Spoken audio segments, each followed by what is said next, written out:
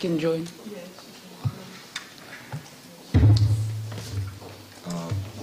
Това е за... Няма нужда аз. Колежката ли само ще говори на английски? Няма проблем. Много познато ми изглеждате. Вие откъде сте? Ами, откъде ли не? От Американски университет в България. Може би оттам. Да. Може би оттам, защото някога там от Благоевград, нали? Някога имаше случай и ние помагахме един трагичен случай преди години. И тогава... Добре. Добро утро на всички. Добре. Good morning, everyone. At the last day of the 9th European Forum on Social Entrepreneurship, it is my pleasure to open this scientific and practical conference regarding successful contemporary business models for social entrepreneurship. It is my pleasure to give the floor to Professor Benchev. He will join us from Brussels. It is my pleasure also at this forum and to be the moderator of this session. It will be a bit theoretical and a bit practical, putting into application the theory.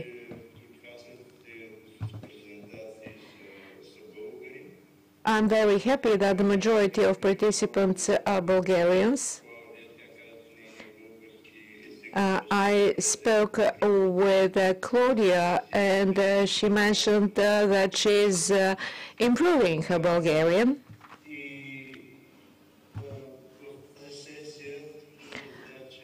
This session contains 12 speakers, and due to the time constraints of this session, I would appreciate if the speakers confine their inputs up to 5-6 minutes, so we could finish just in time. I have some time in the due time allocated. Good morning, everyone. I'll move directly to my presentation.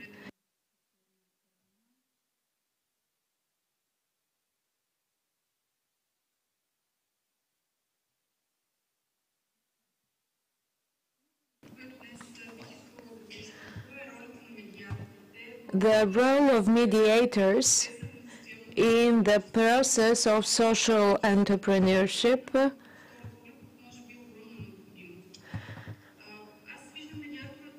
I see the social entrepreneurship mediators role as a person that actually acts as a liaison between the community and the services. Develops an ecosystem that supports the community using modern business models. This is a person that actually is a believer in the cause. The mediator is a person that follows particular principles in his/her work. It is an abiding by all the basic fundamental principles. Should maintain confidentiality, should maintain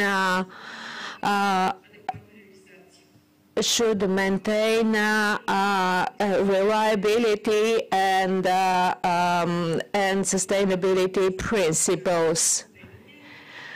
The main goal is to support resolving issues within the community, supporting preventive measures, implementation, various other aspects of the work.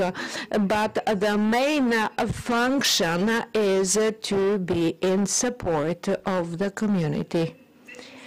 There are certain steps in setting up a social enterprise. They are well known, but the mediator has to be well aware of all of them, that the mediator is the person that needs to monitor the sequence of implementing the steps.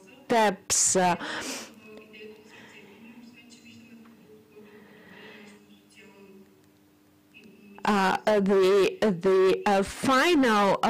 final output of a social enterprise is to provide a product beneficial to the community, and the mediator needs to make sure that all the steps are implemented in due course and in full in order to make sure that the outcome is reached. The mediator has to make sure the social entrepreneur is well educated in the area, and whenever there is a need of reskilling, of upskilling, their effort should be put in this direction, so as to make sure that the enterprise can be made sustainable.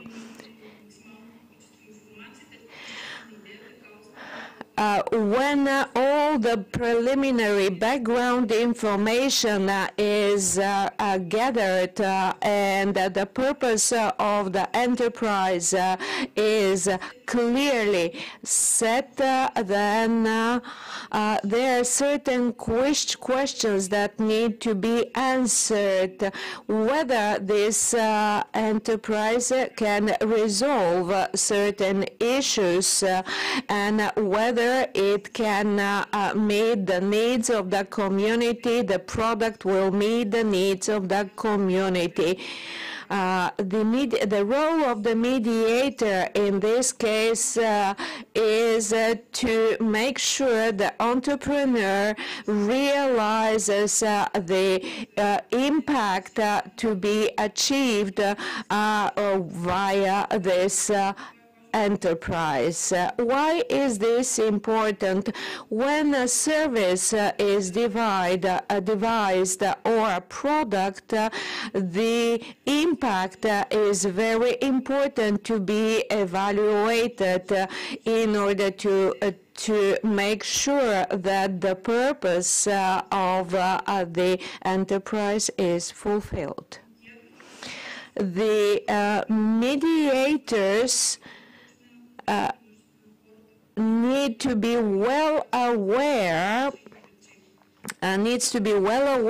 of the needs in the community.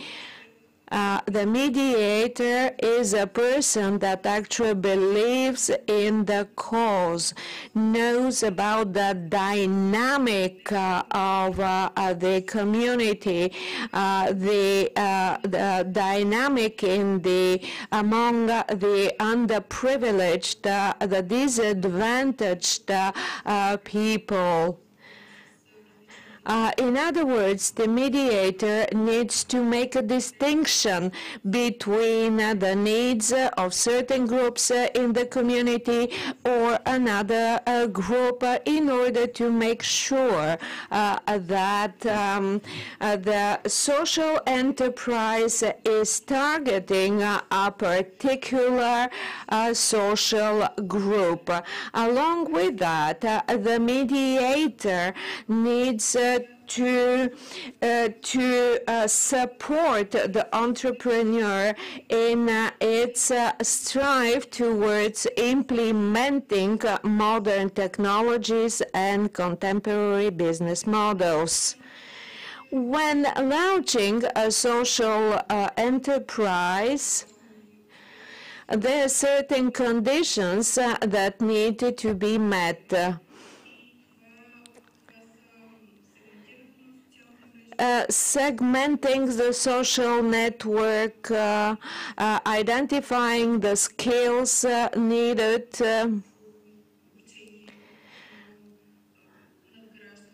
rescaling and upscaling, space, provision of space,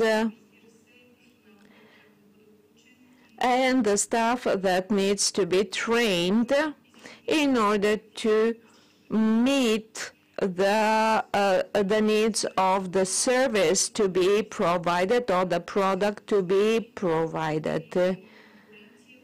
The mediator needs to be well aware whether there is a competitive enterprise that provides a similar service or product.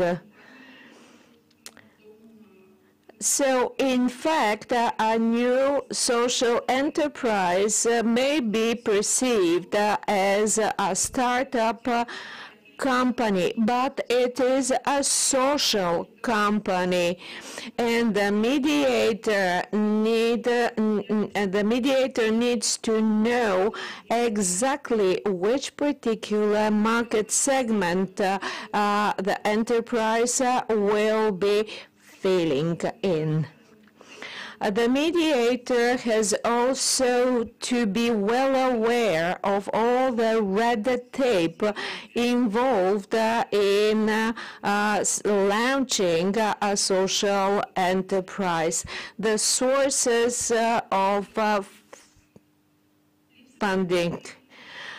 The lack of data regarding the product that is envisaged to be produced by the enterprise or the service to be provided need to be well known to the mediator. And the mediator has to be fully aware of the social and economic circumstances within the community.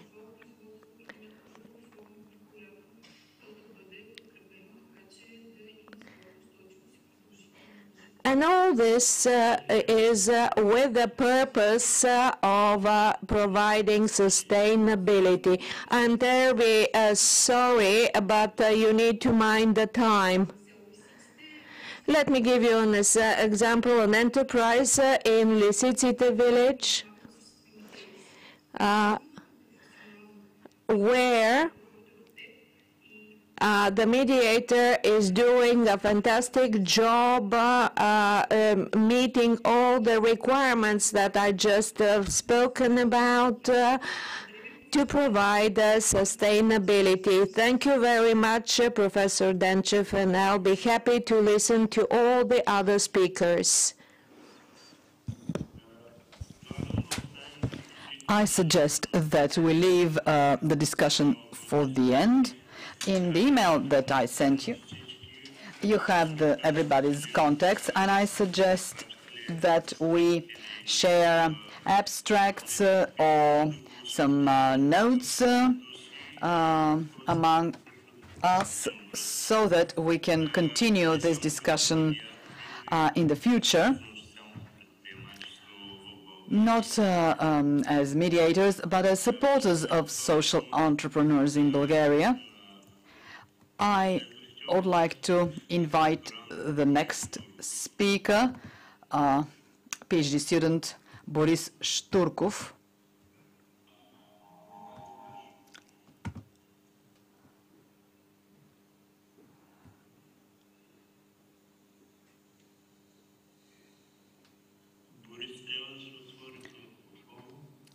You should unmute your microphone and place the camera.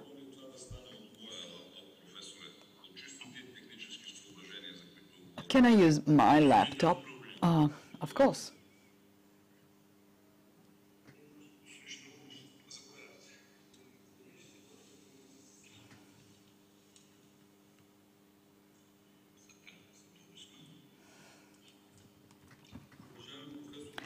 Distinguished Professor Denchev, dear participants in the conference, the successful business models, theory and practice, social business models as a factor which impacts the state of security.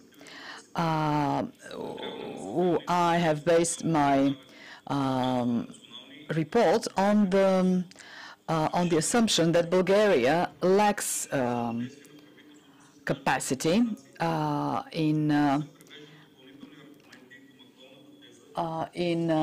dealing with these issues.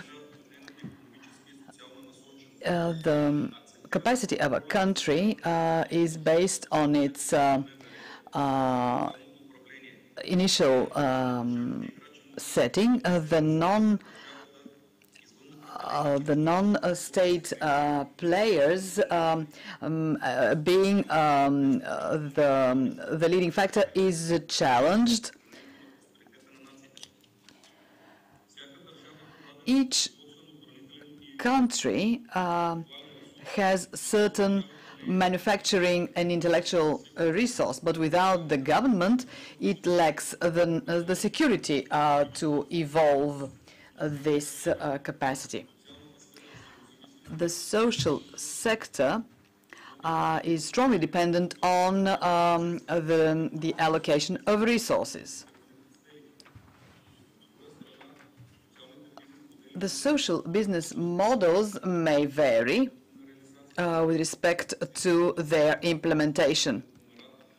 The security system is a complex conglomerate of interactions, interrelations, coordinations, and management. The optimal model would be to have integration in the system of collective security, such as the dichotomy Bulgaria and NATO. And citizens should participate as a form of corrective factor. The prosperity of the nation should be backed up by security through the rule of law and social stability. The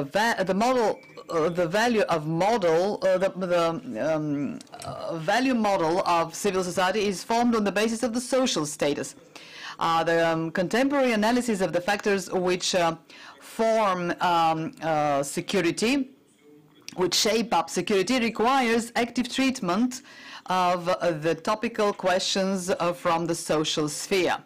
Social security impacts all other subsystems of national security, military, social, commercial, etc. The new approaches to social policies change the patterns of servicing, offering services, the variety of possibilities, and the implementation of social support through business models lay the foundations for a more full partnership and new aspects in the sphere of civil police relations, as they are called, which create preconditions for specific categories outside the support and building current business and legislative setting on the part of the state.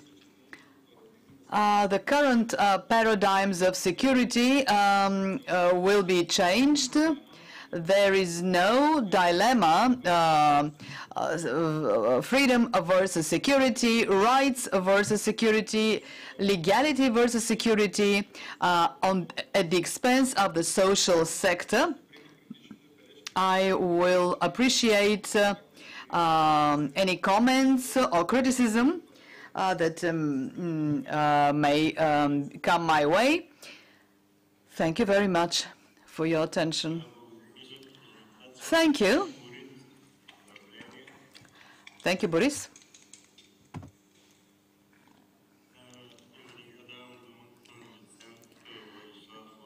I'd like to invite Associate Professor Vladislav Lazarov. Thank you, Professor Denchev.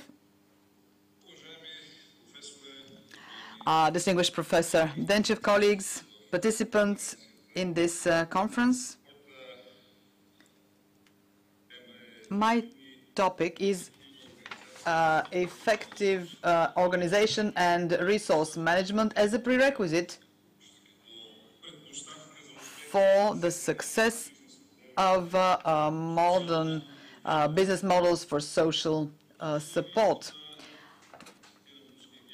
I'll start with a quote from Nikolai Starikov, the Russian politician.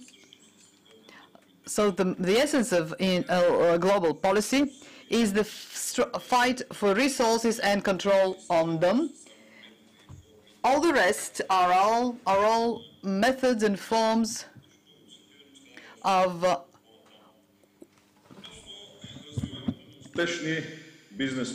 war. So the business models for social support should be sought. Please run your video. Only a second, please.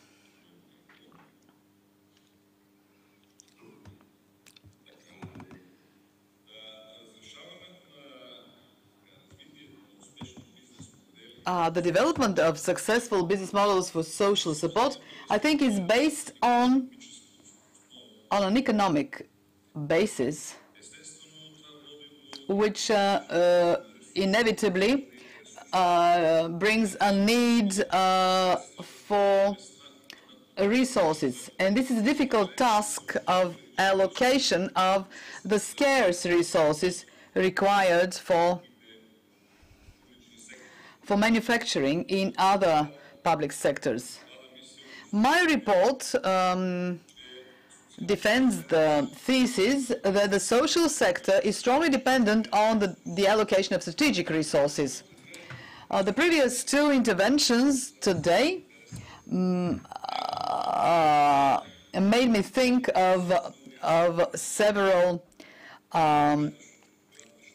caveats. So the budgetary process, as Mr. Shturkov put it, and I think we can agree that this is the leading factor in the social sector, is in Bulgaria in particular. In a crisis, challenges for social and economic development increase manifold, and today we say that the national state depends on cross-border capital, on foreign investors, on the so-called global actors. And the challenges for the information society, as we call the times we live in, pose new economic visions, new economic rationale. The forecasts stated by a number of researchers predict a transition from information society to high-tech society. The taxonomy of the future refers to the fact that the states will be part of the markets rather than the opposite. The world changes, the attitude to the so-called strategic resources changes, and the strategic resources available for social support may change. I think that the ownership and the governance of resources, coupled with their sustainable intellectual development, are the means to achieve the goals, including the social mission and solutions of the global problems, at least during the first half of this century. Therefore, I think it's required to come up with a new approach which does not seek to challenge and to juxtapose the material and rather than and look for new strategies. And having said that, along with the well-known strategic resources, we have knowledge, information as strategic resources, e-governance, and social policy, of course. Although the attention of the media and of the society is focused on natural resources and mineral resources as the monopoly of current international relations, social security impacts all the other subsystems of the national state, and this is with a reason. And we can include it in the current critical infrastructure. We can't refer to social models without considering social entrepreneurship. It's a popular term nowadays, and it's been around since the beginning of the 21st century to refer to organizations which create models for effective meeting of the social needs of people. Social entrepreneurship combines the entrepreneurship with a mission to change society. Social entrepreneurship is the basis of a modern, successful business model, and they offer vision which gives success. It is important to note that the so-called social entrepreneurship contributes directly to the achievement of the internationally acknowledged goals of sustainable development, encouraging business structures in various sectors in specific regions. This is why social entrepreneurship is an internal strategic resource for any government. I like the term used by the first presenter. It's a cause. And if we go back to resources, we should note that along with financing, there are several other components which require the starting up of a social company. Business, building infrastructure, and personnel. The resources for social companies are not expended efficiently. Along with that, we note an absence of entrepreneurship skills and entrepreneurship culture in some of the NGOs, and this makes a gap of social skills. If we mobilize the available social skills, we can have a wider basis for the development of the sector. Interaction with the local businesses is also a desirable prerequisite. At the end of the day, if we are to come up with a summarized model of a successful social enterprise, it may look as follows. A successful social company requires a successful business model. It's an operational company which pursues a social cause. It is independent in its decision-making process, and it is not dependent entirely on external funding. And in conclusion, I would like to highlight the following. I would like to mention cooperatives and the cooperative movement because this is where I derive my experience from. It is worth considering that the oldest movement with respect to social entrepreneurship are the cooperatives in Bulgaria. The cooperative movement prides itself with the development of theory and practice of social entrepreneurship in Bulgaria and its adjustment to the practical context and by creating conditions for dialogue between stakeholders, the businesses and the citizens.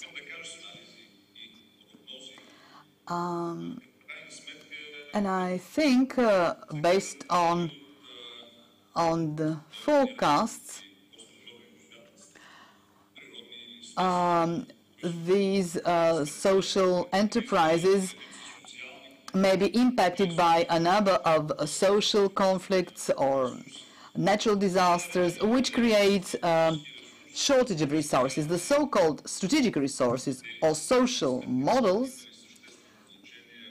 would be irrelevant if the company suffers serious damages for different reasons. There will be no market to use because the social enterprise will focus on its survival.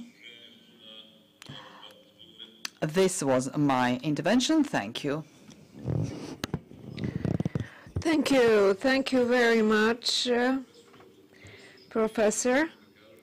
I would like to say, apart from the satisfaction of being present in this scientific conference moderated by you, I would like to extend my gratitude for being at the front line of this endeavor. We will be opening the academic university year today. And this is the second event having an academic strand. So please excuse us because in 10 minutes' time we won't be able to attend the conference longer.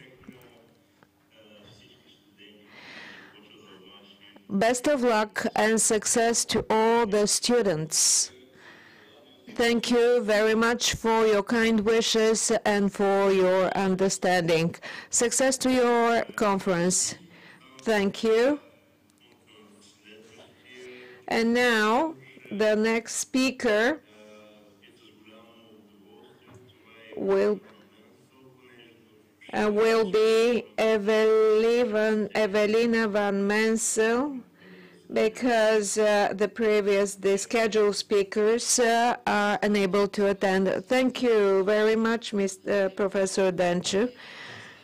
The ecosystem in support of a social entrepreneur, a comparative study. There are so many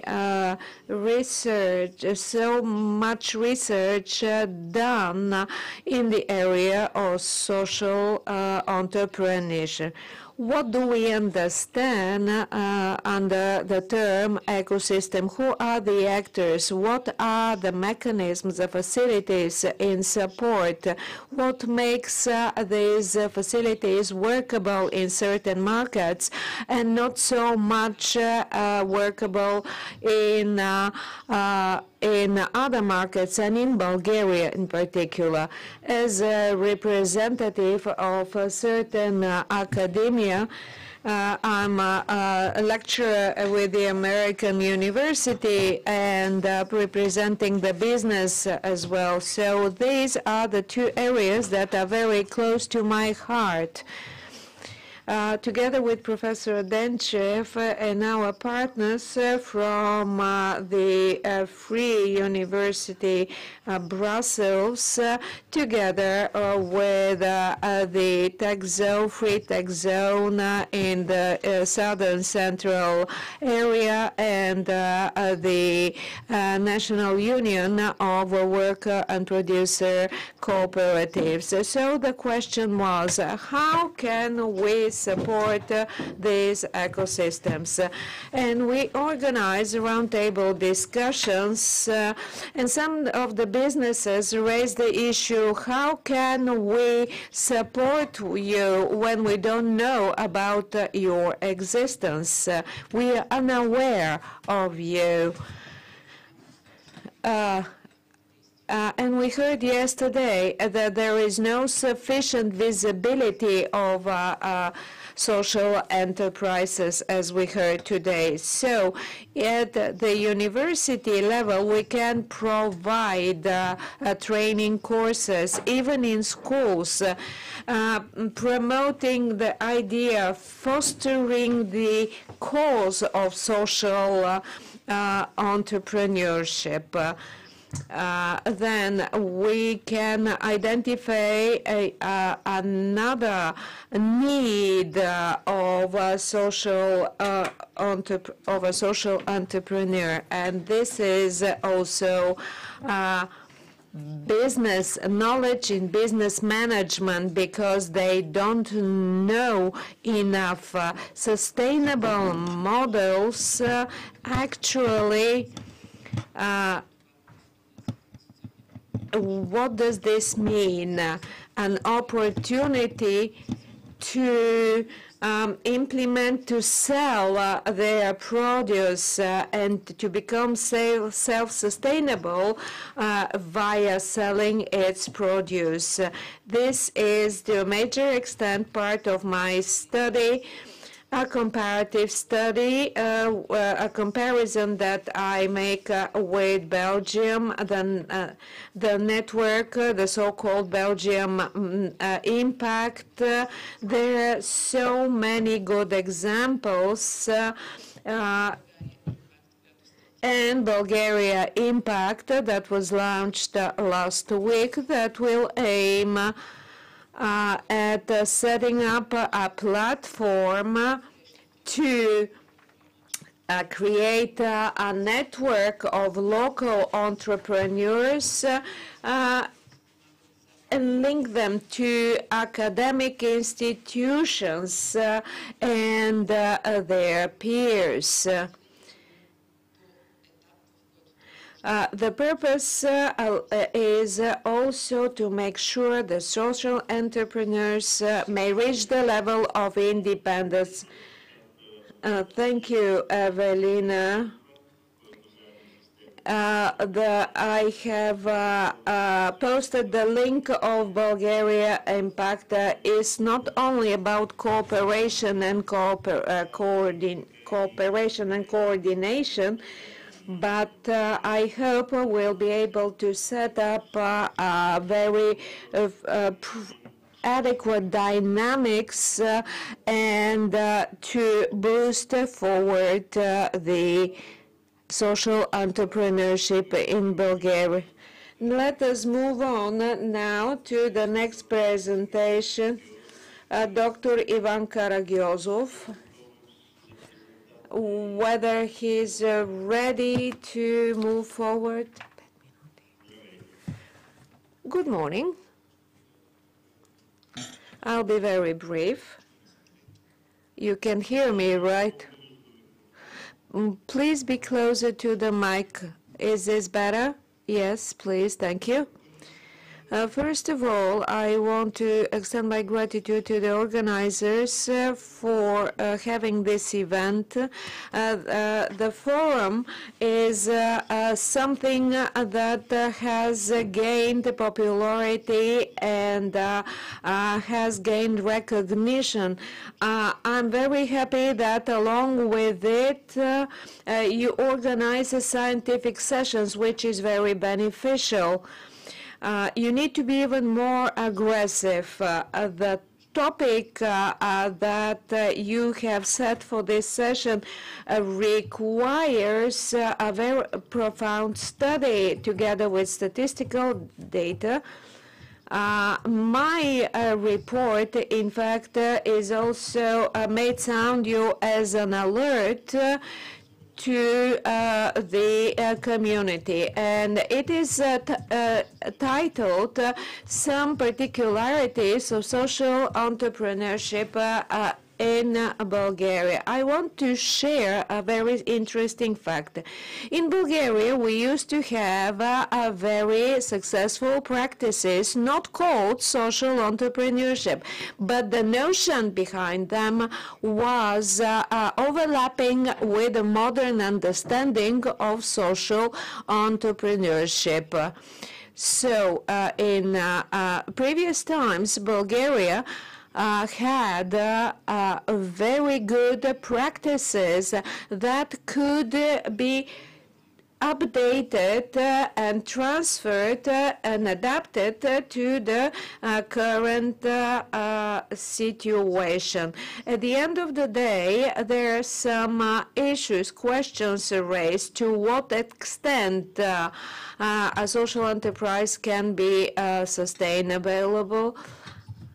What would happen when the profit exceeds self-sustainability levels. And as a conclusion, we may say that it would be good to read very carefully terms as well-being and friendliness and support. In other words, I'm focusing on the moral aspects of this topic. There are so many areas we can debate on. In its psychological aspects, it is very difficult to move forward without being certain what are the specifics of the psychological aspects in social entrepreneurship. Thank you very much. That was all from me. I'm very intrigued by the examples of good practices that you mentioned, and probably during the discussion portion of the session we'll be able to discuss what we used to have as good practices is something that we need to maintain and restore instead of looking for something new or implementing foreign experience in our circumstances. Now I have the pleasure to give the floor to Professor Angelov, who is from the Technical University.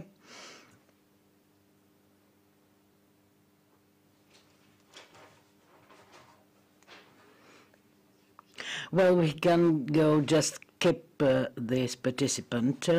Let's proceed to the following, the next one. I think that Professor Angelov had to appear online maybe a while ago. Maybe there is something about the bad connection which is bad. So next participant.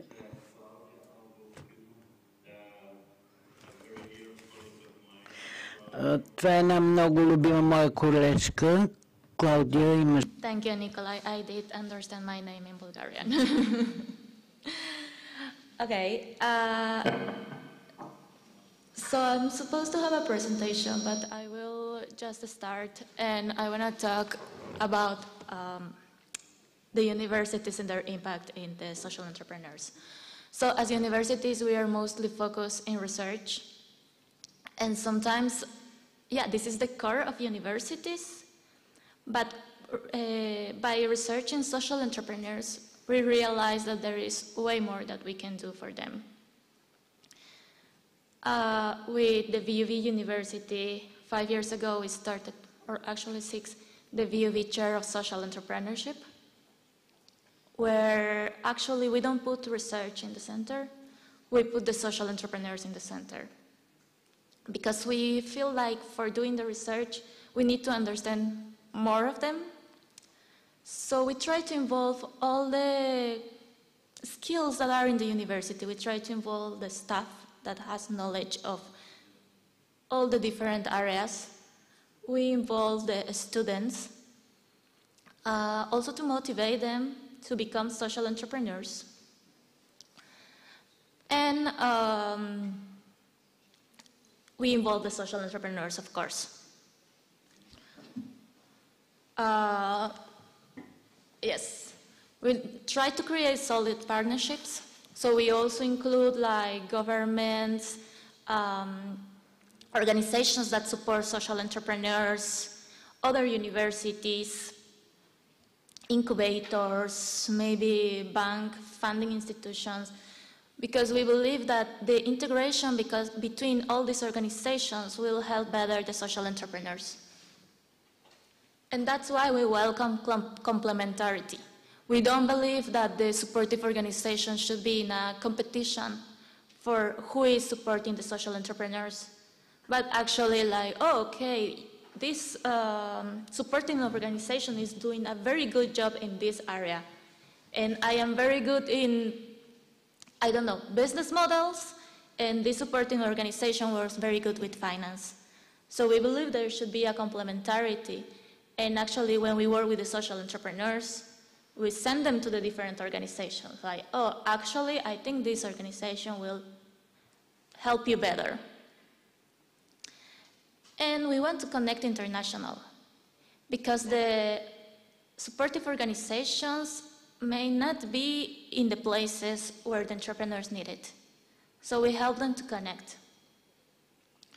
We believe that this approach is a good practice of our university, also in the side of research. Because by this way, we are providing more value to the social entrepreneurs. We are not just going with them to grab information and say goodbye. We are providing them with something.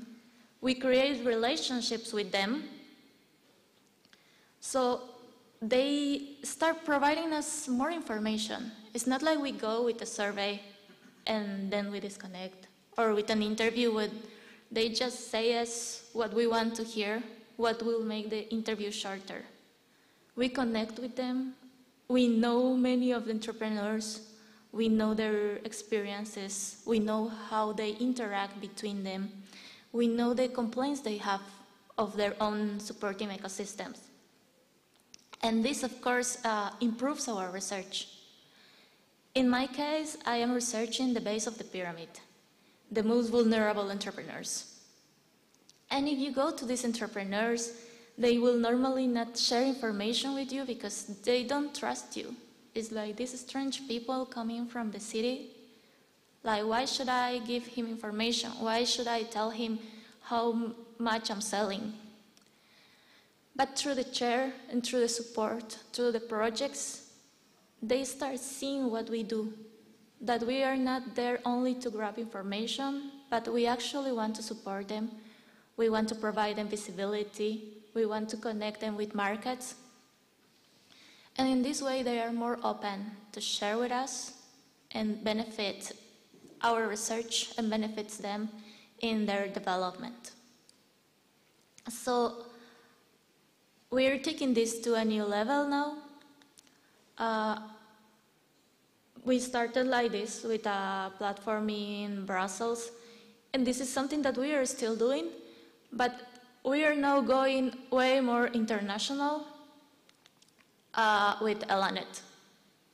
and still trying to connect and provide projects. So yesterday I explained it more about Elanet, what we are doing. So today I will just like to remark to join this action of not only be researchers, but be supporters of social entrepreneurs and connect with Elanet project. Thank you very much.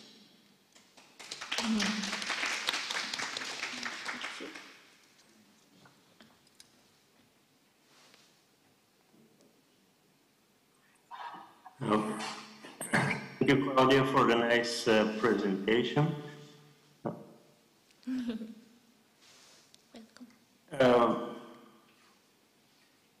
Благодаря за презентация. I'm very grateful for the presentation of Claudia, speaking about the project which is developing an international platform in support of social entrepreneurship, 6 countries from Latin America. These are Bolivia, Colombia, Ecuador, and Peru.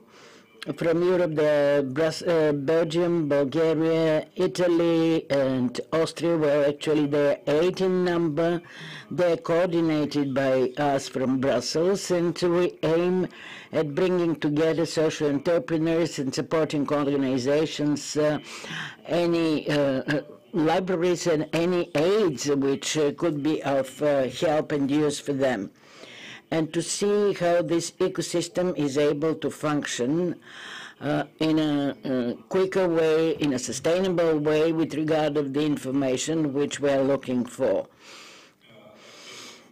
Well, if you are interested, look at the link which I have sent and ask Claudia and Eva, and they will inform you about Elanet, and we will be very happy to cooperate with you and to be partners.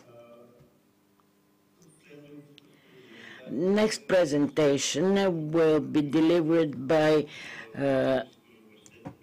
Associate Professor Ludmila Vekova from University Paisi Hilendarski in Plovdiv, taking into consideration technical difficulties. It doesn't mean that the link is not possible. Ludmila is with me now, and she's listening to a presentation via Viber. She's on the speaker, so Ludmila, you have the floor.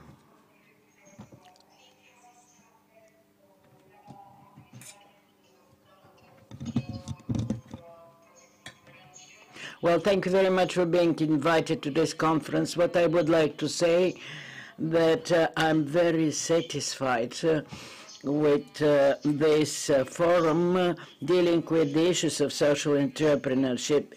In Plovdiv University, in the chair of social activities, which I am chairing, we started a PhD program, which is social management and social entrepreneurship, as early as 2012. At the beginning, the interest was very vivid, but later, the number of applicants dropped. There was specific requirement about this program with to start it with a minimum number of applicants, and because of this restricted number of applicants, we were unable to realize the PhD program. The presentation I have prepared, unfortunately, I cannot introduce it to it and visualize it.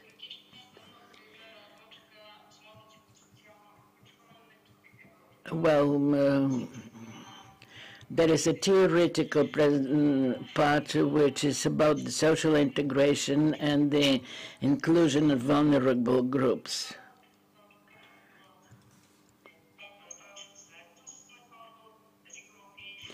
So it's about the employment of people in these groups, the provision of specific services, what are the conditions,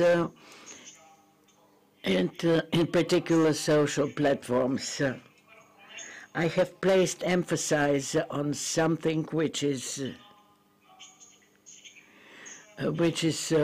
characteristic of for most communities, because they're interested that social entrepreneurship is developing with bigger success, but the lack of sufficient information does not incapacitate to provide information what is happening with social enterprises. You know that in general quite a huge amount of financial resources have been spent on the operational programs for the creation of social enterprise, but there is no feedback about what is happening with them, how many out of them have remained functioning, what are the problems they came across, why they didn't succeed, whether they did, etc. So I think that we can carry a very large-scale research by uniting with other countries which are interested in this issue, which might generate and shed light on all these difficulties. Because after the Act was promulgated, at present we have only 36 registered social enterprises. In 2012-2013, there was a project for the creation of Register of Social Enterprises, and then self-identified were about 1,800 units, and this is based on statistical information which I obtained.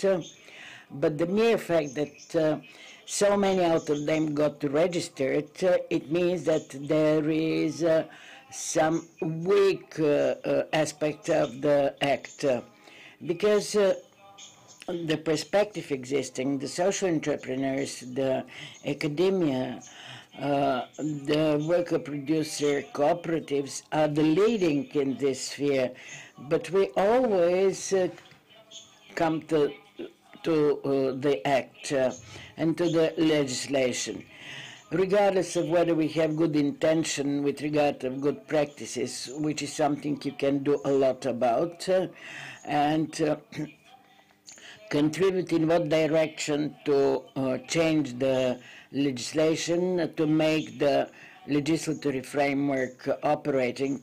In my opinion, this framework is now halting the development of social entrepreneurship. So these are the two aspects I wanted to draw your attention to.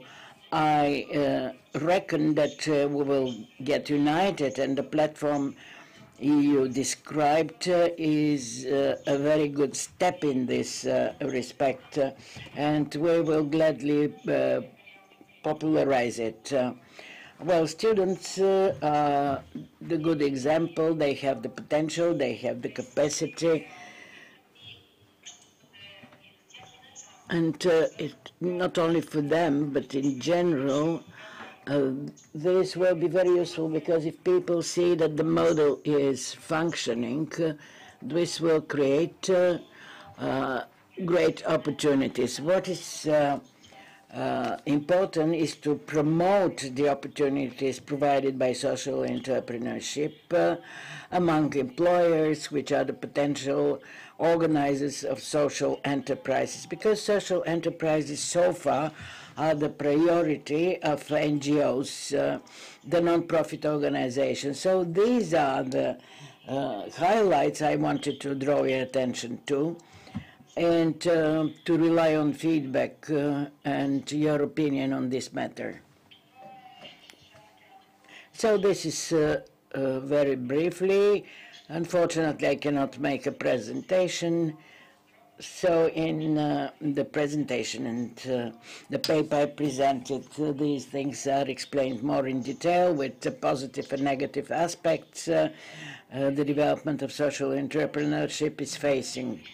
I hope that you have heard me. Thank you, Associate Professor Vekova, that despite all difficulties, your presentation and ideas were shared with everybody in this hall. I think that people heard you and understood you. I agree that statistical data is important. I find some other statistical data on the ecosystem in a report concerning the ecosystem in Bulgaria, where 3,500 social enterprises in Bulgaria are existing. Well, there is quite a difference between 36, 1800 and 3500. So obviously the legislative framework is something of utmost importance. With regard to funding of under programs, I don't want to sound optimistic, but there is a possibility. Even in one statement to the media, I declared that social entrepreneurs should be supported, not spoiled, because if we throw too many ideas, we don't know what is going to happen in the lack of a feedback.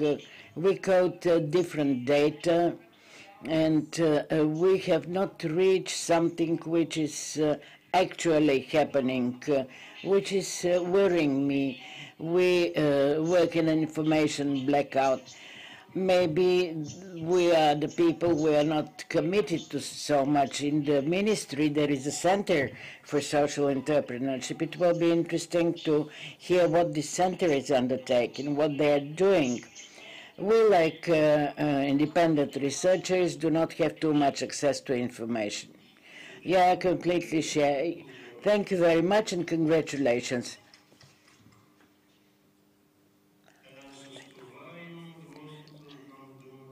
With this, I have the pleasure to give the floor to Dr. Miglena Angelova from the University for World and National Economy. I don't know whether she's here. It's Associate Professor Miglena Angelova. Well, maybe it's better to give the floor to the next presenter. Milena Milcheva.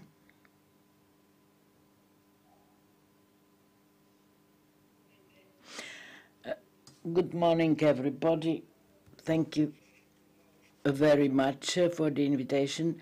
I don't want to be too extensive, but banking funding is a model for overcoming a crisis. Unfortunately, one of the things COVID affected most is financial stability, both of people and enterprises. Now the situation is very different. People are addressing the banks more and more often with the request to be financed. The measures banks took after the lockdown was the no-interest credits and the alleviation of the repayment of credits, and this happened at the very beginning of the lockdown declared in Bulgaria in the month of April, where the European Commission adopted a package of measures for the banks to enable the funding of households in the European Union. In this package, Bulgaria got about €500 million, which is equal to 0.75% of our GDP. 70 million level were disbursed to 17,000 people as no-interest credits. Almost all banks were involved. What is important and which we have to take into consideration, something the European Commission defended, is that what we helped, the help we provided to business organizations and users to mitigate the impact of COVID. That was one was the moratorium on the repayment of credits, of insurance policies. There was given the opportunity of supporting people who have financial difficulties, speedy disbursement of loans without big charges and percentage interest, the speedy payment of insurance, and the banks decided to work differently with credits which are not repaid, Actually, the levying of interest was not imposed. There were lines imposed on wages of people, which the topic is very profuse, and I guess that every one of you at least is aware of all this by the news. If you need more to be told, I am ready. Thank you, Milena, for your presentation. Congratulations.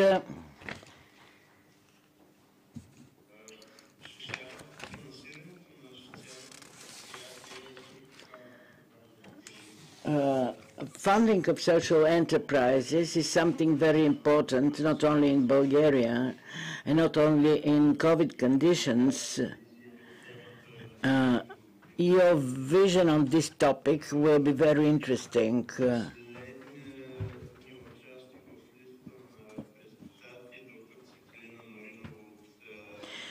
Now I would like to give the floor to Mr. Talina Marinova, but she apologized for not being able to present, to be a presenter in this meeting.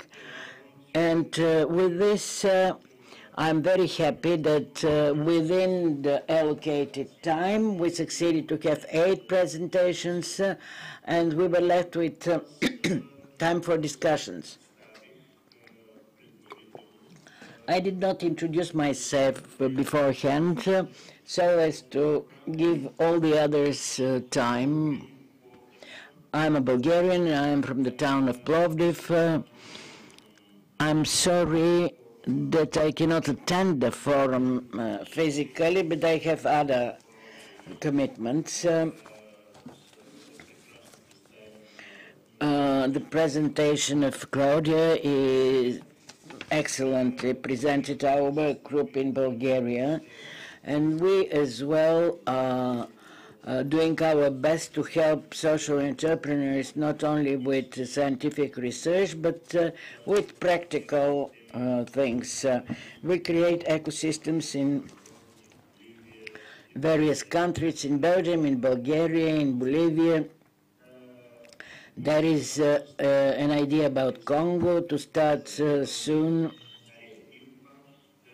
As Eva said, we started in Bulgaria the Bulgaria Impact Platform, which is providing information about successful social entrepreneurships. And its aim is to inspire people, and so far we have 25 examples on the internet coming from 10 organizations.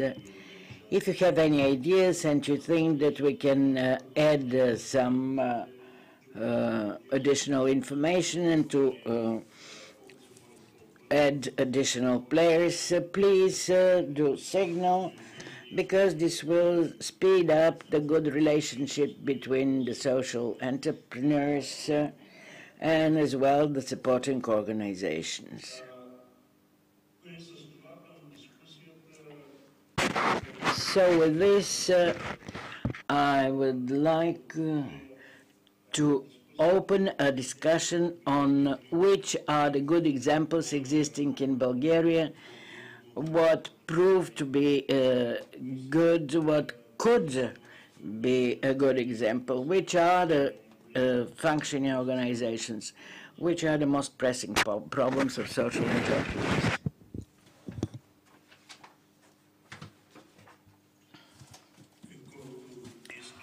Whoever wishes to take the floor is most welcome. I would like to comment on the good practices, but before that, I'd like to say something which I deem important. I've come across this statement in literature on social pedagogy. At the beginning of the 1920s in Bulgaria, there used to be the so-called Balance University. Ms. Ivanova considered that at length. I'm mentioning it because this institute worked with children who had growth retardation, and the pedagogues working at this university realized that children could not advance much with acquiring knowledge, but they could learn a profession.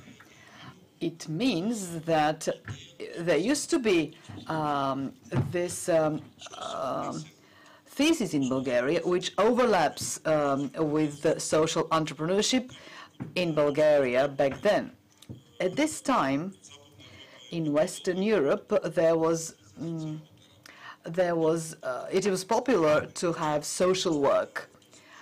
However, this social work did not consider people with disabilities. So this was something that is advantageous for Bulgaria. There was this care given to this vulnerable group, unlike other countries. On the other hand, I don't think we should underrate Bulgaria's accomplishments with respect to the companies of people with disabilities, and not only them. Let me emphasize several important aspects. First, the size of the company. Second, the discrimination company. It is a discrimination component. It addresses a certain type of disability. It is companies were specialized in specific disabilities for people with hearing impairment, with vision impairment. So this involved hiring or job placement for people from a specific work group, risk group. So we should have this in mind, and we should not overlook these aspects. There was the good practice in the so-called social homes for people with mental disabilities. So there were the so-called farms where these people were able to work, not only to grow food products, but this produce was also sold at the market. So this practice is to be assessed in terms of its feasibility. So this is what I find interesting. And going back to the topic, I think that nowadays it is very important to unveil the meaning behind the term of well-being, how this term came into being, because the Nobel Prize winner Amartya Sen described this at length and received the Nobel Prize for that. We are not throwing in a flight on the term with respect to cooperation. And this is a term which is embedded in nature, in relations between species. So we also have a moral dimension. When a social company becomes very profitable, what is to be done with the profit margin? These are questions. It's a social company. Will it be social still? Yes, exactly. What will happen afterwards? These are questions that we should think about, because by default, what came into being in the 1920s, you can look it up at Wikipedia. Somebody was called upon to resolve a social problem, and one last highlight on my part. I wouldn't call it a problem, but it's an important component, and this is the community itself, because there used to be a sustainable community in Bulgaria, which facilitated the functioning of a social enterprise. However, in the West, generally speaking, they have well-developed communities for a number of reasons, whereas nowadays in Bulgaria this is not the case. And this will undermine the stability of a social enterprise. There are plenty of questions to consider.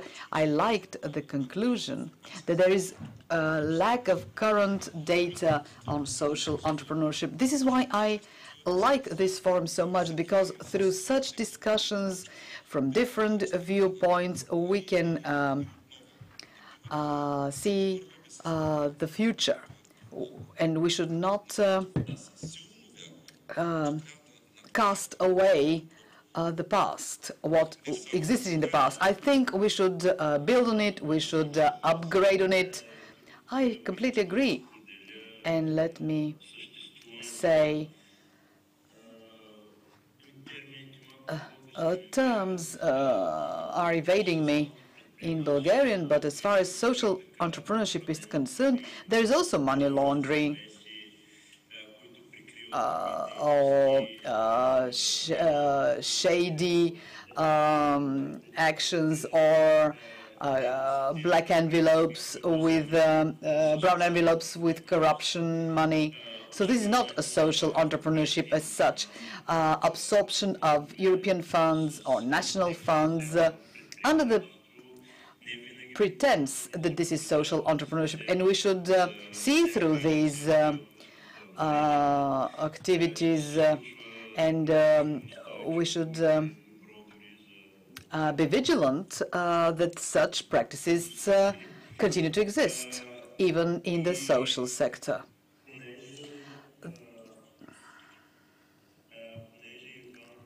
Ivan Karagiozov raised the issue of information, and Ludmila and Adriana, the previous speakers, also touched upon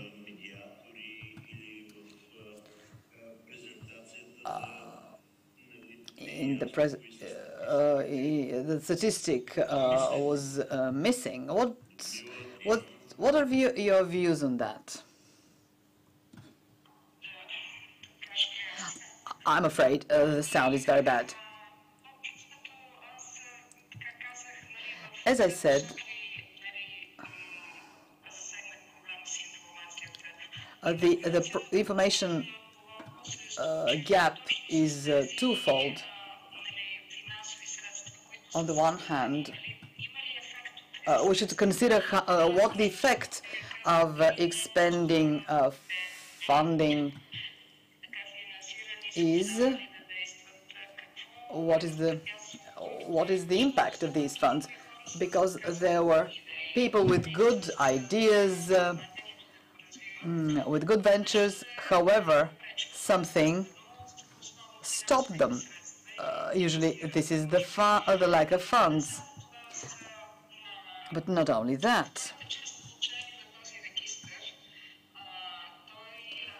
This database should be made public. There should be data on employment, scope of activity, and out of the 236 companies registered, only 30 are in manufacturing. All the others are in the services sector. However, these services are not addressed, not targeted to work to the risk groups. One or two companies expressly stated that the beneficiaries of their services were the risk groups. So the Ministry of Labor and Social Policy should be a little bit more active in that, because it is the leading line ministry as far as this database is concerned, and more exhaustive information should be provided in this database, because the current registry is not very thorough. Out of 1,380 in Sofia, there are only 8 left. So there's something out there. Something is amiss, and I think, as I said, we should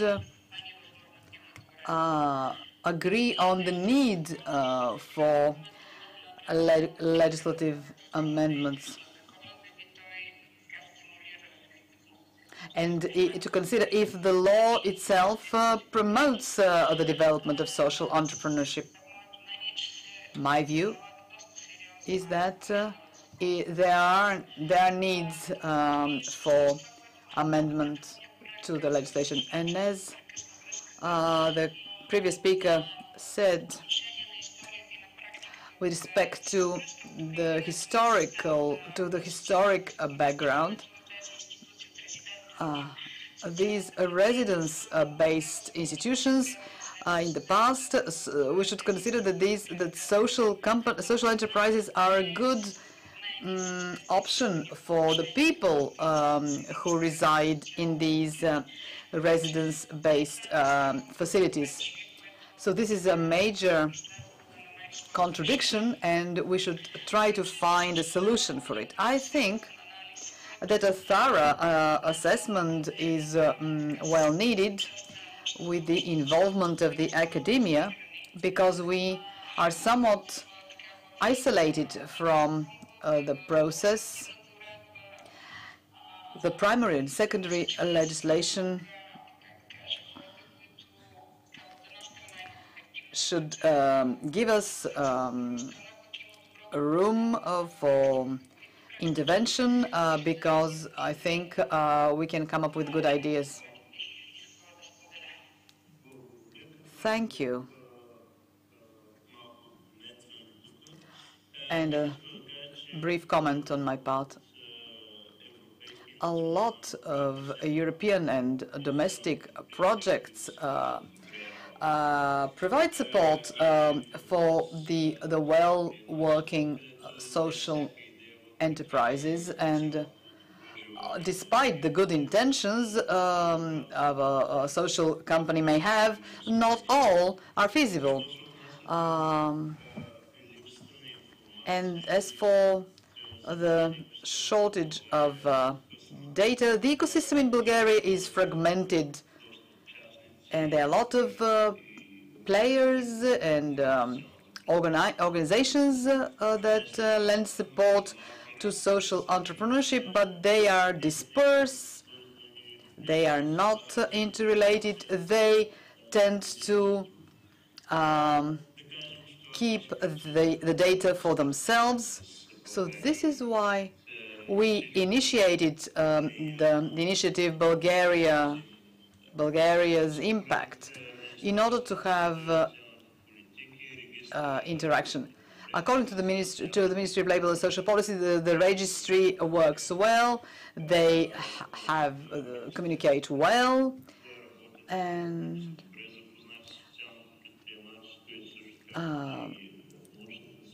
the Ministry of Labour and Social Policy has its experts, but there is the debate on the extent to which these databases are sustainable, and how they can be improved, if there are other platforms that can be activated in a better way, and they are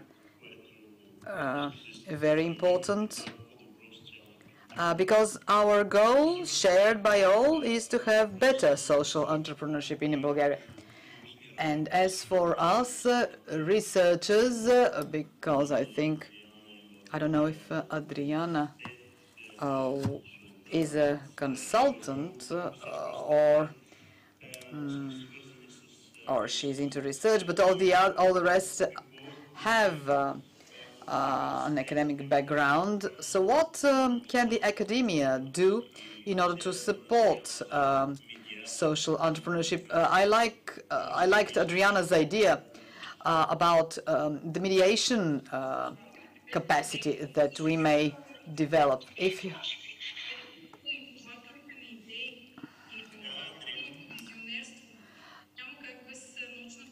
the academia can help with its visionary capacity. Mr. Karagiozov and Ludmila, I'm sorry, her surname slipped my mind, spoke about the need to work with the people placed at social institutions. So let's focus on those who receive social services, social care. They are the target group with their potential. As for the registry, the database run by the Ministry of Labor and Social Policy, yes, I think there is room for development, for room for upgrading this registry so that there is data on funding, on control, because you mentioned the bad practices and they should not be, they have no room in the social sector, because social entrepreneurship is not a business. It may be as important as it may be, and we should consider what to do if we have huge profit. But a social enterprise is a network of community for support, because when there are social enterprises in a municipality and people who sew bed linen for hospitals or for kindergartens, or they have a social kitchen for hospital catering, or for kindergartens, and the kids have good food, healthy food. It's also support given by the community. The academia, researchers are the channels through which ideas could reach the grassroots, and we are available for you. Thank you. I'd like to ask Claudia and Eva for their final comments. I would like to say my view, to give my view on whether the market needs our ideas. First, it is important to have a feasibility study. This is relevant for any starting business, because every entrepreneur trusts that their idea is great and will rule the world, but we need to have a feasibility study, because this is why 90% of startups fail. The fact that the market does not need them. And then when we move on, when we have a feasible idea, we should consider its sustainability, because in a crisis everybody is vulnerable, but even more so social entrepreneurs are vulnerable. However, there is also another possibility to open the online channel and draw on it. If we use the opportunity that the crisis gives us, they can benefit from the online medium. And I'd like to ask the organizers to give the link to the online fair, because anybody can visit it. Claudia. Well, it was a little bit challenging for me to follow, but what I do like about the talk is, like, I see different initiatives that go in order of, okay, we need to map the ecosystem, we need to understand what is happening, that's why we do the research, and we need to try to connect the actors. So I think it's very good that the different participants, different institutions are thinking in the same direction. And I think it's important to work together in order to not overlap efforts. And if one institution is, let's say, researching the challenge, to actually communicate somehow in order other institutions can cooperate in this, but also research maybe the stakeholders. So I don't know, in a couple of years you don't have 10 big research in challenges that basically overlap and destroy the effort and the value that they could have if they have research in different topics. So I think this is very common. In my country, this happens all the time in Bolivia. But I think this kind of events allow us to understand what are the other institutions doing. So I hope you don't put efforts in the same basket. Thank you.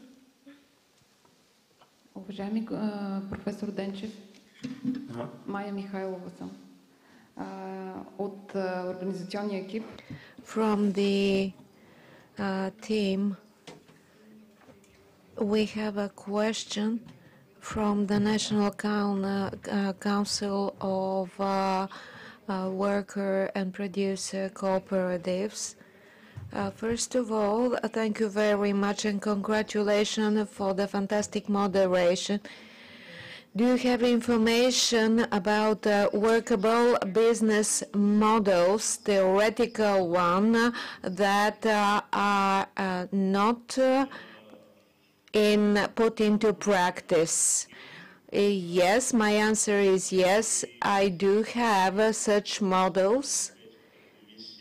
Under the European Commission, under a program called EASI,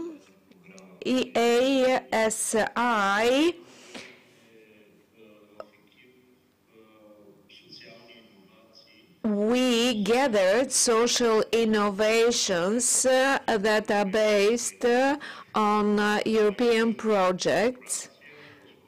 These are not corporate models, but rather network models derived from networks on social entrepreneurship.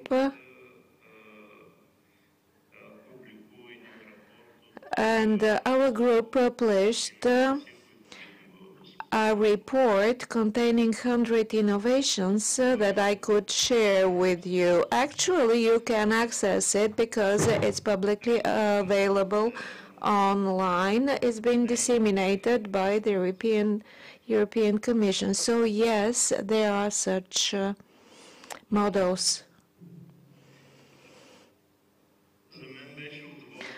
It was my pleasure to moderate the session.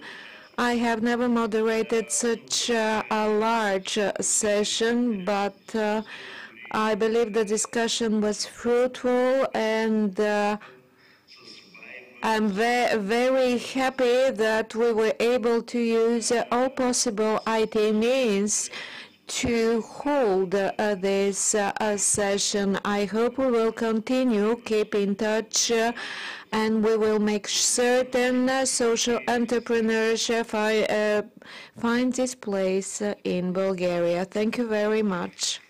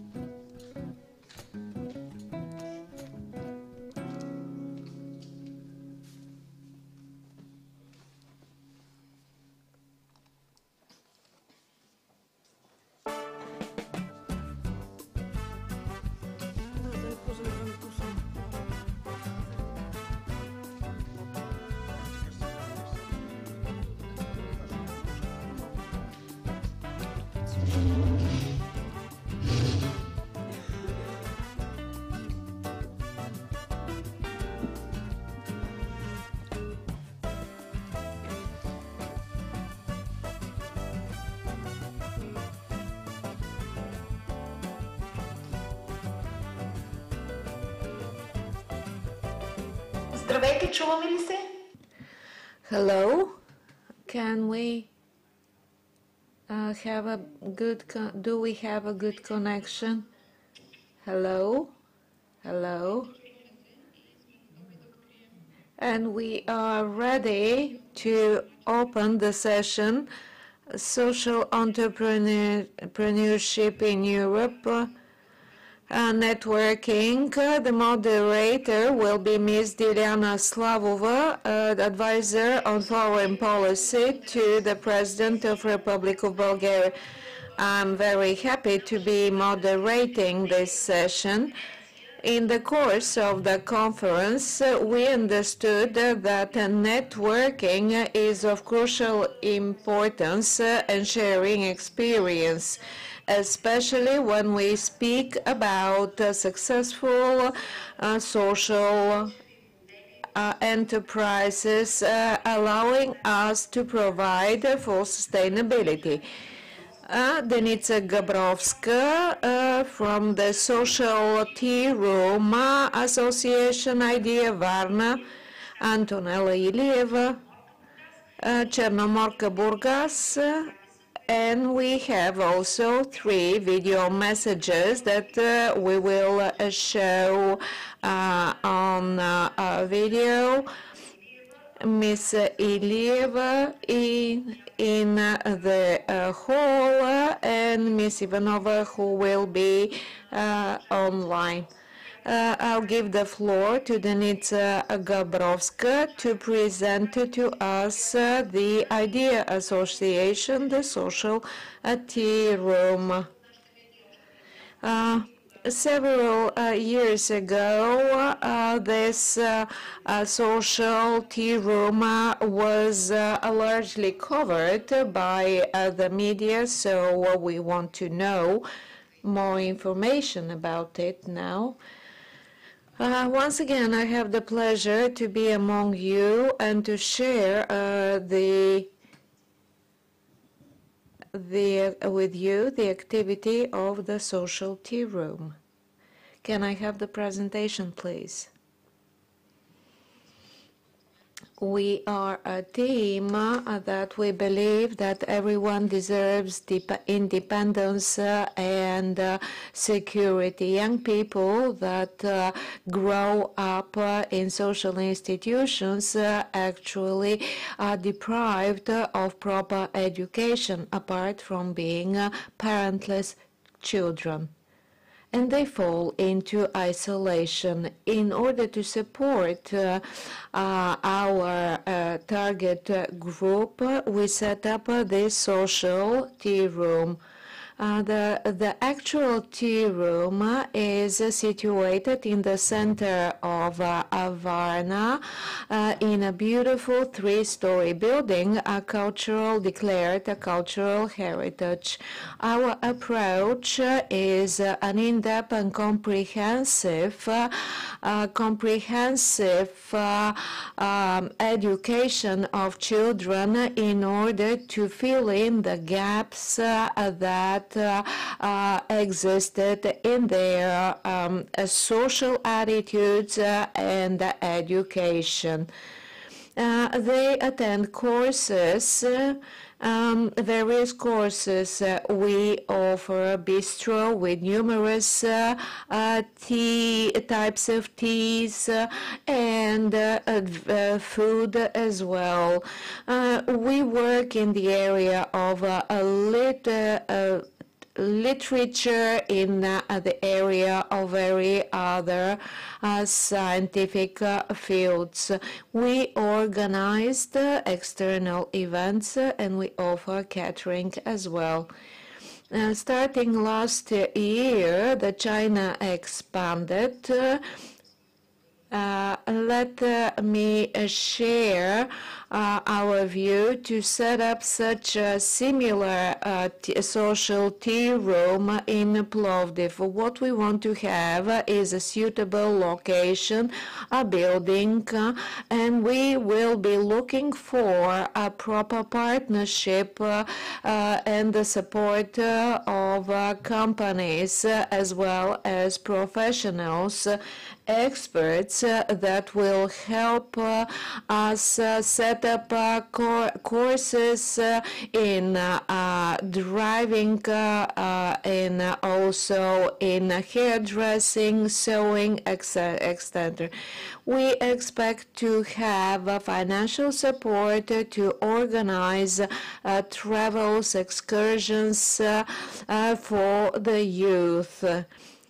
We wanted to build a community of collaborators. Here is our address, and you can join us.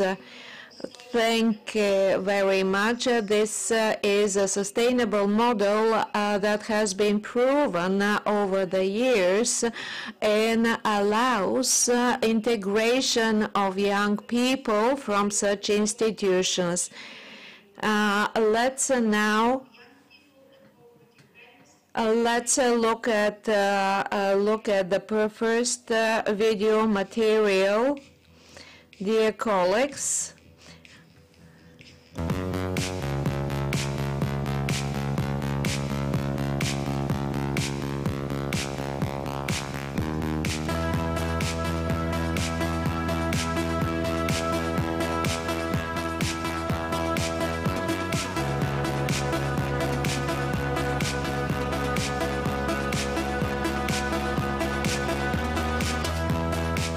Spółdzielnia socjalna Fajna Sztuka powstała w 2012 roku. Jej główną działalnością jest produkcja filmowa, fotografia, animacja komputerowa 2D, 3D oraz tłoczenie płyt i poligrafia. W spółdzielczości socjalnej można zrealizować taki pomysł na biznes, który jest Twoim własnym pomysłem. Tak jak wymyśliłeś siebie i tak jak wymyśliłeś, że chcesz zarabiać pieniądze, to co chcesz zrobić w życiu, jeżeli spotka się grupa ludzi o podobnej pasji, podobnych zainteresowaniach, to mogą założyć taką formę działalności jak spółdzielnia socjalna. Spółdzielnia została założona w Warszawie, w Polsce, ale działamy w całym kraju i też jesteśmy otwarci na świat. W spółdzielni pracuje 5 osób. Wcześniej się znaliśmy, więc wiedzieliśmy, co potrafimy, czego nam brakuje. Potrafiliśmy się też dogadać, to jest najważniejsze, chyba na początku. No i w związku z tym pomyśleliśmy, no zróbmy spółdzielnię, stwórzmy jedną firmę, będzie nam łatwiej zarabiać, łatwiej działać na rynku, łatwiej robić większe projekty wspólnie. W naszej branży jest duża konkurencja, więc musimy się z tym liczyć i tym bardziej cieszy nas to, że jesteśmy członkami spółdzielni socjalnej, ponieważ mamy już lepszy start od ludzi, którzy chcą sami wejść na rynek. W momencie jej zakładania mieliśmy możliwość skorzystania z bezzwrotnej dotacji na rozpoczęcie działalności. Te pieniądze pozwoliły nam na zakup sprzętu i stworzenia podstawy naszej działalności. No, mieliśmy narzędzie pracy, które jest na dobrym poziomie. Dzięki sprzętowi prowadzimy dobrą usługę za niższe pieniądze i jesteśmy dzięki temu konkurencyjni. Także spółdzielnia socjalna daje wiele możliwości, które młodym ludziom mogą pomóc wejść na rynek pracy. Przy zakładaniu spółdzielni otrzymaliśmy znaczącą pomoc organizacji pomagających w zakładaniu takiej działalności. Była to pomoc dotycząca szkoleń, dotycząca budowania biznesplanu, dotycząca sposobów na pozyskiwanie klientów. Były to czasem też i bezpośrednie kontakty, które otrzymaliśmy w każdej chwili. Mogliśmy się z jakąkolwiek wątpliwością udać do osoby, która opiekowała się naszym projektem i która pomagała nam w założeniu naszej spółdzielni. Zarządzanie spółdzielnią, gdzie każdy ma równowartościowy głos i może decydować o jej działalności, nie jest proste. Zazwyczaj przy każdej decyzji musimy się dogadać. Pracujemy głównie projektowo. W zależności od wielkości naszego projektu pracujemy wszyscy razem albo jakaś część. Mamy grupę fotograficzną, mamy grupę filmową, zajmujemy się też tłoczeniem płyt. staramy się tworzyć takie materiały filmowe i fotograficzne, które opowiadają o jakiejś wartości, o działalności innych organizacji pozarządowych, fundacji, o czymś dobrym, bo jest motywujące. No, trudno robić ciągle reklamówki o tamponach i podpaskach. Spółdzielnia daje nam taką możliwość wyrażenia siebie. Mamy swój własny styl, swoje własne poglądy i możemy stworzyć tu firmę, która nie tłamsi tych naszych przekonań, ale pozwala nam się dalej rozwijać w naszym kierunku, jakim jak chcemy. Myślę, że dla młodego człowieka spółdzielnia socjalna to jest coś dobrego na początek, ponieważ od razu uczy się odpowiedzialności za swoje działania, pracy w grupie, dogadywania się. Jeśli miałbym wybrać jedną cechę charakteryzującą spółdzielnię, to jest właśnie ta niezależność.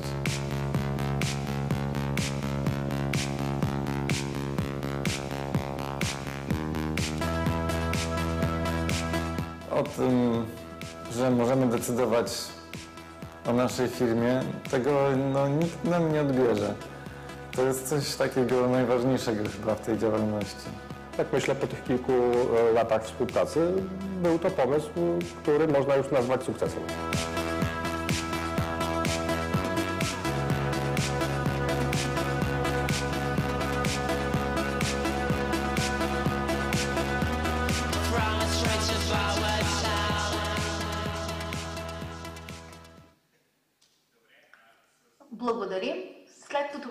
Thank you very much. When we saw a successful model of this presentation, now let's turn to Petya Ivanova. She's working with Dear Mother Foundation. To the best of my knowledge, according to my information, this is a successful example of social enterprise. I don't have a presentation.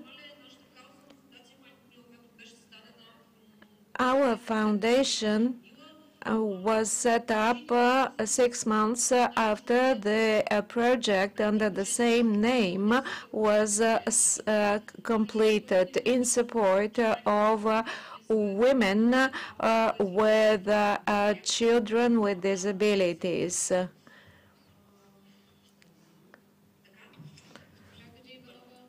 Ms. Hadjivanova, can you turn off your camera? We realized that disabled children mothers are one of the most suffering portion of the population.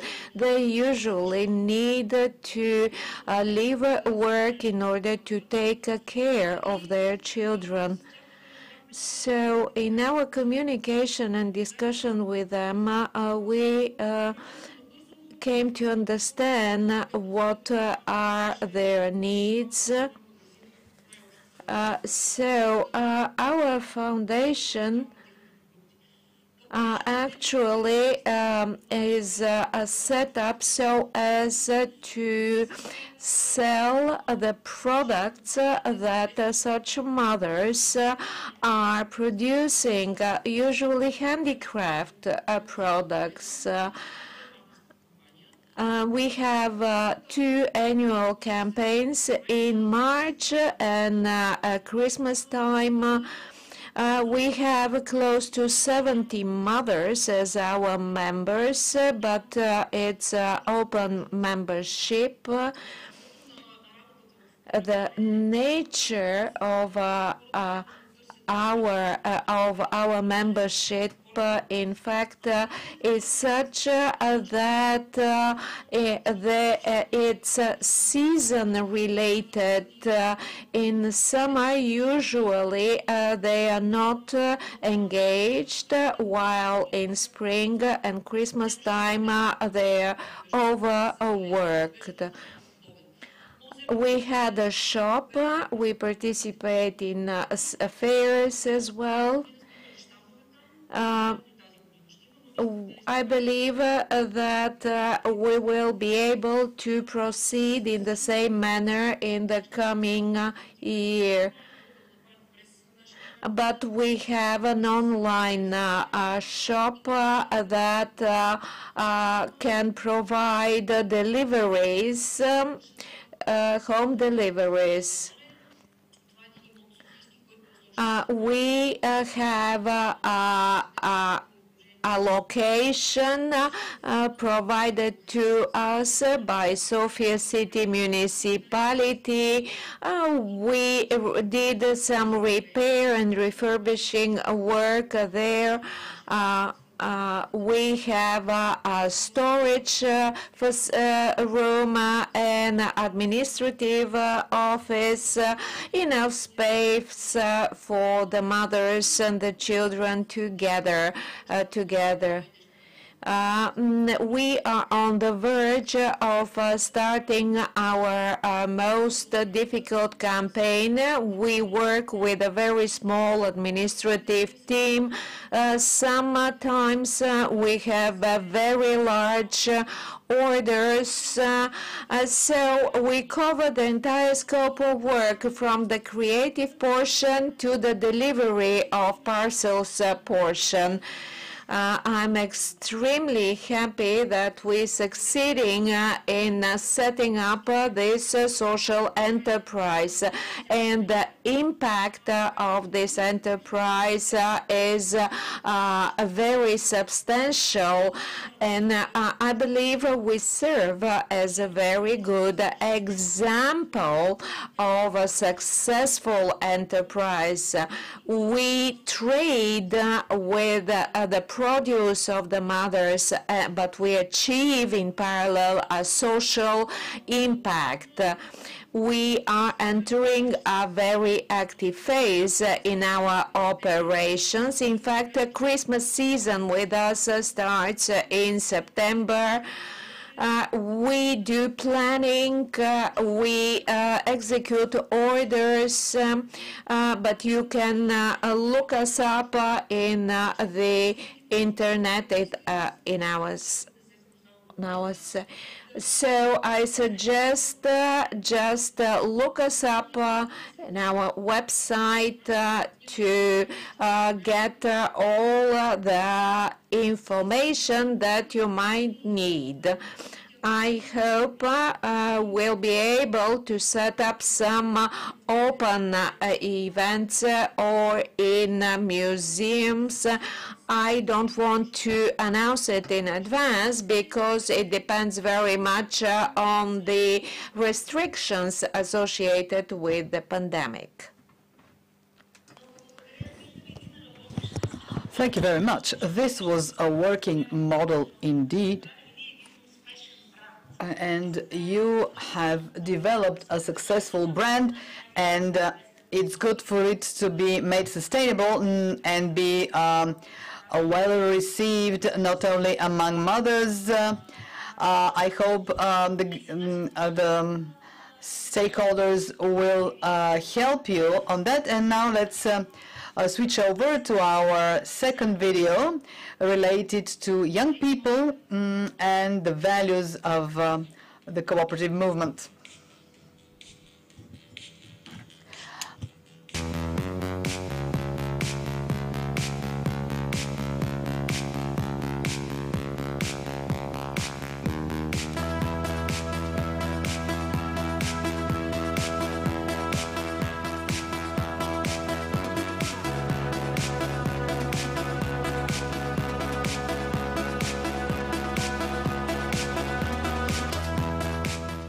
C'est une SIC, mais avant d'être une SIC, c'est un projet citoyen, puisque son objectif principal est la formation et l'insertion de publics jeunes et moins jeunes en difficulté économique, sociale, dans un secteur d'activité qui est en tension permanente, qui est la restauration. Il inclut un parcours de formation et un parcours emploi. Alors on a démarré effectivement sous forme associative, donc avec deux structures, Relais Formation, Relais Restauration. Relais Restauration était une association défiscalisée, mais très vite on a constater quand même une certaine contrainte. On a une activité économique dans un cadre juridique qui n'était pas très approprié. Et quand les SIC sont arrivés début des années 2000, c'est tout naturellement qu'on a pensé qu'il fallait s'y préparer.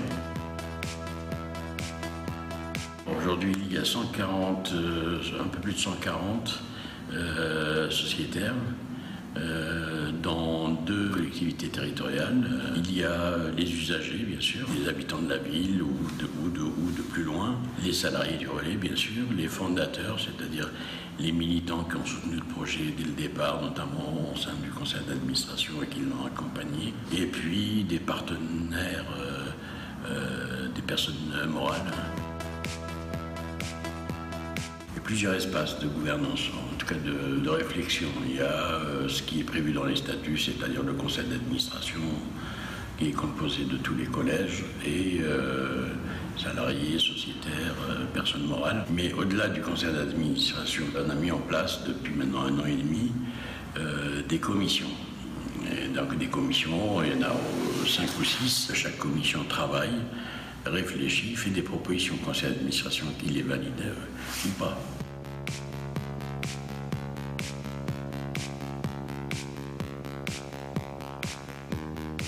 Le pouvoir démocratique, je crois qu'il est vraiment très présent.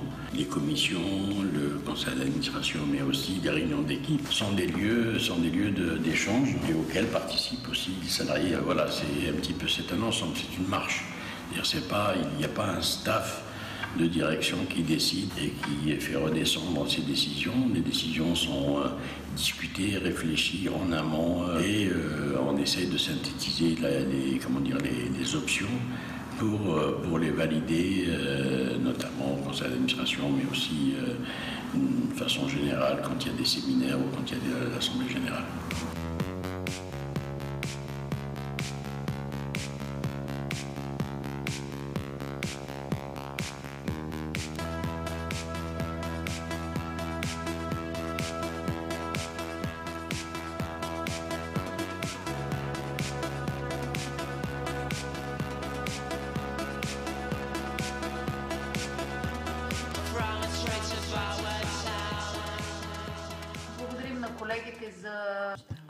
Thank you for this video.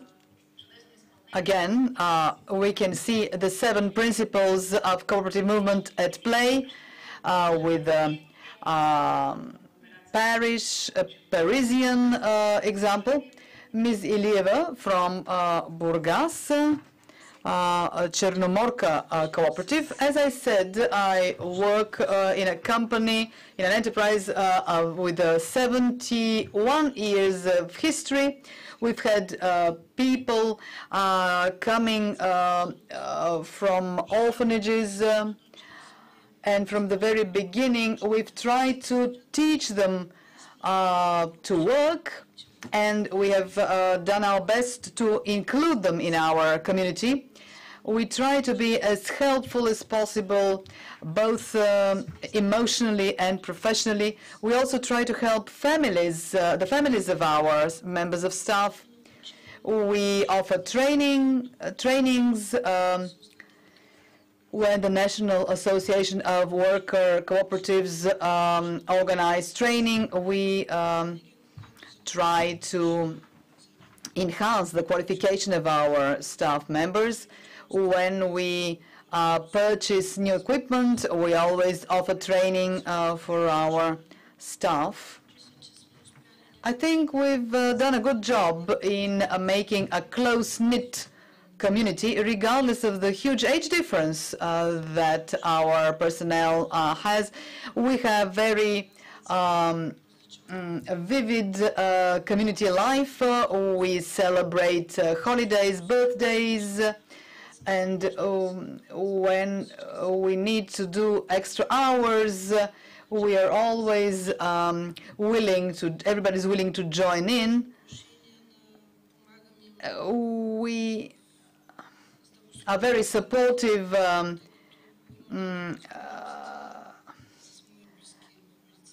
I try to help out with my connections in healthcare establishments. A lot of my fellow employees see the company as their second family, and when something needs to be done, they are always eager to help. It is our second family for all of us. I've been with this company for 32 years, and actually my family comes second, because the most meaningful time of my life is dedicated to the social enterprise. And we are doing our best to make everyone feel at home, to be involved in problem solving. And I think we have a good balance between family and work. We are very grateful for the National Association of Worker Cooperatives, who organize our annual vacation at the seaside and at a spa center, Bankia, near Sofia. And this is how we get our batteries recharged. And I would like also to thank the Agency for People with Disabilities for helping us improve the conditions of work. And the fact that we've been around for 70 years speaks for itself. Unfortunately, our production is not as diverse as it used to be. I hope we will be able to find a way to continue to survive, because we are experiencing serious hardships. The cooperatives, which are members of the National Association, help each other out. Some work for the domestic market, others export their products. And I think we have been accredited for ISO, so because it's a requirement to export products and be competitive. And we have our ISO certification, and we are still holding up. I hope that everybody will be sustainable too.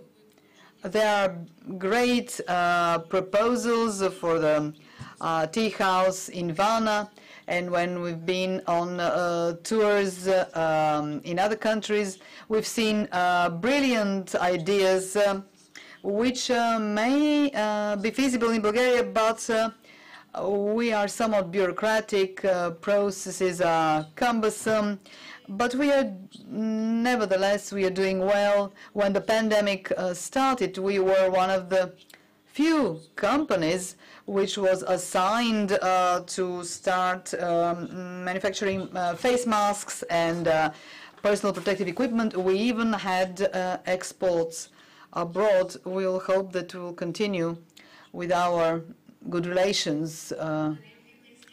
Thank you. Indeed, 70 years is quite an accomplishment. You have all my respect. Now let's run our third video on young people and the values of cooperatives.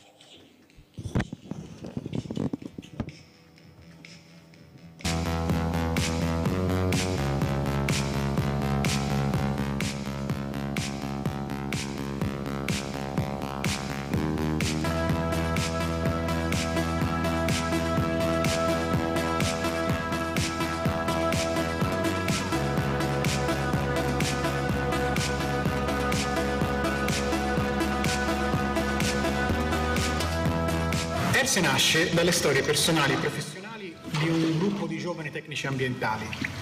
La nostra formazione è passata attraverso l'università prima e il mondo del lavoro poi. Ciascuno di noi ha maturato esperienze intense, pluriennali, ma non durature a causa del contesto socio-economico che conosciamo. Ma è anche grazie a questo che le nostre storie si sono incrociate. ERSE nasce nel 2014 come associazione di professionisti e nel 2016 si costituisce in cooperativa. ERSE offre due tipi di servizi. Da una parte servizi di analisi e monitoraggi ambientali su vegetazione, flora e fauna, in ecosistemi d'acqua dolce, marini e terrestri, questi funzionali alla progettazione sostenibile. D'altra parte operiamo anche nel campo del turismo scientifico, organizziamo infatti attività di citizen scientist, offriamo cioè la possibilità di vivere una vera e propria esperienza di ricerca scientifica nelle aree naturali protette della Toscana settentrionale. ERSE è una società cooperativa tra professionisti costituita da 5 soci in regime di partita IVA. I soci tutti insieme già ricoprono un'ampia gamma di competenze sia tecniche che manageriali, ma in ogni caso abbiamo voluto creare una rete di collaboratori, di veri professionisti, fidati, in modo da poter andare incontro alle esigenze del mercato e da offrire più servizi possibili. La cooperativa ERSE è stata costituita grazie al progetto Coop Startup avviato da Coop Fund con la partecipazione di Lega Coop Nazionale. Il progetto è finalizzato a favorire l'occupazione giovanile e lo sviluppo di idee innovative in settori considerati prioritari dall'Unione Europea. Coop Startup prevede non soltanto l'erogazione di fondi, che sono importantissime per la creazione di nuove società, ma è un vero e proprio programma di formazione, tutoraggio e accompagnamento per le nuove start-up. La governance cooperativa di ERSE si struttura su due organi, il Consiglio di amministrazione e il Comitato tecnico. Il Consiglio di amministrazione si occupa della gestione dell'impresa e dello sviluppo del business. Il Comitato tecnico invece organizza il lavoro assegnando ai soci i singoli incarichi a seconda di competenze, disponibilità e carichi di lavoro. Il Consiglio di amministrazione si riunisce almeno una volta al mese, fa il punto della situazione e prende decisioni. Il comitato tecnico invece si confronta quasi quotidianamente per organizzare le attività sul campo e garantire il rispetto delle scadenze. Perché ERSE è una cooperativa? Semplicemente perché il valore aggiunto dei servizi che noi vendiamo si basa su cose come la qualità, la multidisciplinarità, l'interazione fra esperti di diverse discipline che collaborano tra loro. La società cooperativa è la forma associativa che è più in linea con queste caratteristiche, perché è democratica, è mutualistica, è incentrata sulla persona e ha come obiettivo proprio quello di aumentare, far crescere, valorizzare e migliorare le condizioni lavorative del socio. La cooperativa comporta anche una serie di responsabilità, perché si tratta di gestire un'impresa. Però, in fin dei conti, questa cosa qui per noi è un valore aggiunto.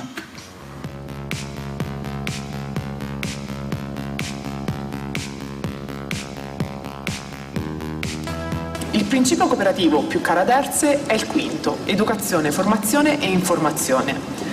Secondo tale principio, le cooperative si impegnano ad educare e a formare i propri soci, in modo che questi siano in grado di contribuire con efficienza allo sviluppo delle proprie imprese.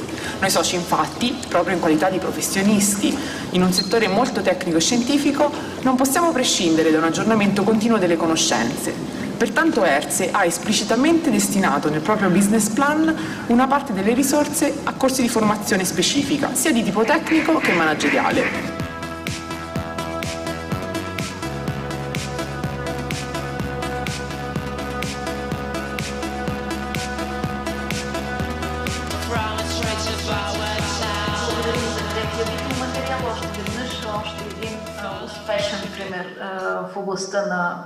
Well, thank you once more. We witnessed another successful example in the cooperative movement and social entrepreneurship in the sphere of environment.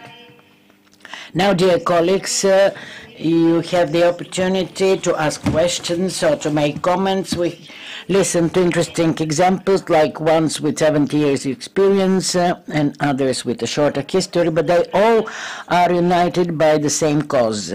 So is anyone wishing to make a comment? Would you please get included?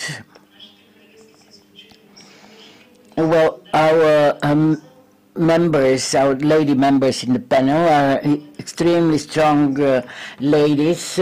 They're completely dedicated and work in the sphere of social entrepreneurship very intensely, and especially for the 2 last years.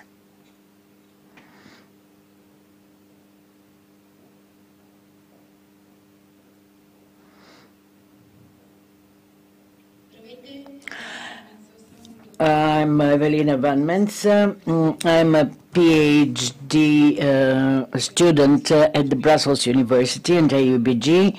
The question is how, addressed to the representatives of cooperatives and social entrepreneurs, how can you jointly profit from the experience? And this is a question to the ladies who are sitting on the platform. Other questions, comments?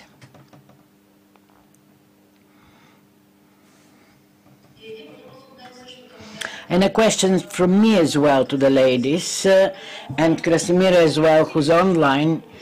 Do you see any opportunity in particular for common actions of your enterprises, of your social enterprises? Some of your cooperatives with people with health problems, others are alliances or foundations. Do you think that under a common aegis or a common initiative can bring you together and join efforts to develop a common brand for the future? Maybe the ladies on the platform can answer first. Well, we start with Mrs. Gabrowska.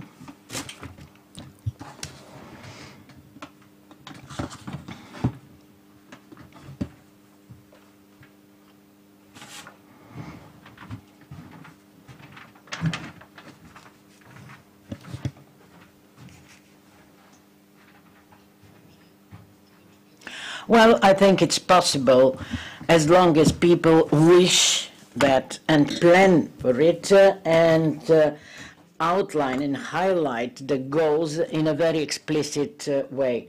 At least the 70 years experience is a guarantee for such a thing.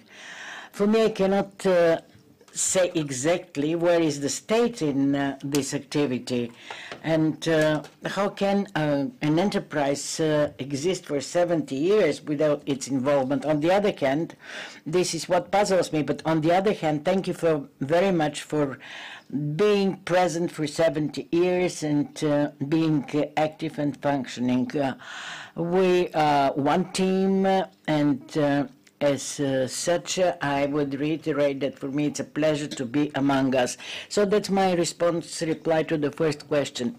In my opinion, as early as last year, when there was a similar event, I was impressed by you, and you drew my attention with what you do. And I was wondering whether we cannot realize this in the town of Burgas.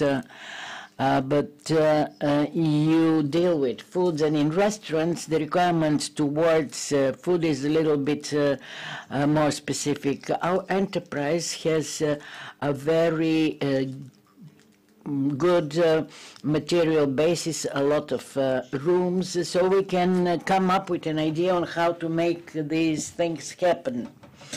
So what are the capacities, what is the potential of of the staff? What can they do, for instance, in the sphere of art? We have colleagues as well who've been working for quite a long time and are members of the cooperative. I don't know whether you are familiar with that. I have to acknowledge that I'm not familiar. But I would like to answer that we, the whole team, have the intention of establishing a social tea house in each town of Bulgaria. We think that this is something with offering big opportunities. The tea house as a space for food, drinks, and events is not stopping there. We have a herb garden, and we're in the process of setting up a workshop. Not all children have the which are open and can communicate with customers. That's why we think about other options like working in the garden or in another workshop. So there are many ways in which the tea house could be active and to make people find their place in the tea house. And the tea house be not only a coffee shop. I guess that in Varna and in the bigger towns in Bulgaria, the situation is similar. There are clubs, a club of deaf people and other people, which bring together people with specific impairments, which will have difficulty in communicating with others. In our enterprise, we have 3 lady colleagues with such a problem. The year before last year, enterprise offered a device which was similar to a tablet.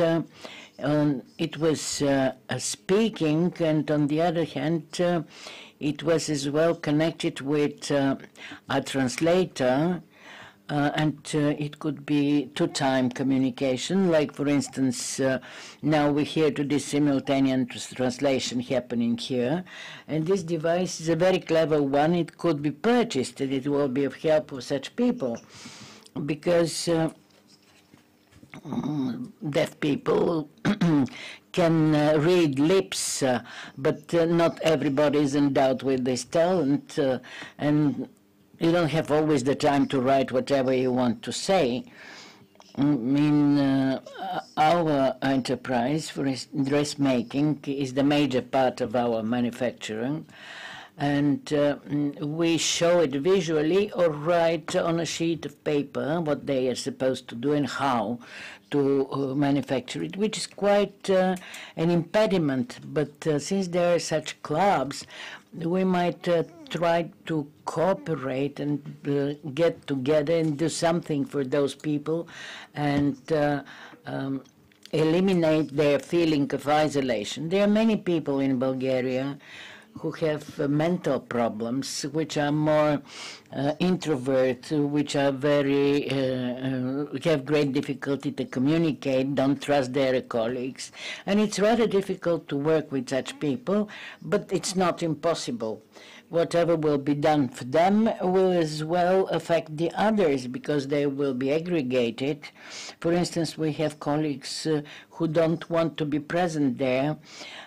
We try to involve them, but it's not always working. For instance, if we go out of town, they don't want it. If an event is happening within the enterprise, they agree.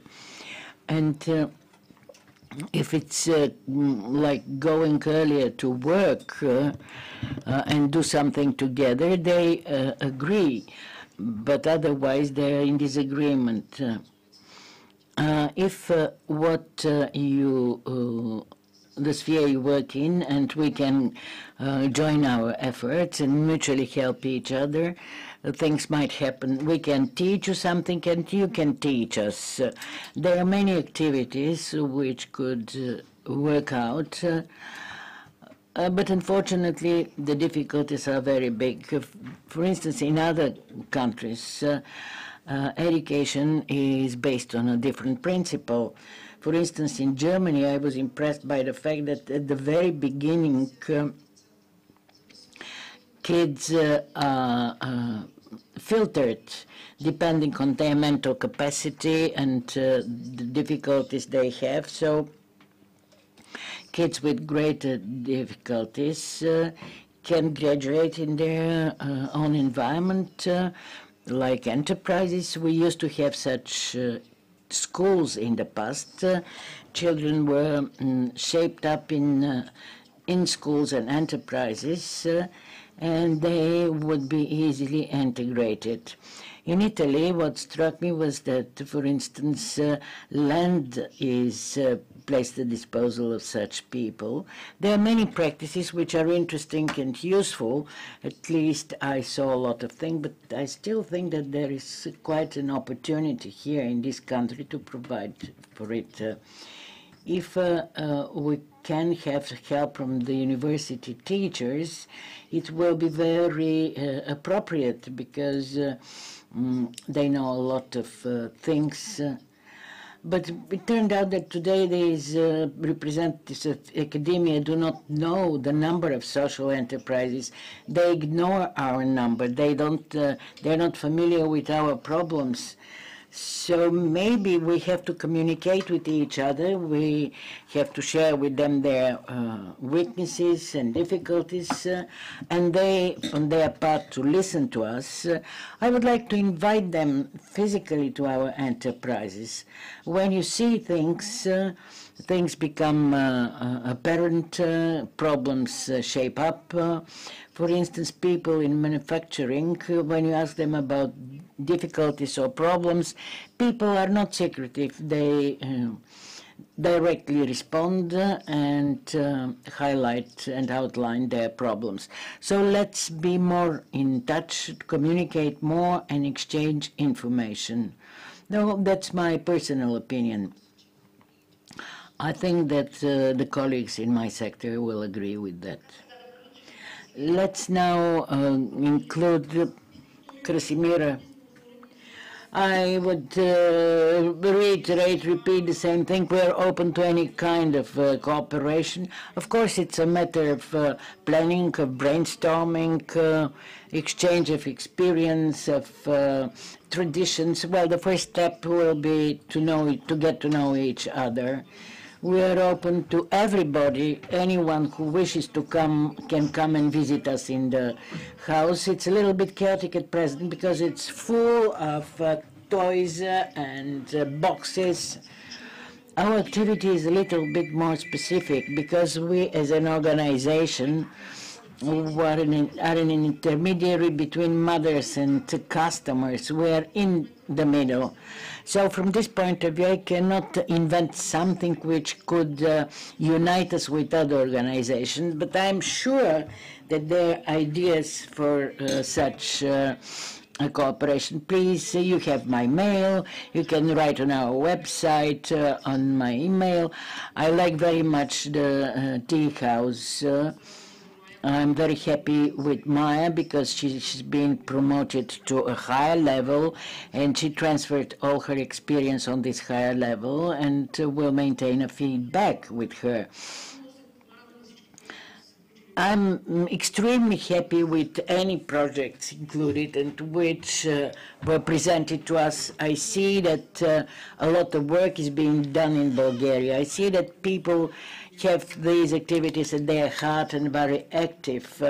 And maybe by giving our example, we will encourage other people to get involved. Well, it's very nice to see such openness and social inclusion of all organizations, but maybe the idea of better involvement of academia and universities in particular has to be more actively explored and implemented.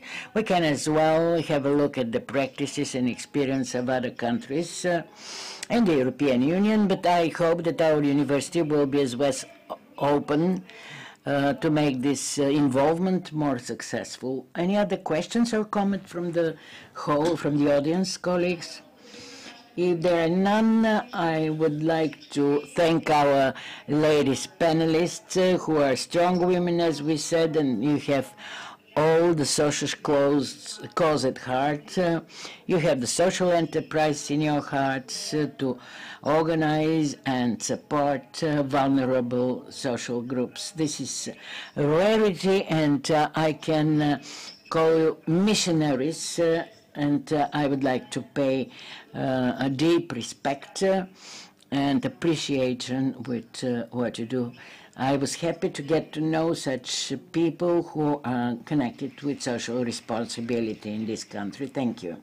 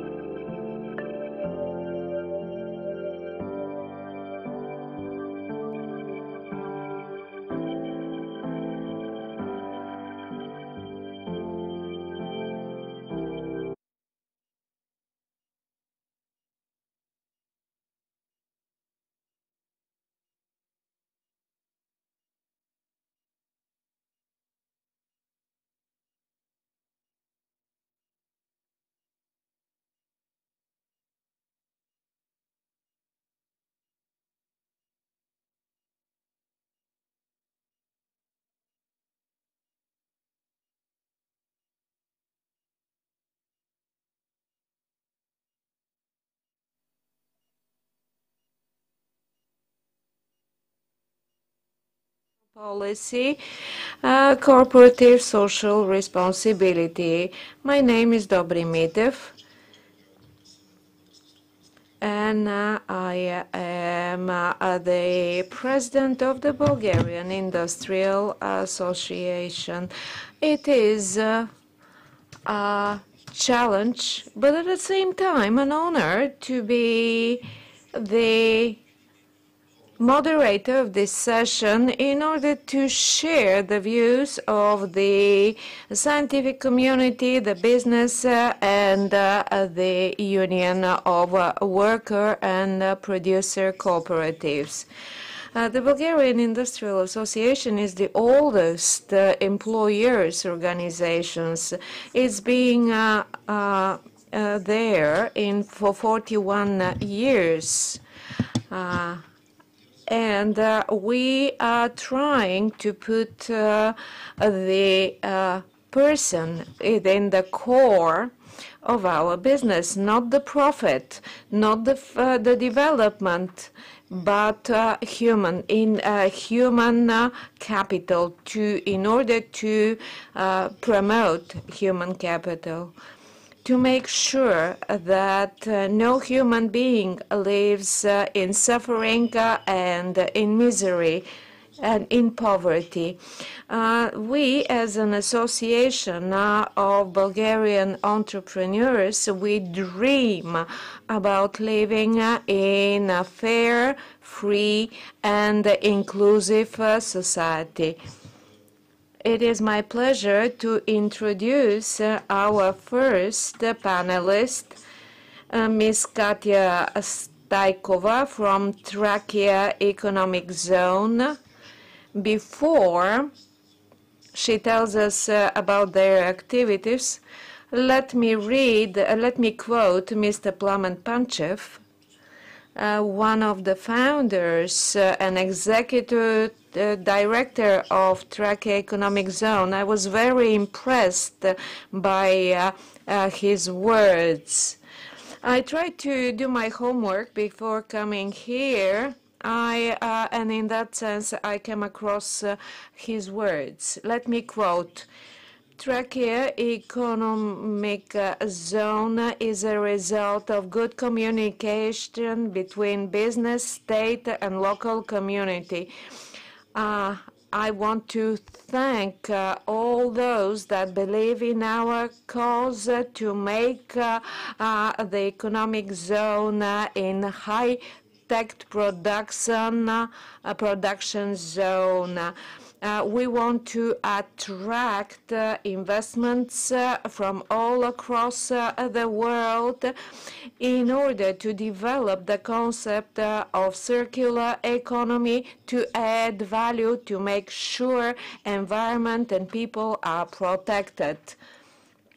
I believe that his words are a reflection of our understanding, the best picture of the Bulgarian entrepreneurs, business entrepreneurs. Our economic zone was instituted in 2013. We combined different zones, but in fact, across the world, the impact could be achieved by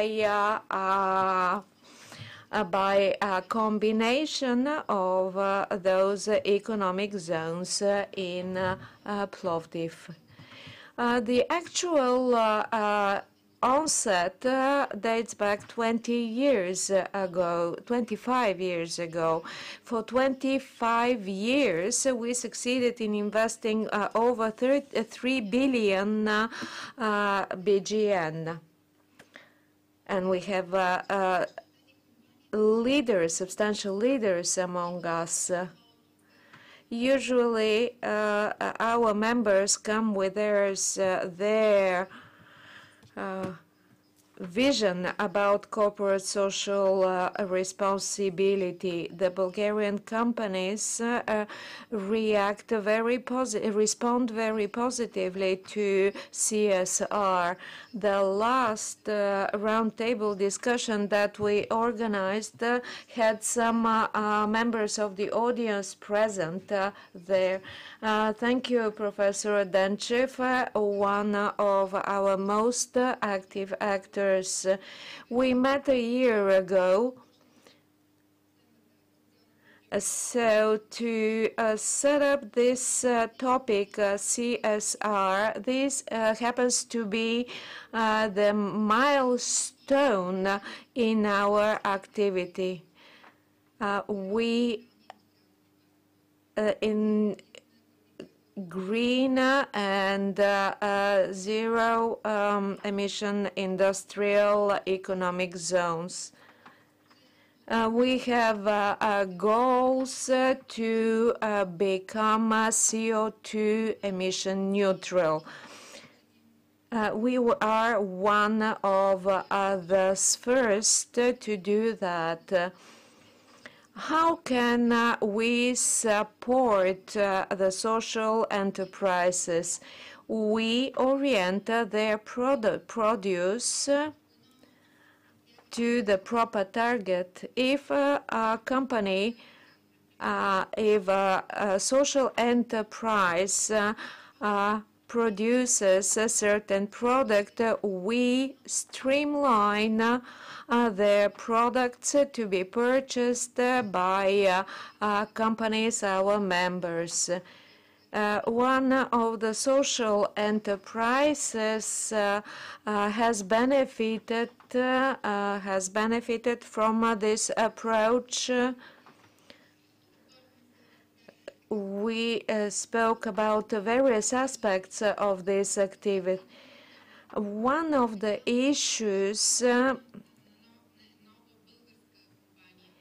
that we discussed during the previous roundtable,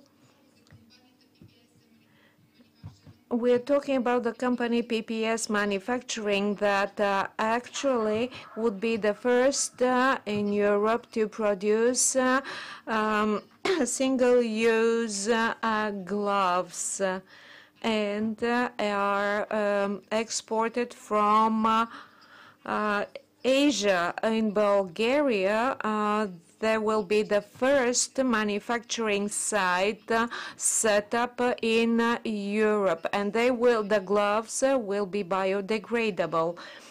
And the executive, the CEO of this company actually shared with us a very interesting case.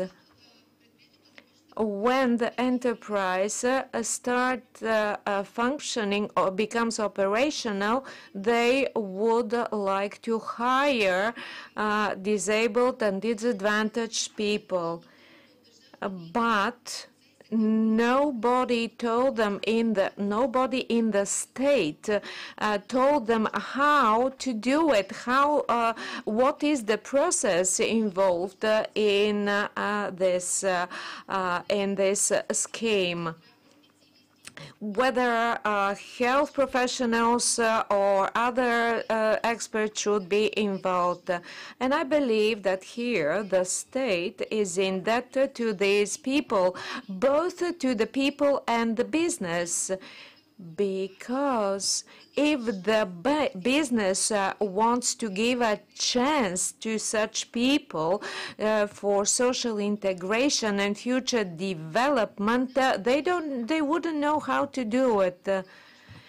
So how can we reach a solution of this case? We are in the process of setting up a platform,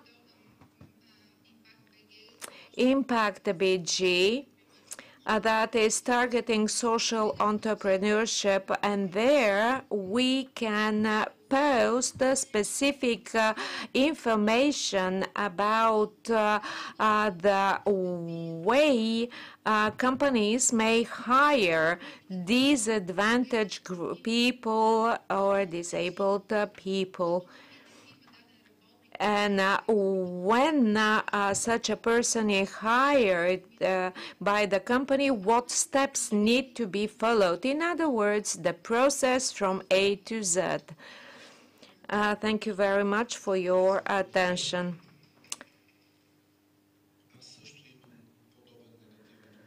I have a similar negative experience. In a previous time, I was manager of a social enterprise funded by the Social Investment Fund that existed at that time. Bulgarian institutions seems to neglect the opportunity to act as a mediator between the entrepreneur and the people that suffer from deficiencies, to make them meet. I take a personal commitment to speak to Minchu Korowski, representing the Disabled People Agency, to look a way forward in order to make this connection, because there are many people in need, and the entrepreneurs are faced with the need of personnel. We are not distinguishing people by their deficiencies, but by their characteristics of being good or bad. So we could be mutually beneficial, and we need to draw attention to the state about making sure that there is a state policy to build the bridge and cross the gap. Now, I suggest we move on with the next speaker, and afterwards respond to the questions that might be raised by the audience and the internet participants. Now I give the floor to Nadia Sinigerska-Bohorova from Contour Global Maritza East Street, a company that is operating in 3 continents. And the company that has invested close to 8 million in support of the local community. I believe she can tell us a lot about how such a major company can be in support not only could be beneficial to its stakeholders, but also to the local community. Good afternoon. I'd like to first thank for the invitation. Back in 2019, I first was confronted with the issue what I could tell you at such a forum.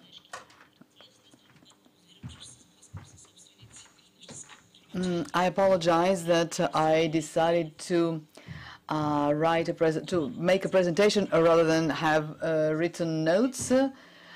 So this, the Maritza East 3 is one of the largest thermal power plants operating in Bulgaria. It's close to the city of Plovdiv. I don't know if I'll be able to change the slides on my own. I'll do my best. So this picture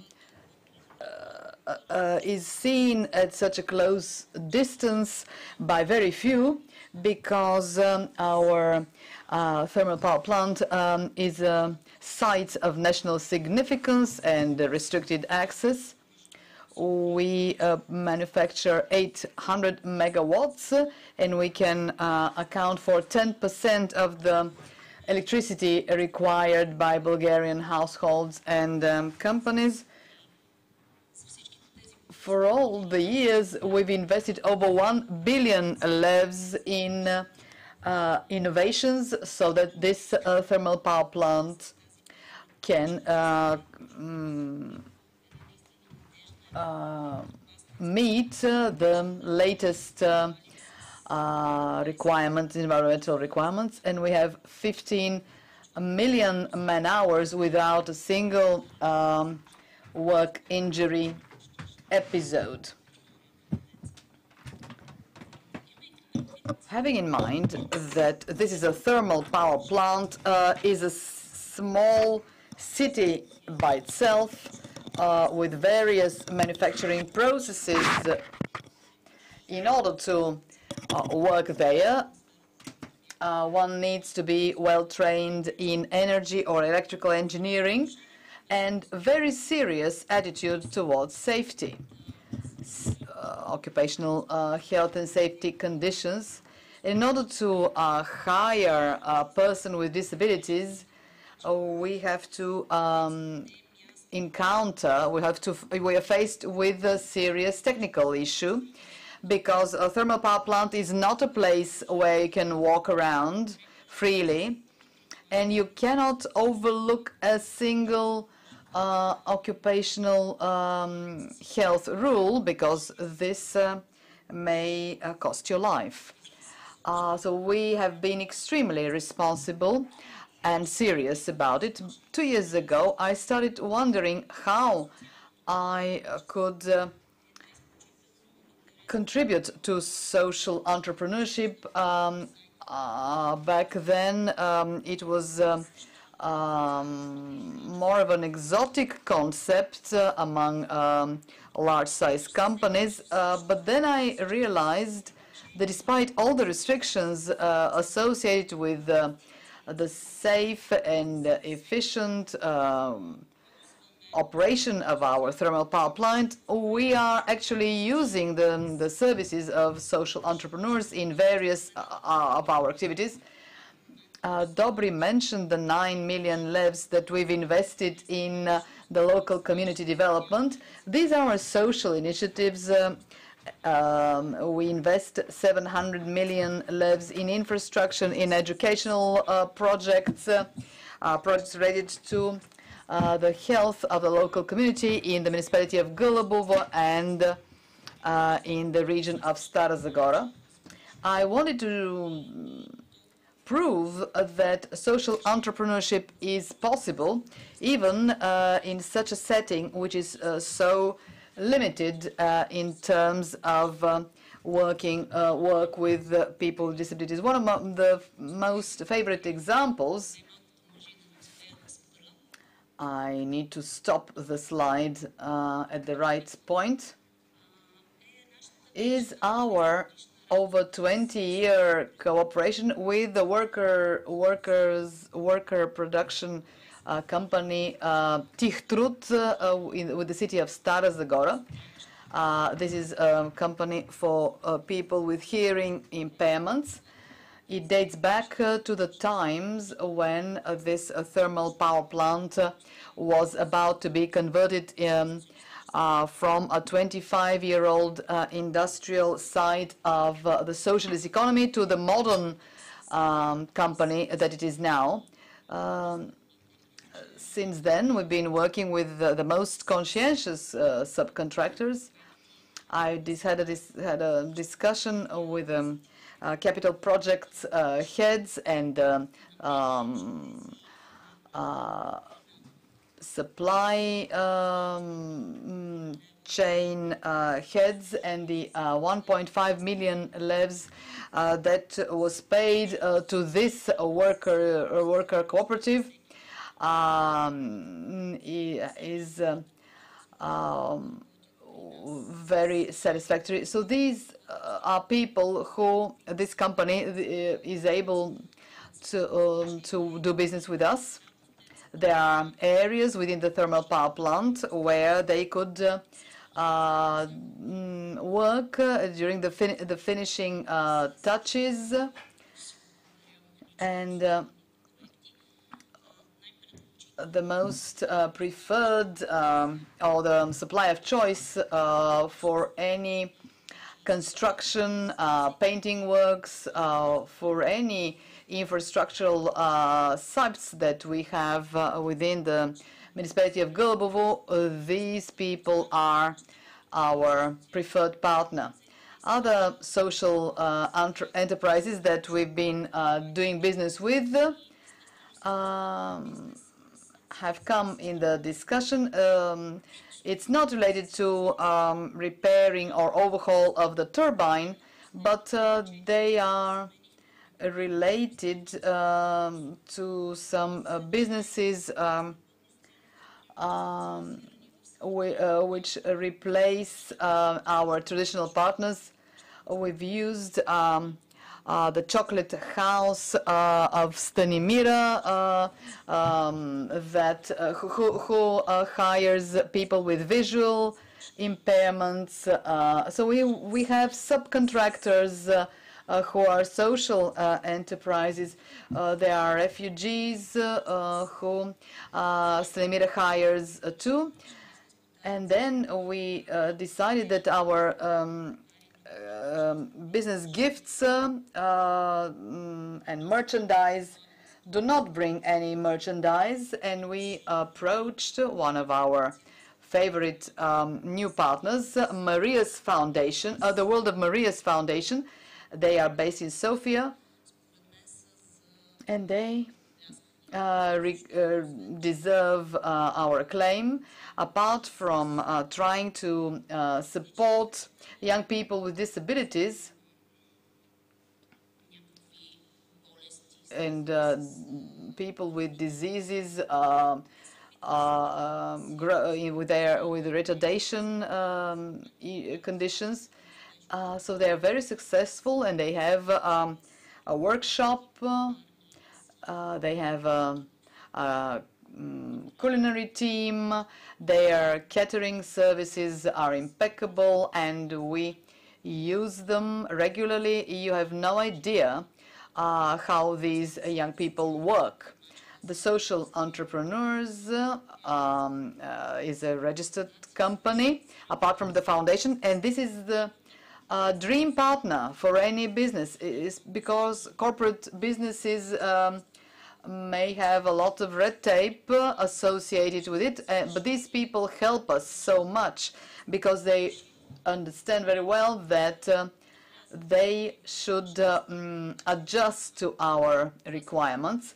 These people work hard not because they have a good cause and it deserves the support of the business. On the contrary, they they operate as a serious business, and they are great professionals. Very often the causes that social entrepreneurs lend support to prove to be very interesting, very attractive for our members of staff. And when we have voluntary work, our employees select specific causes. We used to organize bazaars on March the 1st, on March 8th. These are holidays celebrated in Bulgaria.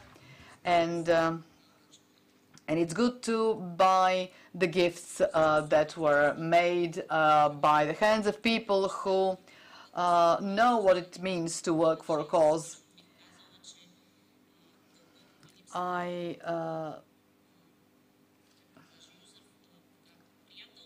I wish there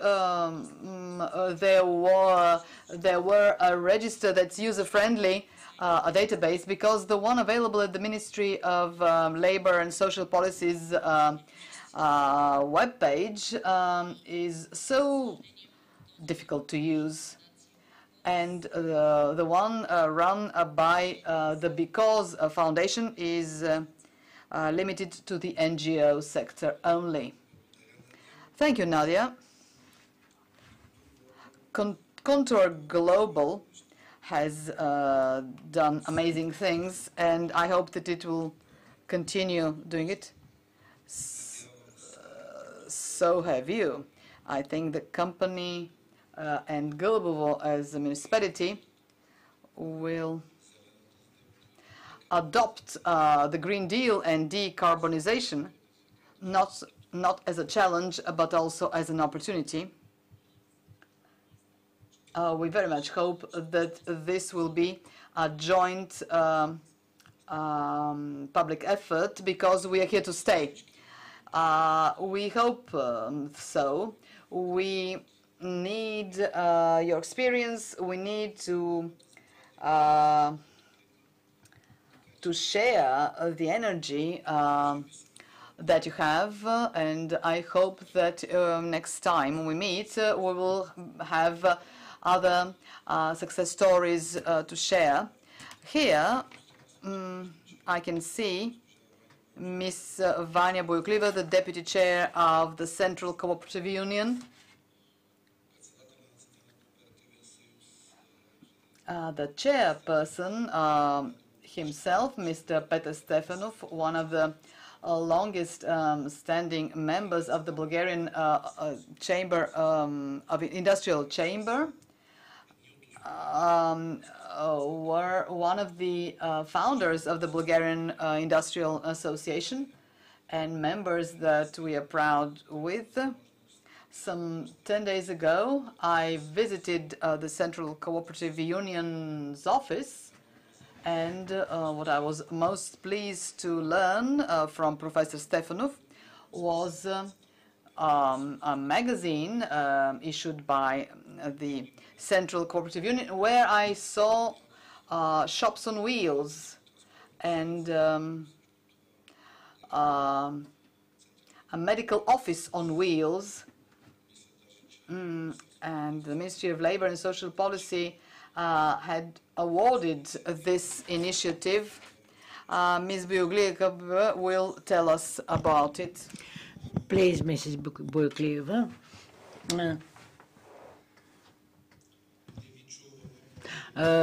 We cannot hear you. Maybe we haven't turned on your mic. Do you hear me now? Yes. Excellent.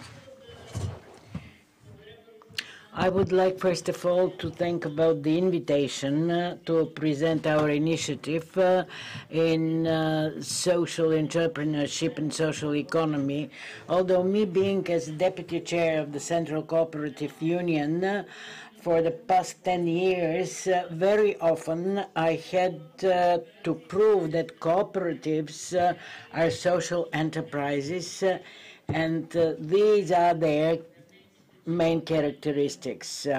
But I think that at present we are among so many positive examples that social entrepreneurship could be a different form, a different scope, different opportunity.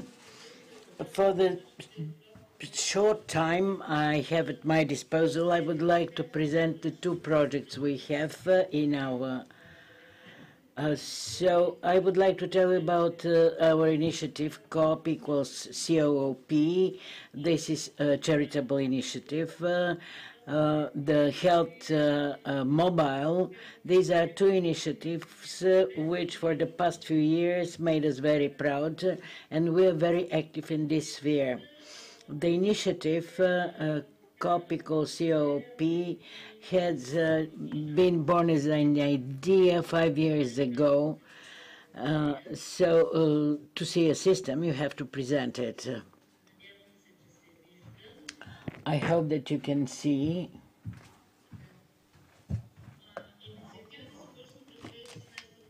The initiative started in 2016. It's got already 5 editions, and to our joy this year, the Central Council of the Central Cooperative Union decided to continue it. I'm saying this because we had the apprehension that last year, because of the pandemic and problems the cooperatives faced in their activities, the interest will be minimal, or there will be minimal involvement. But this campaign is wholly charitable. It's planned year by year, and it depends on the possibilities of each one of getting included. The size of the amount is 2,000 leva. Despite the pandemic, our organization continued participating, and we did not even diminish the funds we collected. Our colleagues from Maritza 3 and the global zone, I was feeling rather embarrassed because the campaign has a very deep social sense and very close cooperation and partnership. It's been characteristic with several aspects. In 2016, we started with a competition for kids drawing, where children from all over the country took part. Children were extremely creative, very positively viewing the cooperatives and their future in it. We printed calendars, pyramids, memo books, notebooks, and we offered them to our cooperative members to purchase them at a certain price, which was previously announced. Let's say it was, I'm referring to sums like 1 lev or even some sums less than that. The first year, 50 organizations got involved, and thanks to them, the materials they purchased, the price rise to 18, and these are cooperative organizations exclusively. In the year 2017, we produced mugs on which we printed the 6 cooperative values, and the price was 60 stutenki as a charity donation, so the conditions were very accessible, and organizations increased to 77. In 2018, we had ordered the manufacturing of football balls, which were having all the goals, development goals of the UN. The interest was great with these balls. We even several times made additional orders. Then we again ordered, rackets for family games, and on these things they have on one side, they have the game Don't Be Angry, and the balls were 5 lev, and the rackets were 4 lev each.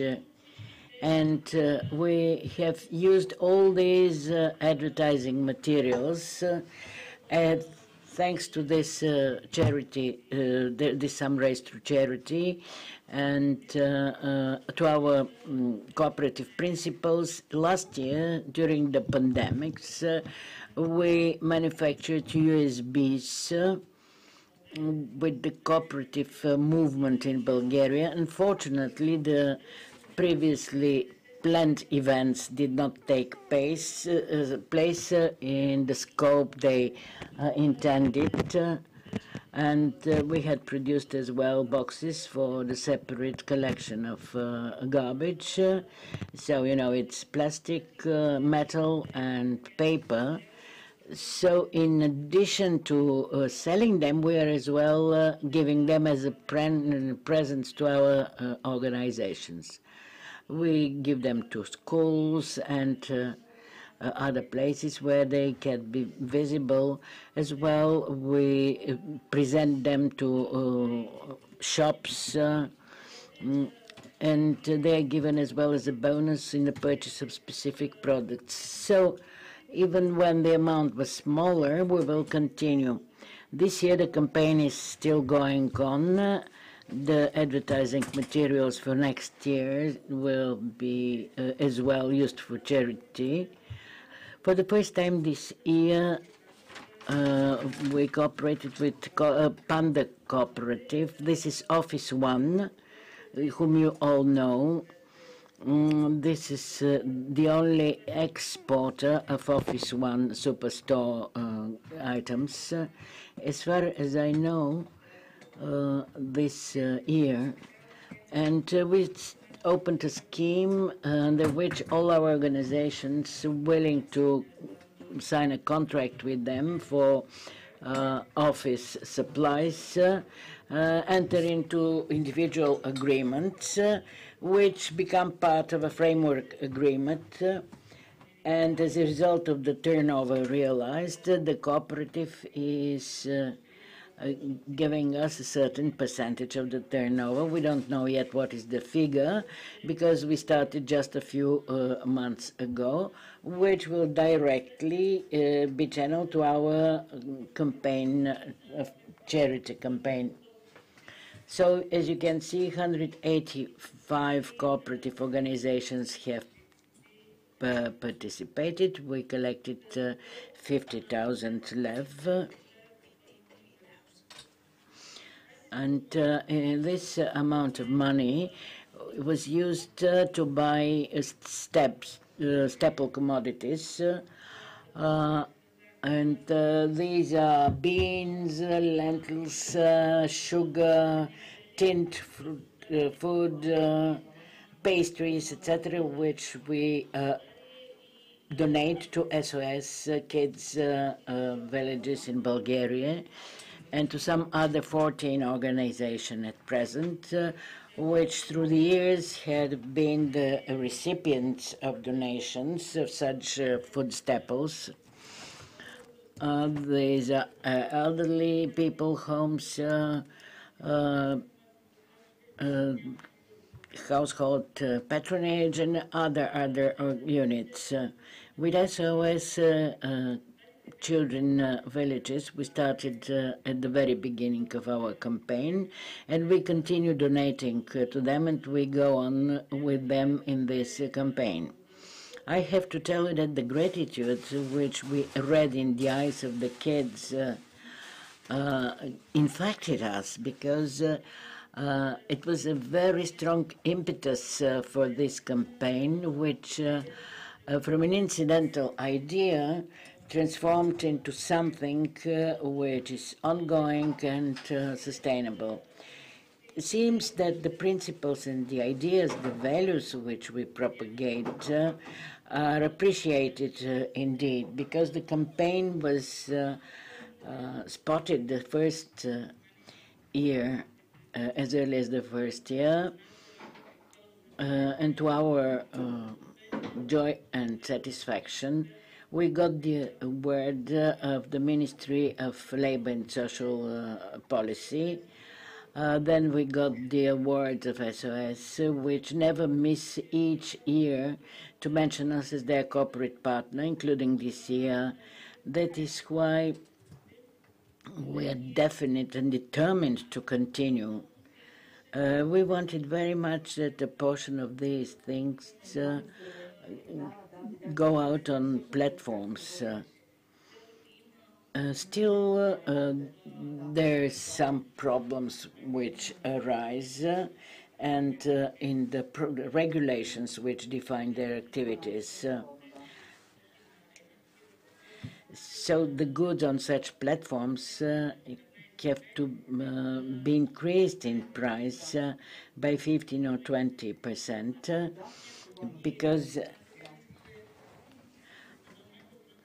for the time being there are certain limitations which did not lead us to look for extending the campaign.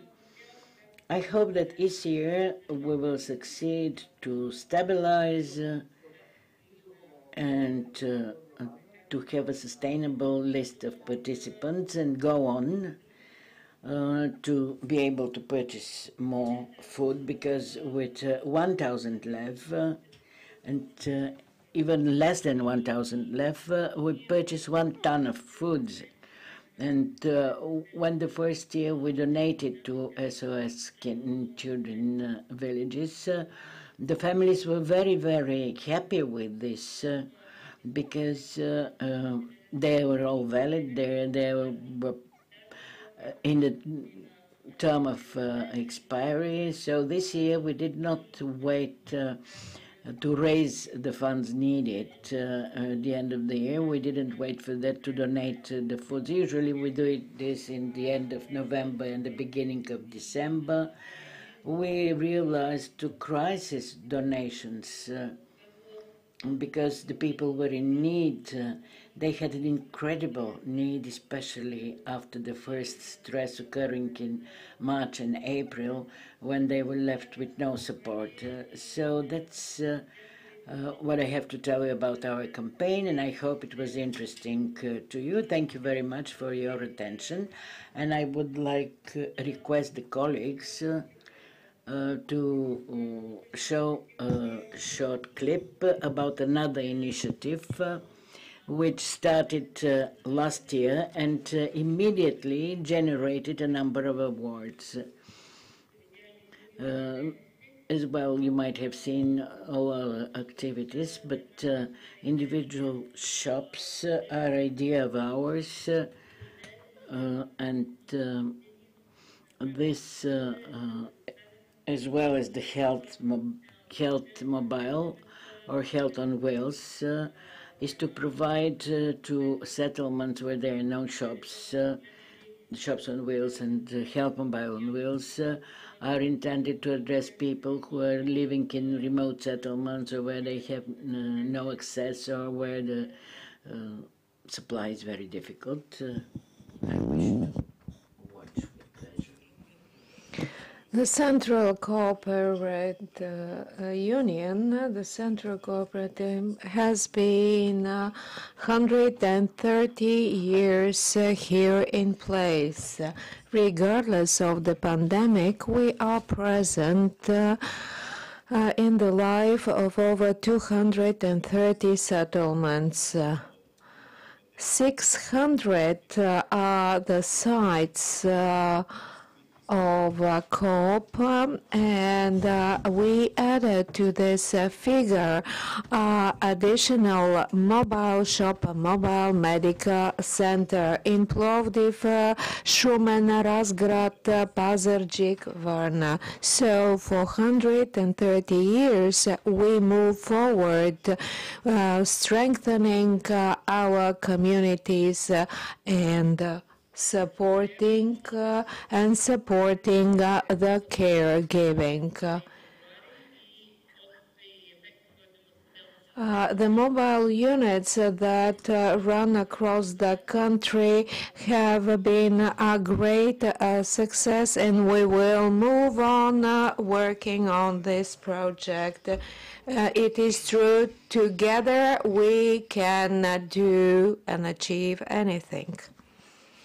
And now I would like to give the floor to Gabriela Presolska from the Voluntime Foundation to tell us how generous Bulgarians have become, because she represents an online platform which actually is about selling products linked to causes. For me, it would be very interesting, and I suppose to all of you, to learn about the ranking of Bulgaria regarding charities and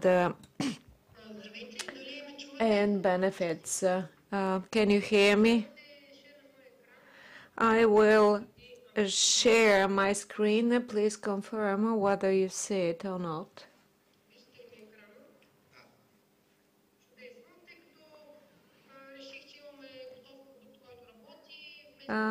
Instead of presentation giving a static view of our foundation, I decided to show you the platform. My name is Gabriela. You won't see me via the camera. Sorry about this. I'm very happy to get involved in this forum, and I hope the information I share with you will be of benefit to you. The slide itself shows the motto of our foundation. As an introduction, I would like to say that we decided some years ago to combine particular groups targeting resolving of a particular problem. We decided to combine media, CSR companies, social enterprises, to work on a cause. It was our impression that everyone worked independently, and some were successful, others not so much. Usually they would have their own websites, but not a joint platform. So our platform is not aiming at setting up a charitable platform.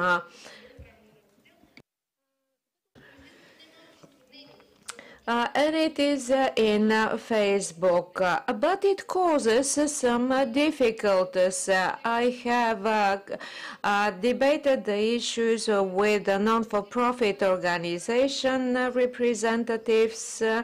The statistics shows good deeds exercised by us, but with respect to Bulgaria's ranking, our position is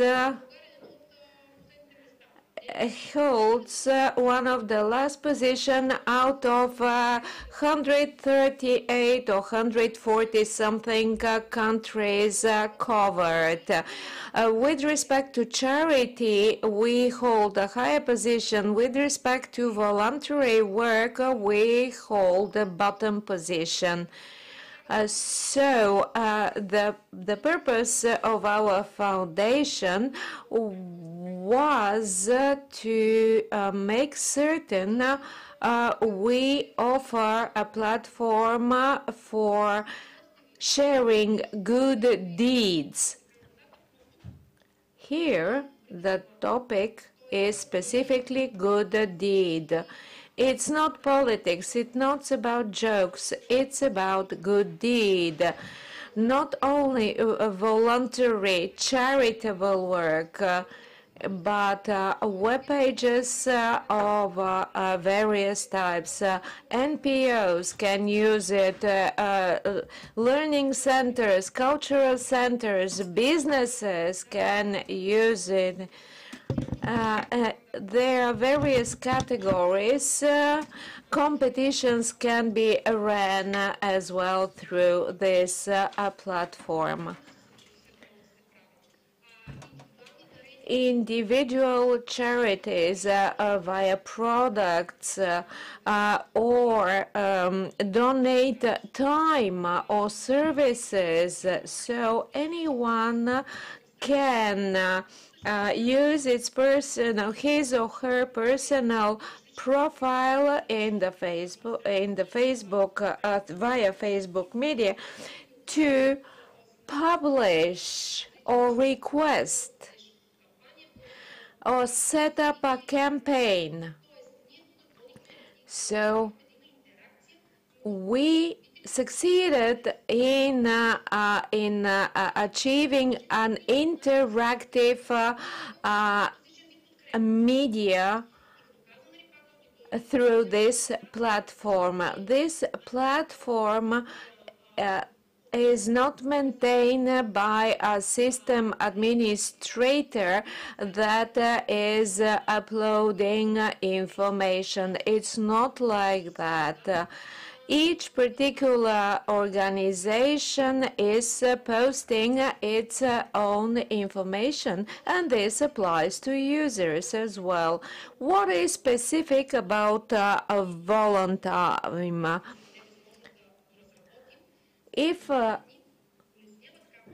If we are able to move forward with this platform, we intend to expand it substantially.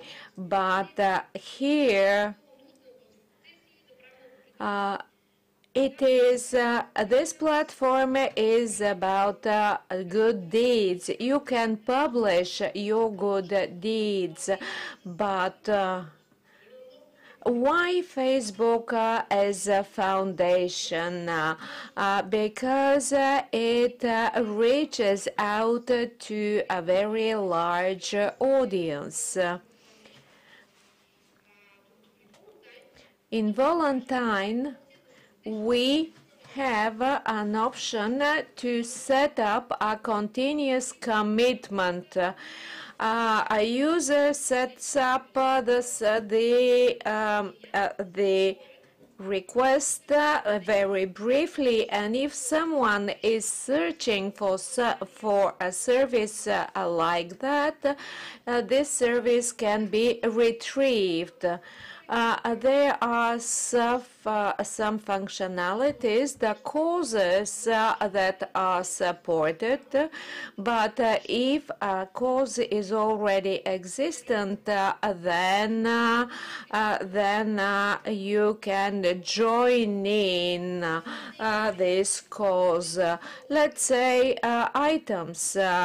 I have a laptop that I don't use anymore, and another user would like to have it, and this goes as a donation. Services skills, presentation skills. For instance, a training in presentation skills for free. Charitable work, charity events. A person or organization wants to gather people or participate in such events, for instance, running for a cross, voluntary work, volunteers. You set up your request for volunteers, what you want to do, planting trees or something else, and people can join in, can enter their names there. Competitions. If someone can set up a competition, give a brief description of it, and anyone that wishes to take part can join in.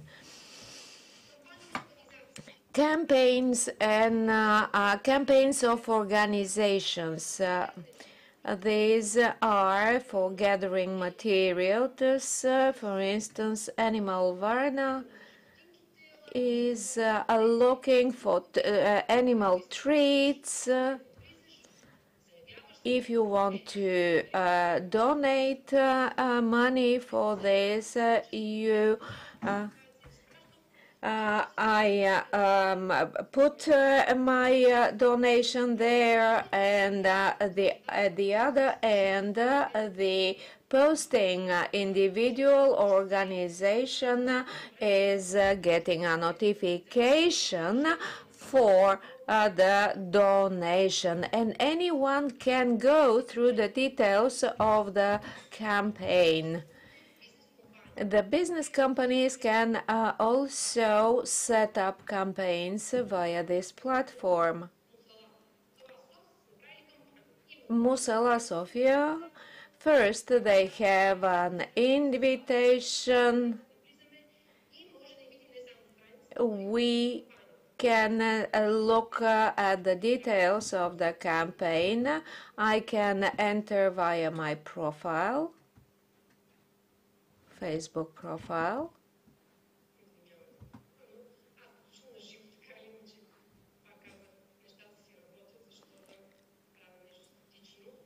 I prefer to see the dynamic of this platform. You can see they have set up this campaign.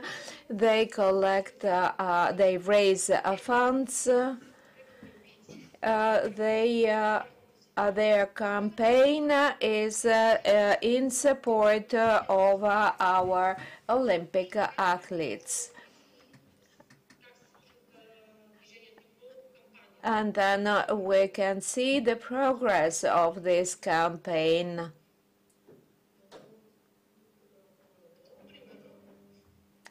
For instance, campaign by an NGO for We Can Work Together Foundation. For instance, if funds are transferred to our foundation, you can see how much were the funds and what were they used for.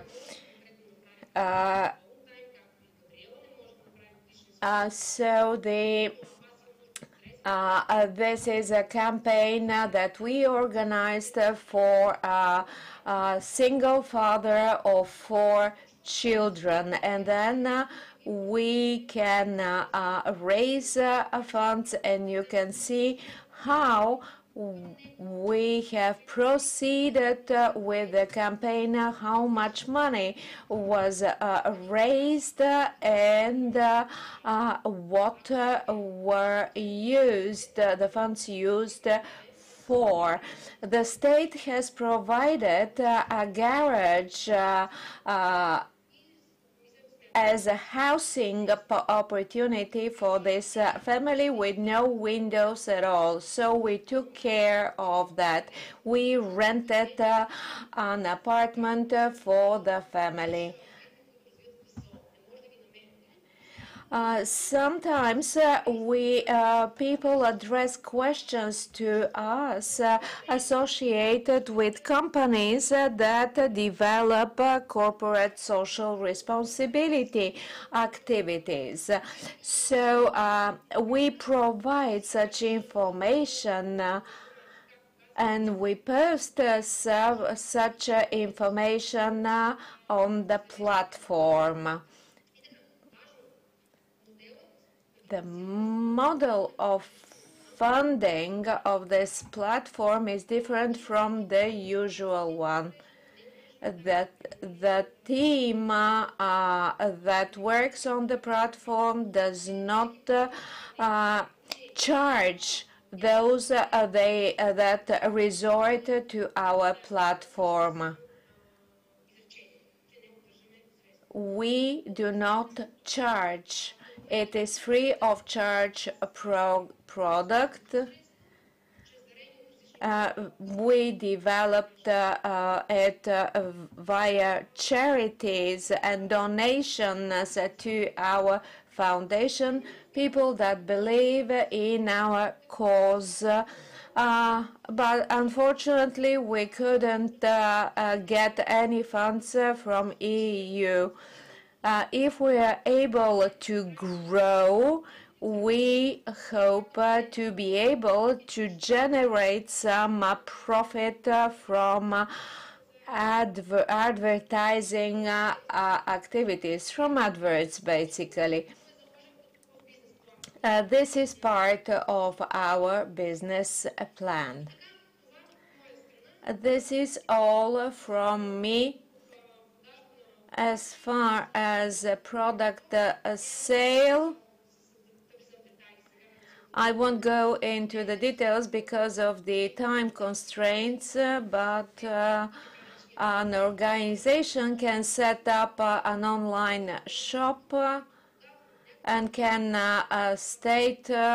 can list their products with their prices and can use the platform for charitable purposes and raising funds.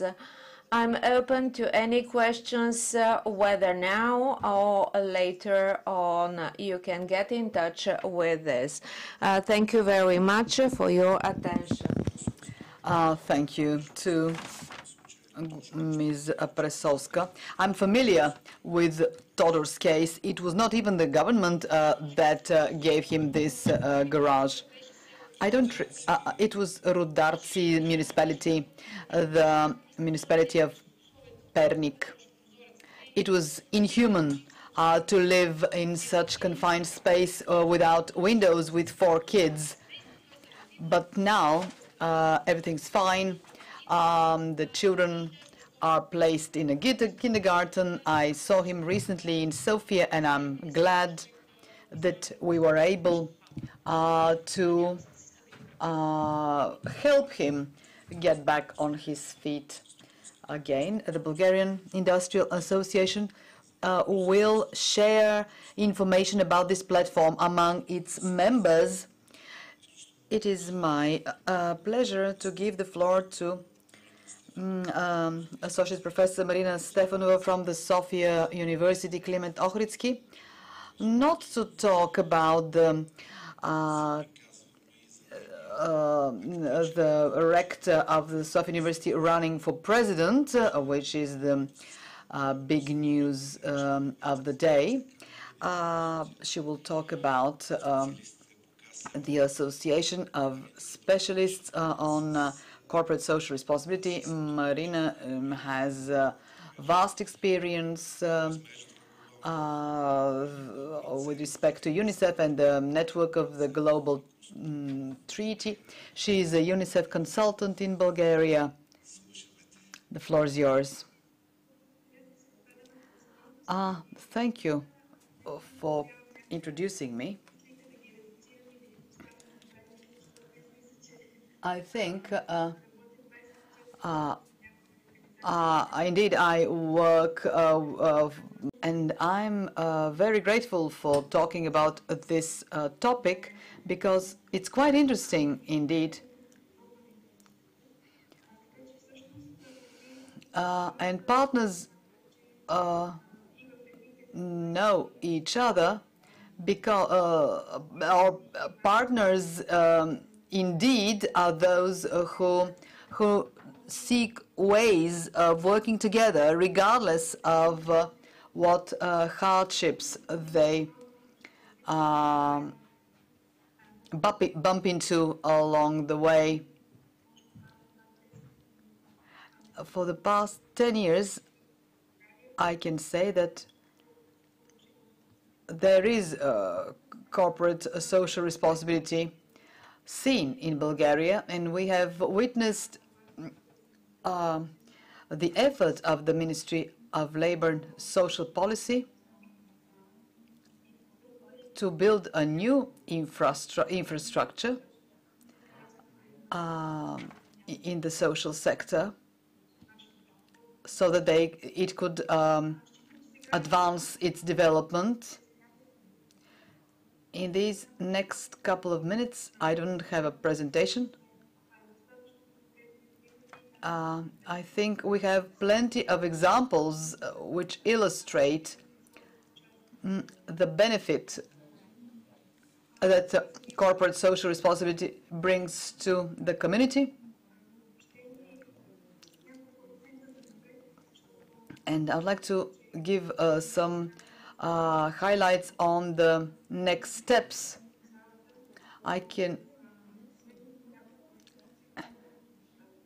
What is being done is insufficient, and we have the structures in place, but they are not as effective as we would have wished them to be.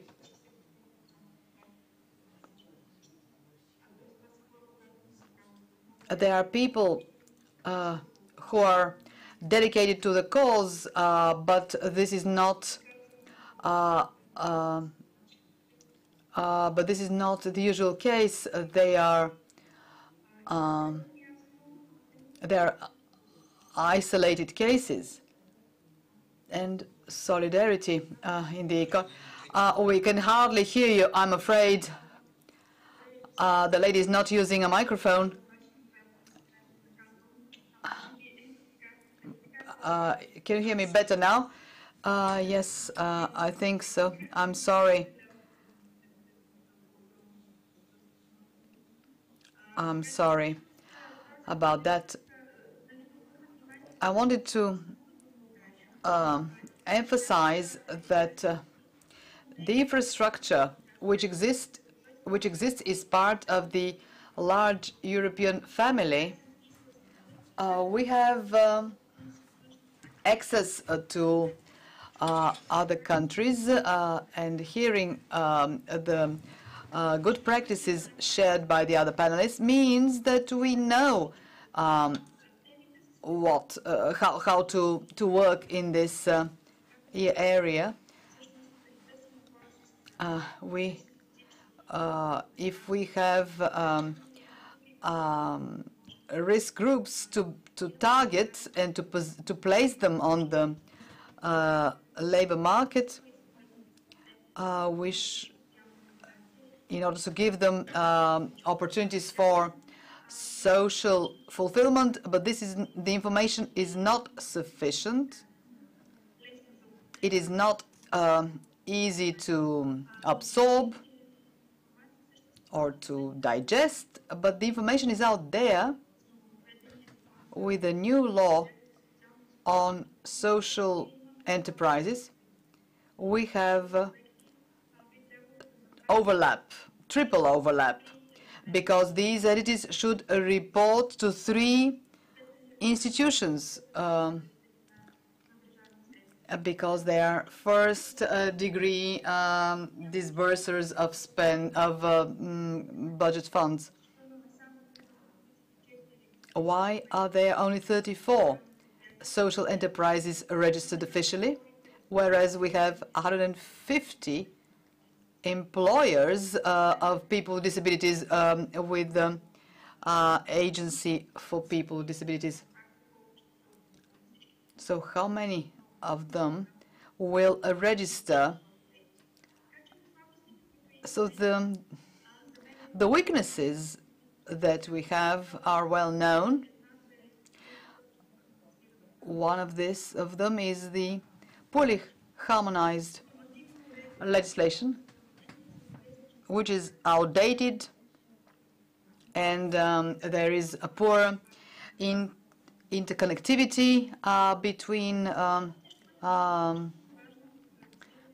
various platforms, and it's important to promote the brands of products manufactured by social enterprises.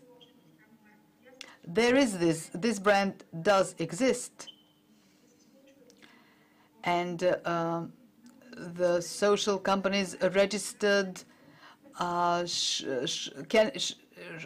able to use it, but it does not have the visibility on the market, and as consumers, we are not able to prefer it or to understand that we are doing some good by choosing this brand, but it's visible only during certain campaigns. Another weakness that we should think about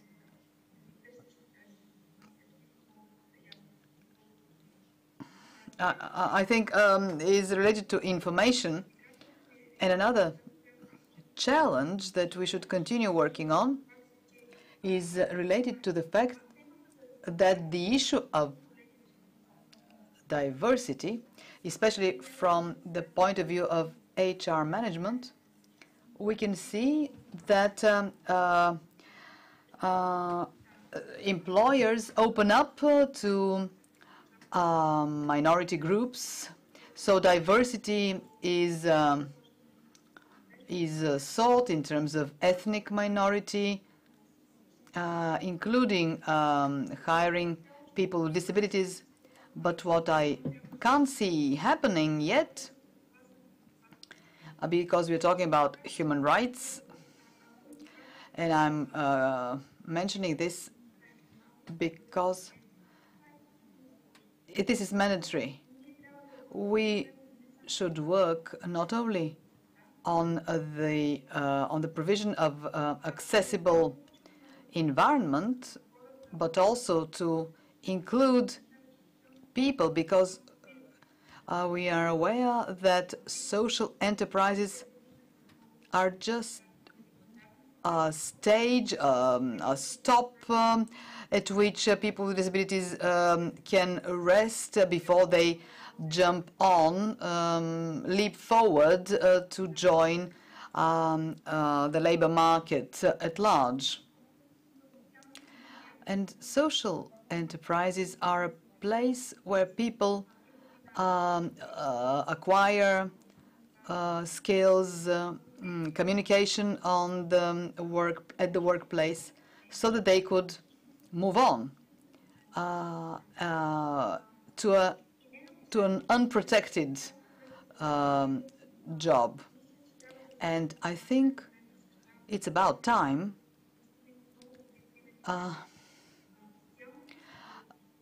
that the responsibility to society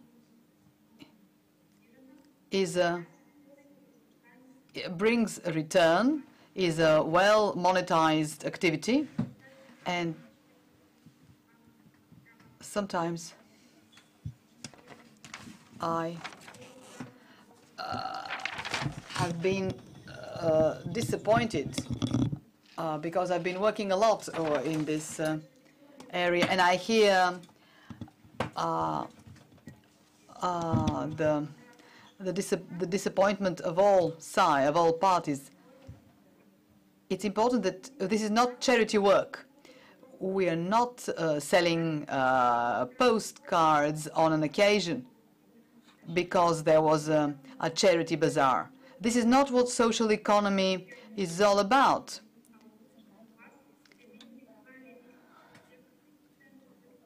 % of the GDP of 2022 should be generated by social enterprises.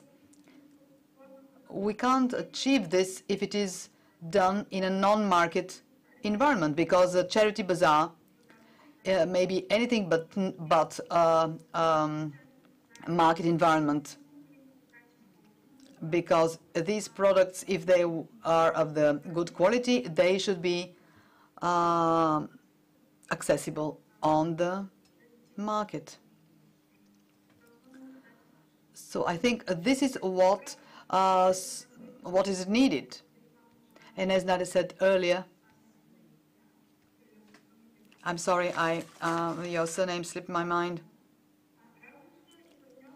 Partnership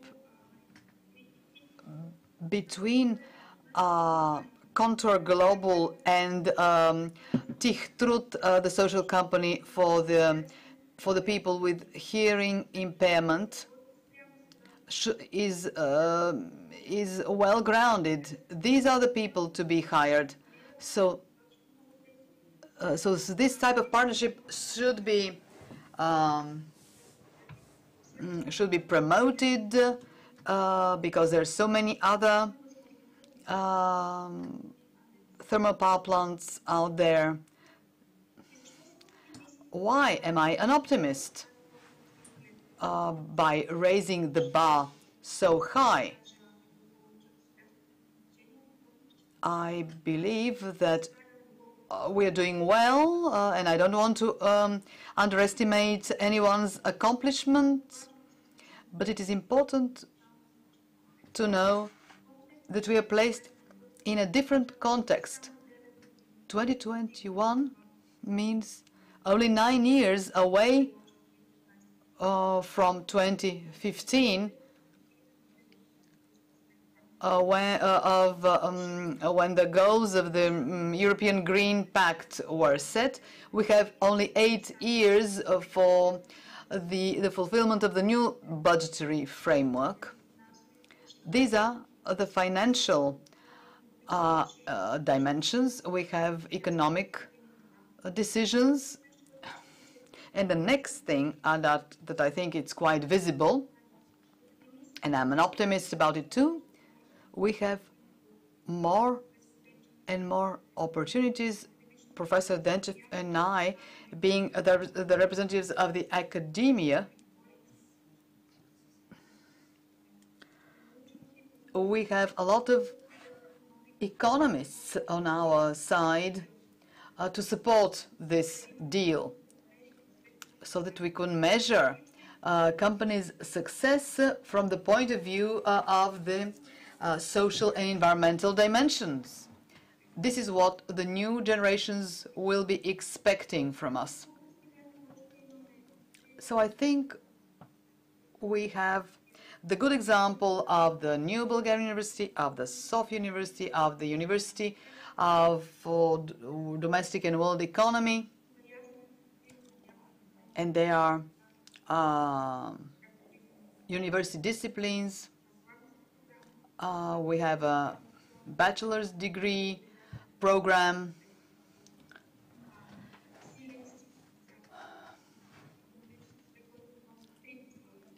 And we have the economic entities that can bring the 3 pillars of added value.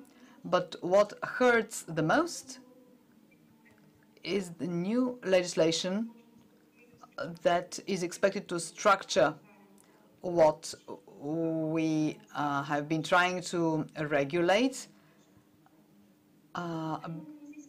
whereas we have the requirement for transparency and accountability. We also have the requirement of including non-financial information, and also we are to be audited with respect to human rights protection. So the next 10 years, this will be the mainstream economy, and if the usual employer doesn't open their ears, for this now, they will have to in 3 years' time. And the hope of the world is for the business to see the opportunities that the social sector provides. Thank you.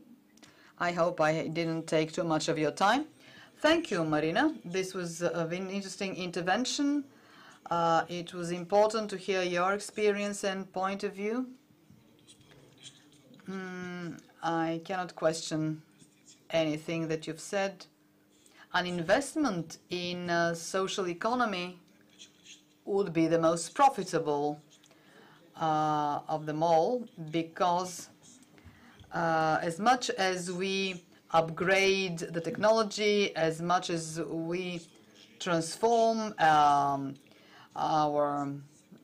technology and bring AI on board, nobody can replace a human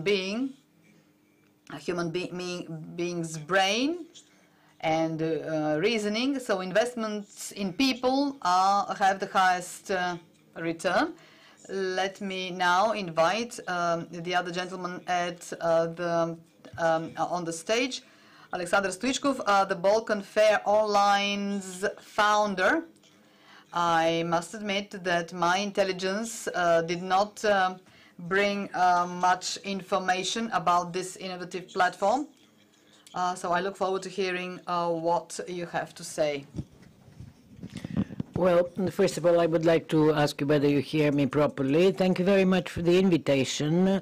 Thank you all who are here to listen to me, and I am thankful for the opportunity that our Balkan Fair Online, the organizers of it, and all the participants are involved in 3 buildings of the fair from 3 continents.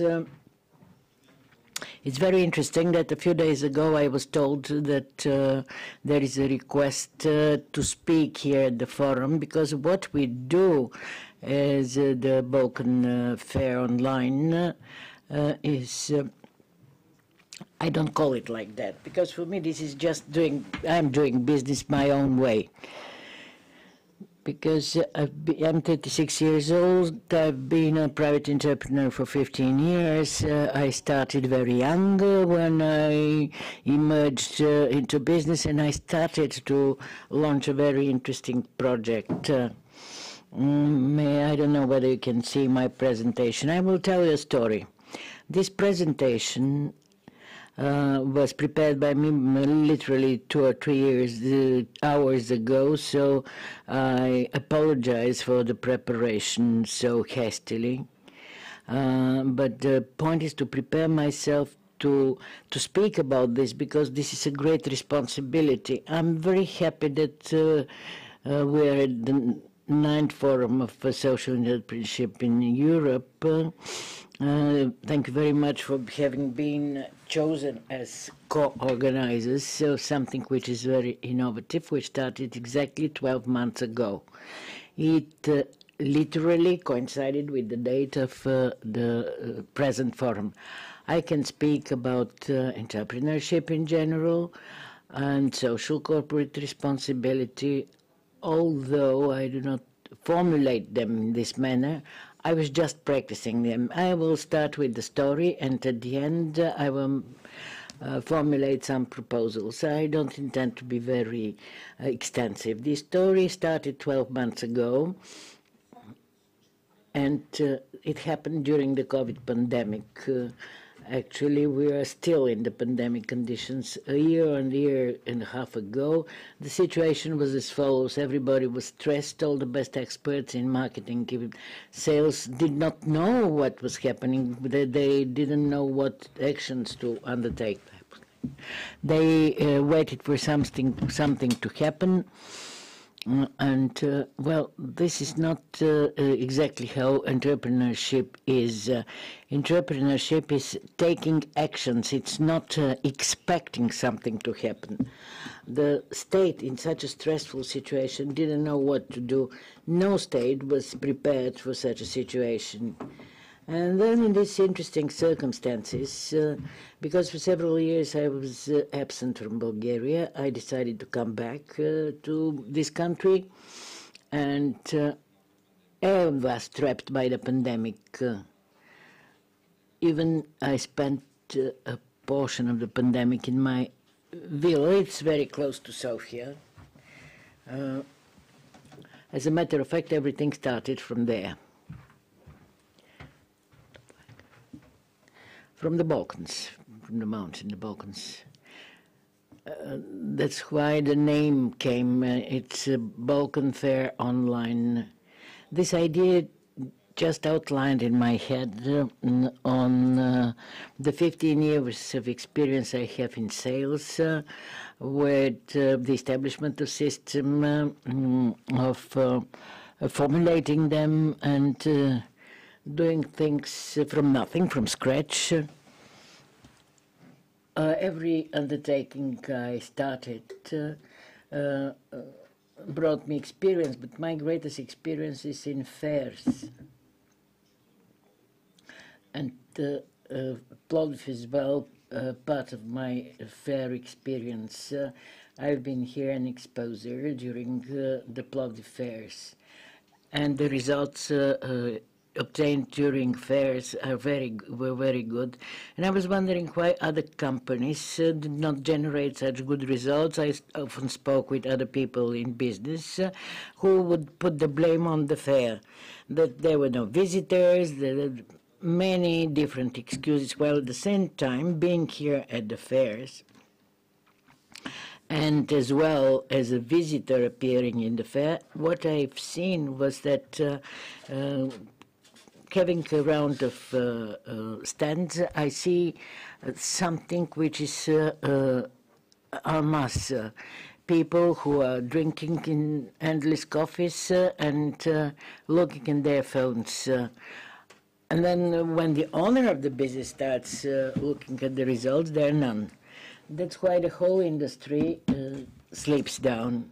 It's not the organizer of the fair to be blamed. It's nobody else to be blamed. Even they themselves are not guilty, those people who are at the stands. We just have to possess a system. We have to possess a system of fair culture, how to represent us in Bulgaria, how to take part in international fairs, how to be prepared, etc. Because this realistically is a place where we can create unique contacts. If one is just sitting somewhere in the corner drinking a whiskey, Well, I'm sorry saying so, but the facts are as they are, and I like facts.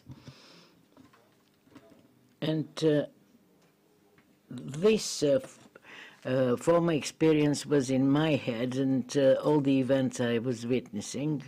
And during these years, I was doing things in marketing. I was looking for increasing the sales. I was physically present at meetings, was meeting people face to face, and this is the way to sell.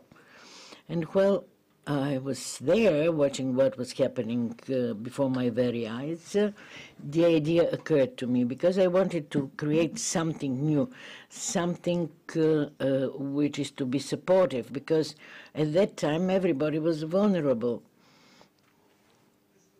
Well, without the pharmaceutical sector, maybe. And actually, the idea is the following. The fair to function exactly like any other physical fair, but completely online. 1 week or 1 month, every company presented very briefly and very clearly. I was impressed by the fact that many people ignore the meaning of briefly and explicitly. So within a week, a person might get into the online offers, get in touch with the company he's interested in, get offers, budget what he needs to, and to be given the opportunity of stand out. There are so many traders and companies in Bulgaria, in any sector, just name it, on the Balkans and in Europe. And those people should just display what they have, but in a proper way. They have to be taught what to do themselves. That's how the idea started.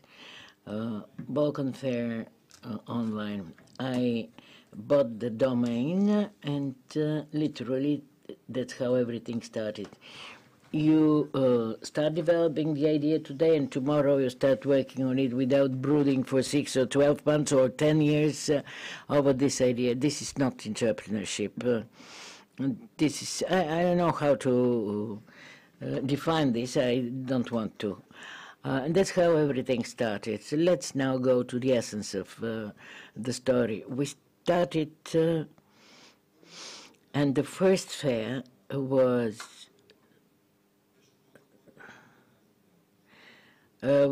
dedicated to what I know better: building, housing, furniture, because in this sector I have the greatest experience.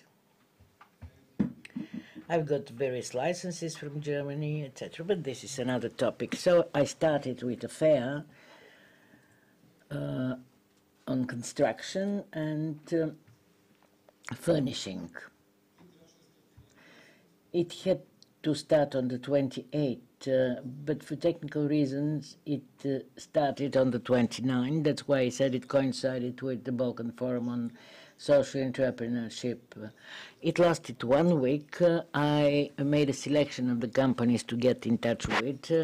There was no advertising released. I wanted it to do it my way and not invite too many companies so as to be able to invent, to define the model.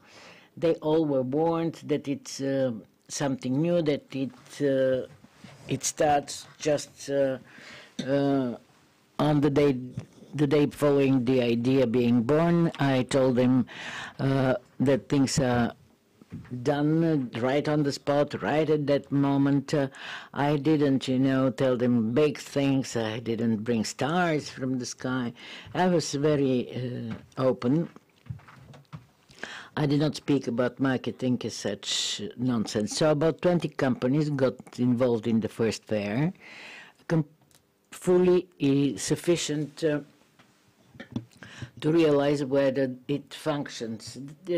Despite several technical issues, everything was fine, and there were rather complicated stuff which I had to go through. I'm happy that they happened as the first fair, to know how to accomplish things. So through social networks, we reached out 240 people, 1,000 people. people were wondering, what is this? We were pioneers in a new industry. What is this? The first day, the results were very good, and the second day, a specific participant called me, telephoned me, and he said, we've got several sales already. People got in touch with me directly, and they bought machinery which is extremely expensive. So this model, if it starts working, if it's working in one company, it will be working in general. So the successful model is being seen to this functioning phenomenon. And the question was why some companies were so successful and so visible while others were, you know, a lot of inactive. So that was the first fair. For me, it was devastatingly difficult physically, because for 2 days after that I slept, but it happened.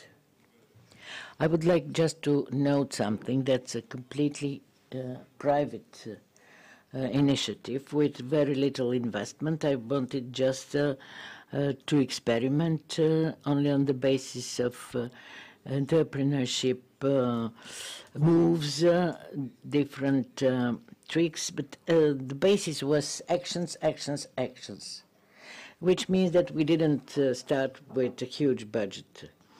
In a certain manner, but obviously it was not by incident,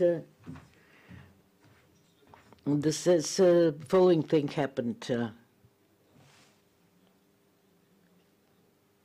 Well, I missed a still, which is very important. I usually forget this, and people are cross with me. Actually, from in the business plan, I set up that a percentage from the proceeds of each company will be delivered for planting trees. So I put this in the results, in the heading of results. The other thing was that we will give a diploma to each participant. That diploma was saying that the commercial benefit for the participant is as well resulting in certain amounts which were disbursed to us. And this fall, we will sponsor the planting of several thousand trees. And this way, we decided to give, to award a diploma to each participant. The idea was to make it very modern, to make it happen at their places, but to organize in a much modern way, to make people think that each company can allocate certain funds, but in a very clever way. We are living in a very polluted world, and we have to do something to change it. What is the second thing? Number two is a meeting, a conversation which I had, and the following thing happened. Suddenly, with the second fair, we appeared in a part of Bulgaria which I'm unfamiliar with. The National Federation of People with Disabilities celebrated last year 20 years of existence. So they had as well to have a fair, but it was cancelled because of the overall general situation. And in a certain manner, I don't know exactly how they got in touch with us, because it was quite a strange situation. I realized that their fair was cancelled, and somehow came across someone who's working with them, and we were about to organize an online fair. We met. I told them what my concept is. Actually, we realized quite a big turnover to support the cause I'm working for. And we organized this online fair and decided to title it Employers with Big Hearts. Well, there was a number of cooperatives. I'm familiar with these terms and these enterprises to participate in the fair. A huge potential was disclosed by these companies. And this potential I was never aware of. And at the same time, I saw something which I was not familiar to, that people were addressing them with pity instead of treating them with respect, although they were not prepared and purely from the marketing point of view. The results were very good and some of the results were very impressive. But it was a huge experience for all of us. Then we continued.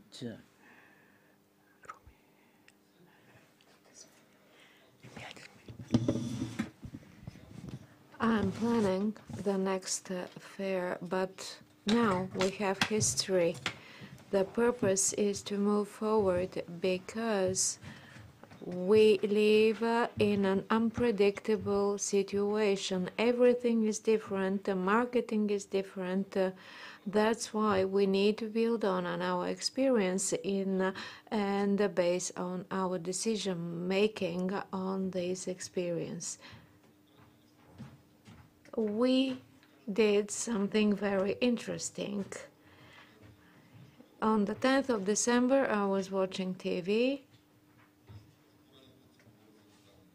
And once again, I heard about disbursing money for something that I never got involved with.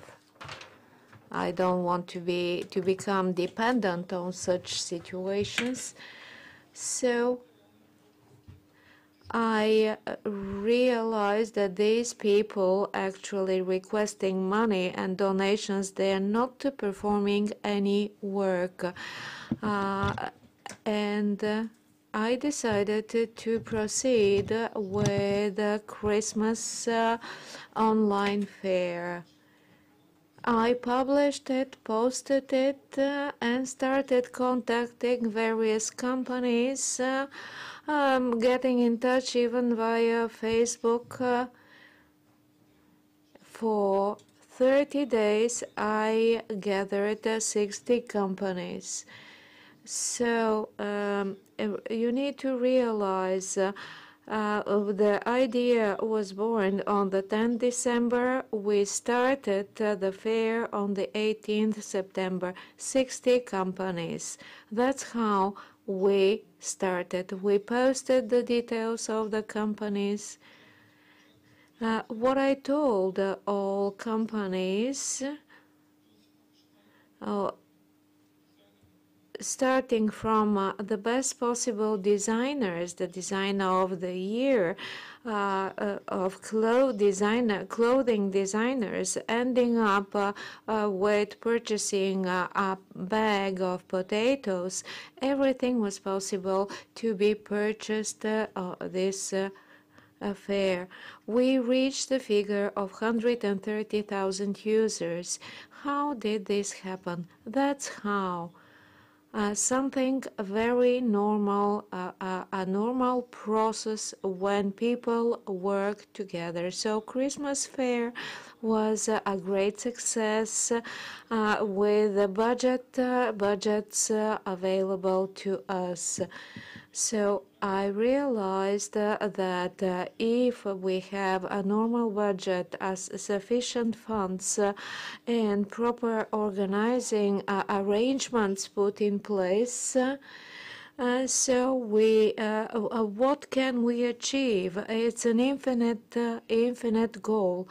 So we decided to organize a fair in January for 6 days entitled Fashion and Beauty. I thought that picking Bulgarian producers would be the best approach. even in this affair, we use the same approach and arrangements.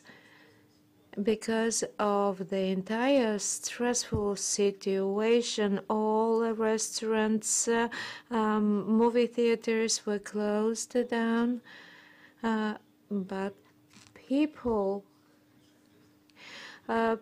were going through the exhibits, and somehow a red lamp flashed in my mind. When an industry is closed, that doesn't mean that they are deprived and everything else is much better positioned than them.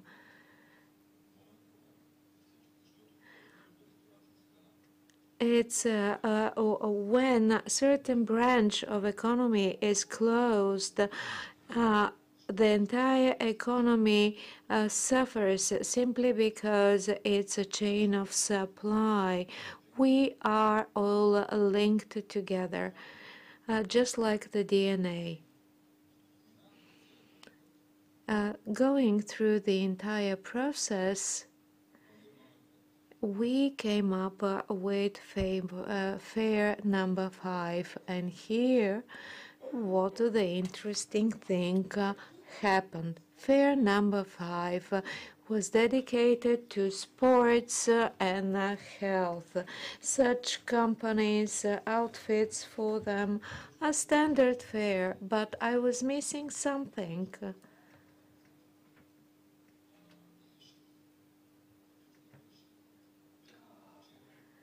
I attended a dinner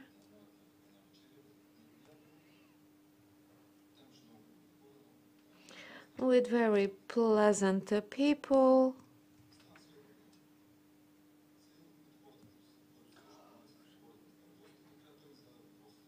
And I got a question. I got a question from my neighbor next to me at the table. He said, "What are you doing for a living?" And I told him, I'll organize the first Balkan online fair. And he turned out to be the head of the sports federation. And I was just about to organize this sports and health fair. Unfortunately, people tend to share their problems. They never share solutions. I told him, why don't you join us as a speaker in a Zoom session?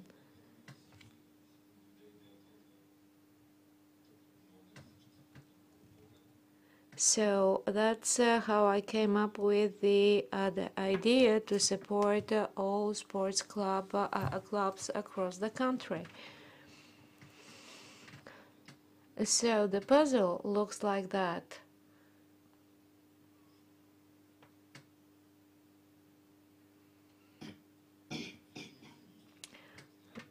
Fear of companies from the sports and health industry,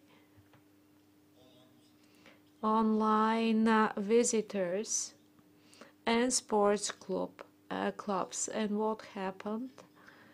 The companies, industrial companies, they need to communicate with the sports club. The sports club, they don't have publicity. As athletes in Bulgaria, they sometimes get medals, but we hardly know sufficient about them. So we published everything about their achievements. And we decided to make certain that if a parent wants to direct his or her child to a certain sport activity, to be able to acquire sufficient information and actually get in touch with the particular club. In fact, with this affair, we added then the final piece of the puzzle, guests to share the know-how from the Netherlands, for instance, professionals, under the umbrella of the notion of everyone gets connected. Then we had the fair again on construction and furbishing. We had an exhibition as well. We invited handcrafts and the producers. We presented them online, and then the orders followed. And then we had again a sports and health fair, and we were much better prepared for this affair. And we had speakers from all across Europe, from Germany, from other countries, sharing their expertise and know-how, making sure that Bulgarian companies can get in touch with them. We have a Bulgarian coach of the Arsenal club. This was our 7th affair that ended 2 weeks ago.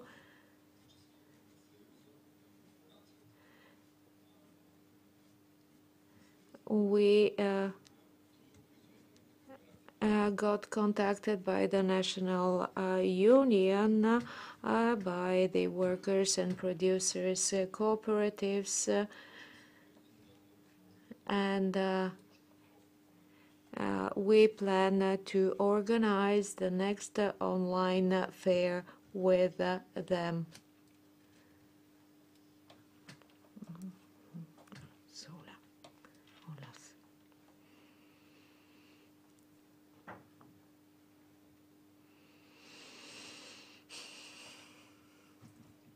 No.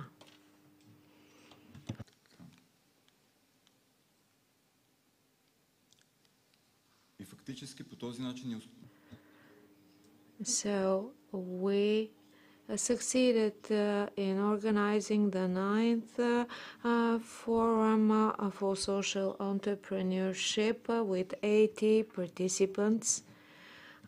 We in serious delay.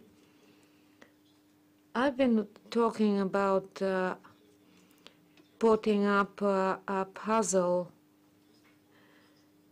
but the European Forum is also a puzzle represented by many organizations. And there are some elements missing. What are those? The media in Bulgaria were missing. They were not reflecting properly, sufficiently the forum. Even the President of the Republic was here, but the media did not cover properly the event. And from a pure entrepreneurial point of view, at the next forum of for social entrepreneurship, to have the opening session with media present. Let's have a naked man run through the audience. It looks funny.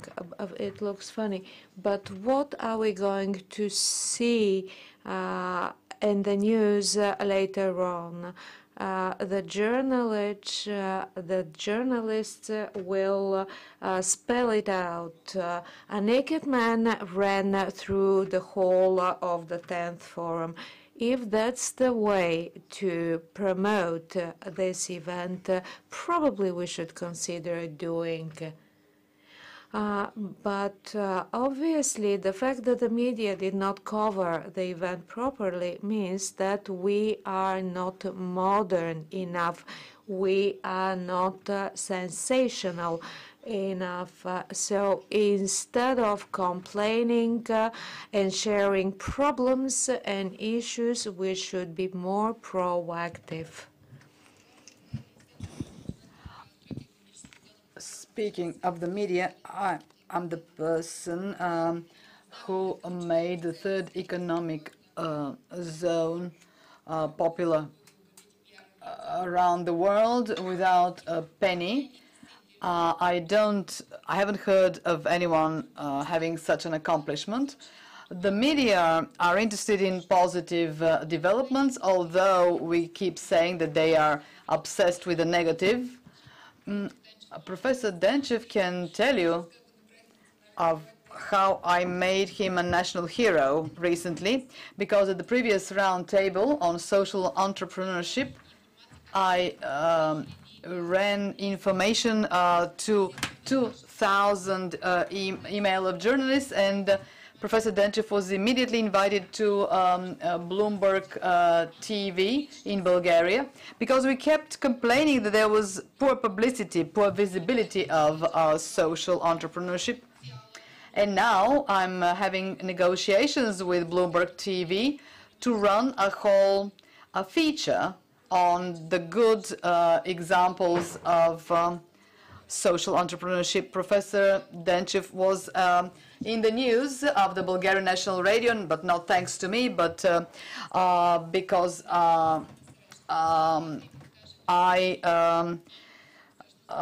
because of what we have done here. I agree that there is poor publicity of what we are doing, but the media out there, they will be on our side. So I think the first positive outcomes are out there. I hope that soon the Bulgarian national TV will also be convinced to have a standing feature showing or covering what is happening in Bulgaria, because we have purely Bulgarian practices. I don't know if you've heard about the initiative the soil a source of income. It makes Roma people to purchase land and to start over 600 families in Bulgaria of Roma descent have been involved in purchase of land, and in the future we will count on the workforce in the Roma minority.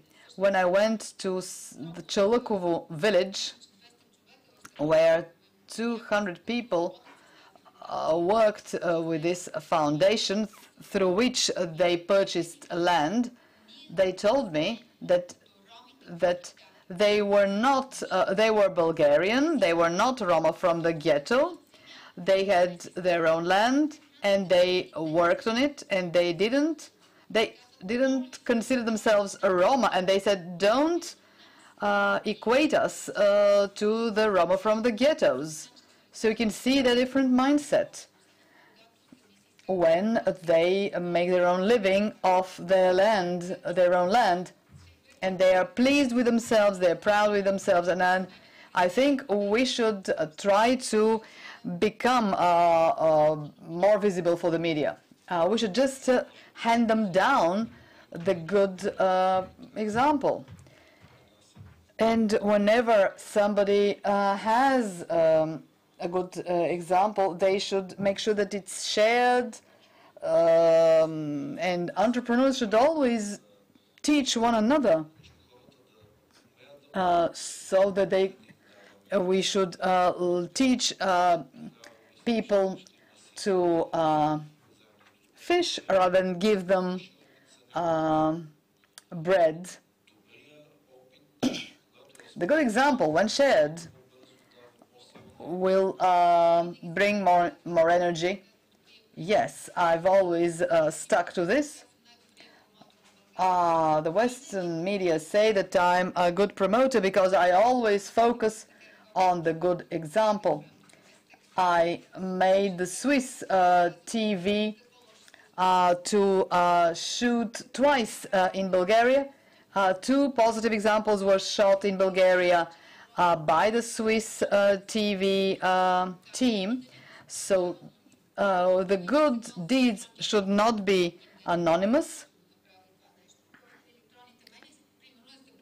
The electronic media are forbidden to quote a company name unless it is involved in a work injury. But if a company has done something good for the community, it is not allowed because it's considered an advertisement. How can we follow the good example if the law forbids us to do that? And a good example is never anonymous. But this is important for the education of a society. I hope that I will win a law case against the state.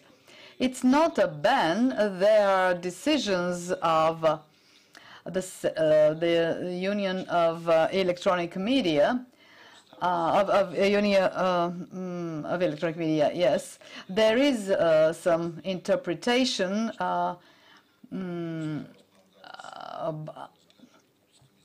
and we will demand an amendment to the public TV and radio stations to identify those cases in which a company does something good and distinguish it from product placement. We will be suffering as a society if this practice continues because we see only bad things happening. I remember an international companies working in Bulgaria, and they said that this this practice cuts our advertising budget from the headquarters because this company sponsors a sports team. If a company doesn't advertise its name through its corporate social responsibility, so we will be working on that. And I hope that in the next parliament there will be a change. And there is a campaign. Let's give success a name, or let's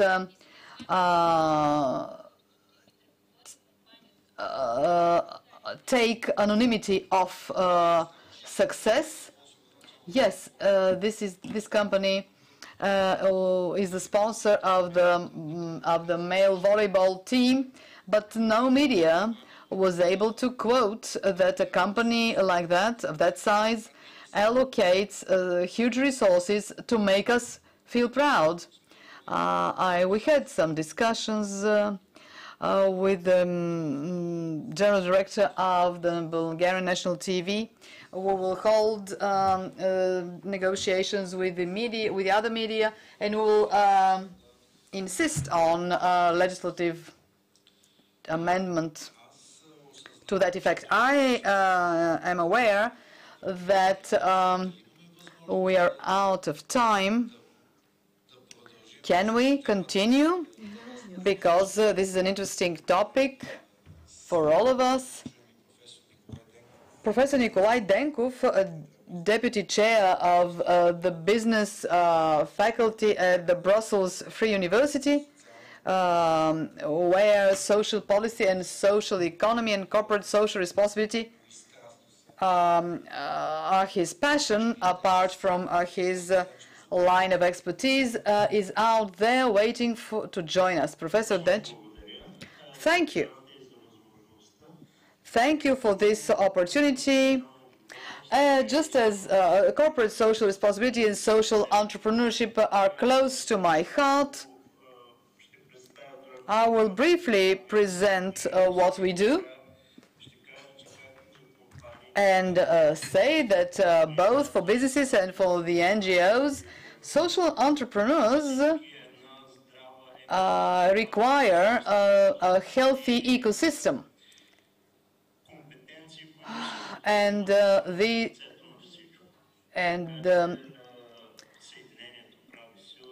together we stay strong, and complementary competencies are required by everyone. I would like to tell you the story that my PhD thesis is on this topic. I started it 20 years ago and finished it 16 years ago in Belgium. And back then I explored an international association of business and society. From a research point of view, it's one of the best for corporate social responsibility, established by people like Tom Donaldson, Archie Caro, the best out there to write on the topic. I was lucky to be selected to organize their conference this year, and I wanted to have. They wanted to have a live event in Ghent, Belgium, but because of the pandemic, it was an online event. And as the previous speaker explained, we didn't sit and wait. We just had it online, and it was a beautiful conference with over 200 participants. This organization has its own edition, and as Marina Stefanova put it, I'm a proponent of linking businesses, academia, and the NGO sector because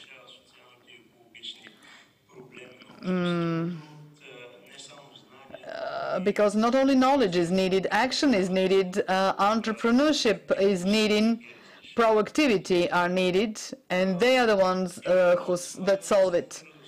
This is why the Center for Social Entrepreneurship at Brussels Free University, which I established, was funded or sponsored by the National Bank,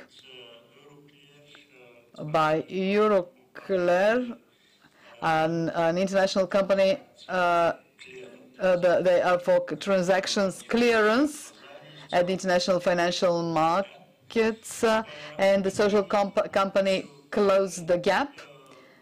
The aim being to create complementary competencies and bring people over from the businesses, from the NGO sector, and from social entrepreneurship sector. Our goal has always been to support social companies, not only by exploring and having research, and in the course of this work, we established a crowdsourcing platform with the help of Gabriela Presovska. So we used 5% of the donations, and these are the transactions for the platform. all the remaining costs are covered by us. And seeing as a Voluntime operates with zero expenses, they have all my admirations.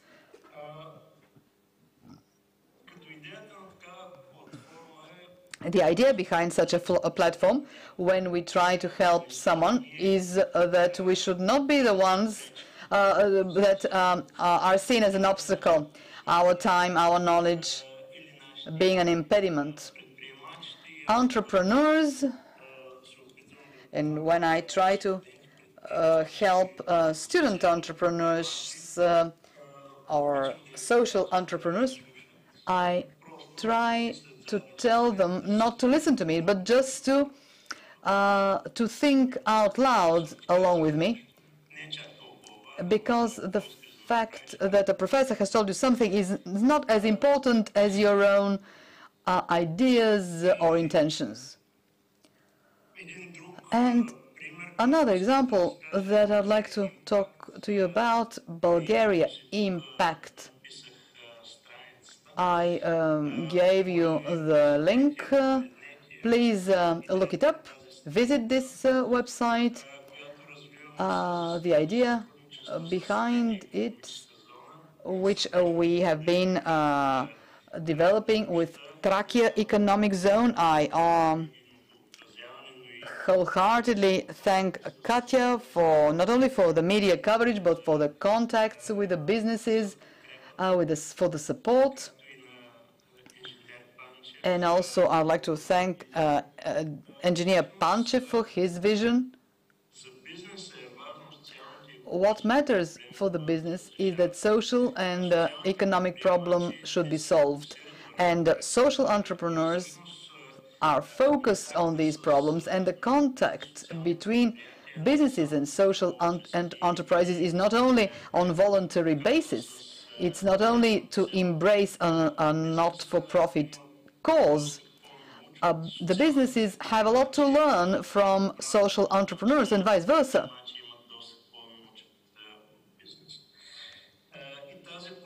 This platform has been developed along with Professor Sterev and Professor Kopova, Elva van Mensel. She may still be in the room. She's starting a PhD with at the University for Domestic and World Economy and the University in Brussels. The idea, the rationale is to show the good examples in Bulgaria. For a period of 1 week, we have 25 such case studies, and I hope that in the next couple of months we will have 100 and 200 of them.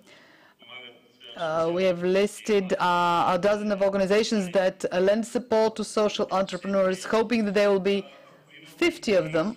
If you have ideas for such good examples, for organizations that work well and that could support social entrepreneurs one way or another, the idea is that together we can do better. Social entrepreneurs should see what projects others have worked on, and I think that the market for social entrepreneurship is very fragmented, so there is a lot to do, and I think we should gain momentum and obtain synergy from all initiatives in favor of social entrepreneurship. Thank you very much, and I look forward to our future initiatives. Thank you, Professor Denchev. Allow me to give the floor now to Gergana Gizina from the Bulgarian Industrial Association, who will tell you more about how the Bulgarian Industrial Association has been trying to assist so that all the messages given here to address our community, how we've been doing that, and what we plan to do in the future. Girgana, the floor is yours. Thank you very much. Because most of my colleagues have ready products, presentations, and platforms, when Mr. Dmitriev invited me to accompany me to this forum, I speak about social corporate responsibility. I took out diagrams, statistic data, best examples of Bulgarian business, how we take out of anonymity success. And then I thought that maybe a personal story is something which is more interesting to people and will prove that even institutions have a heart. When I was a first course PR student in the Faculty of Law, I had no idea what the Bulgarian Industrial Association is, what an employers' organization means, and what is their contribution to society. And at that time appeared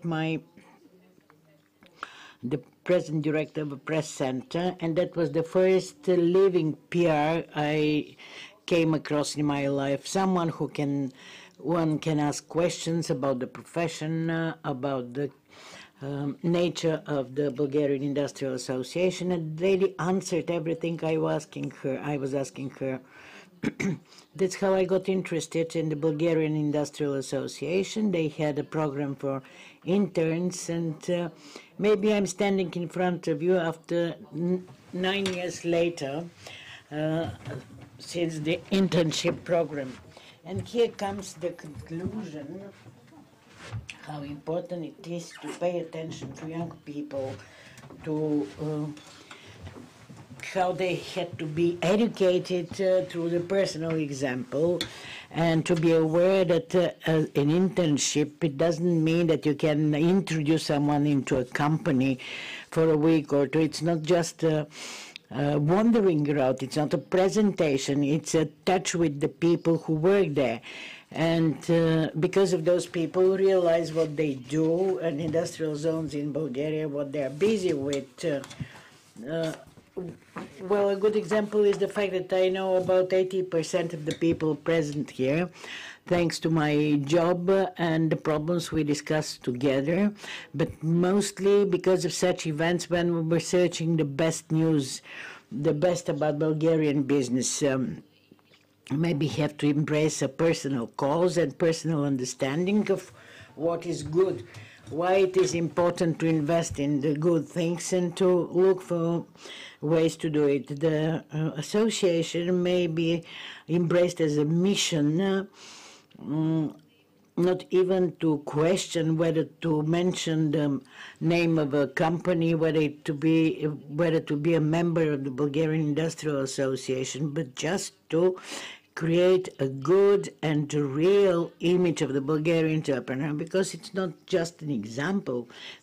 My colleagues are good. They deal with improving economy, increasing the salaries, etc. But in each institution has a heart. When, for instance, Christmas approaches, to see people in the corridors who are smiling. So for years we organize competition for kids from all over the country, which are drawing. And the best drawings which we award, thanks to Bulgarian companies sponsoring it, the most important is not whether they're sponsored or not, but the fact that when they're presented with award, for instance, Nadia from the Contour Global asked her what is a thermal station, so maybe they have, after that they have a better understanding about the electrical bulb which lights their rooms at night. And this is something which we owe to the generations coming after us. This is one of the things in which the Bulgarian Industrial Association is helping, is the foundation for our kids. Each third child in Bulgaria is a vulnerable one. And we as society, if we do not help to change this, it will never change. whether we expect it from the state or not, we are the state. All these good examples you could familiarize with them on the website of the Bulgarian Industrial Association. I'm someone who's backstage, and for second or third consecutive year, I'm helping the National Union of Work and Producer Cooperatives. Okay, thank you very much, and I believe that in years to come they will create new wonders. Are there any questions from the audience or from the online space or someone sitting in this hall? Thank you for this exceptionally interesting session. I thank as well all the participants. I would like only to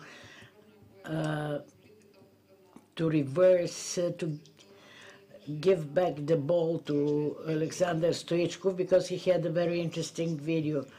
I just wanted, just before Alexander presents this video, to say what I've heard from someone I've learned a lot, Mr. Radosvet Radev, who used to be the chairperson of the Bulgarian Industrial Association and who passed away on the 6th of July this year. He used to say that if two people come across each other and each of them has one idea and do not share it, but if they will leave with one idea. But if two people with two ideas meet and share their ideas, they will leave with two ideas each, one of them.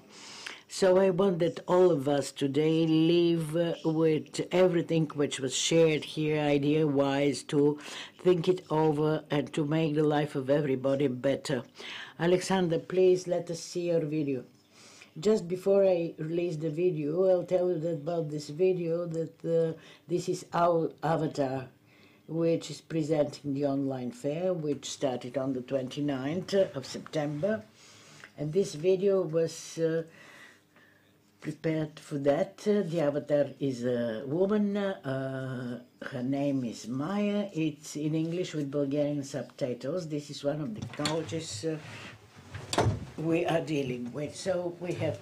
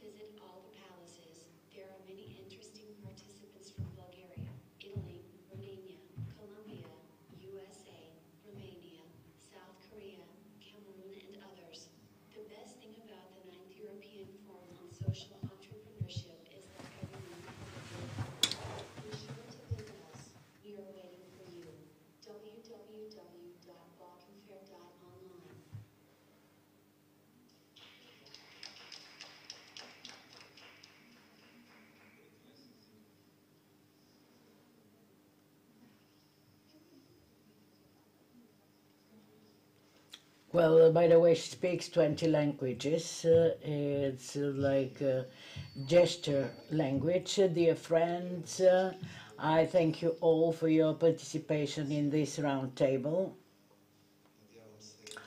I hope that you all leave with more knowledge, with better knowledge, with an improved experience, and with more optimism. Thank you.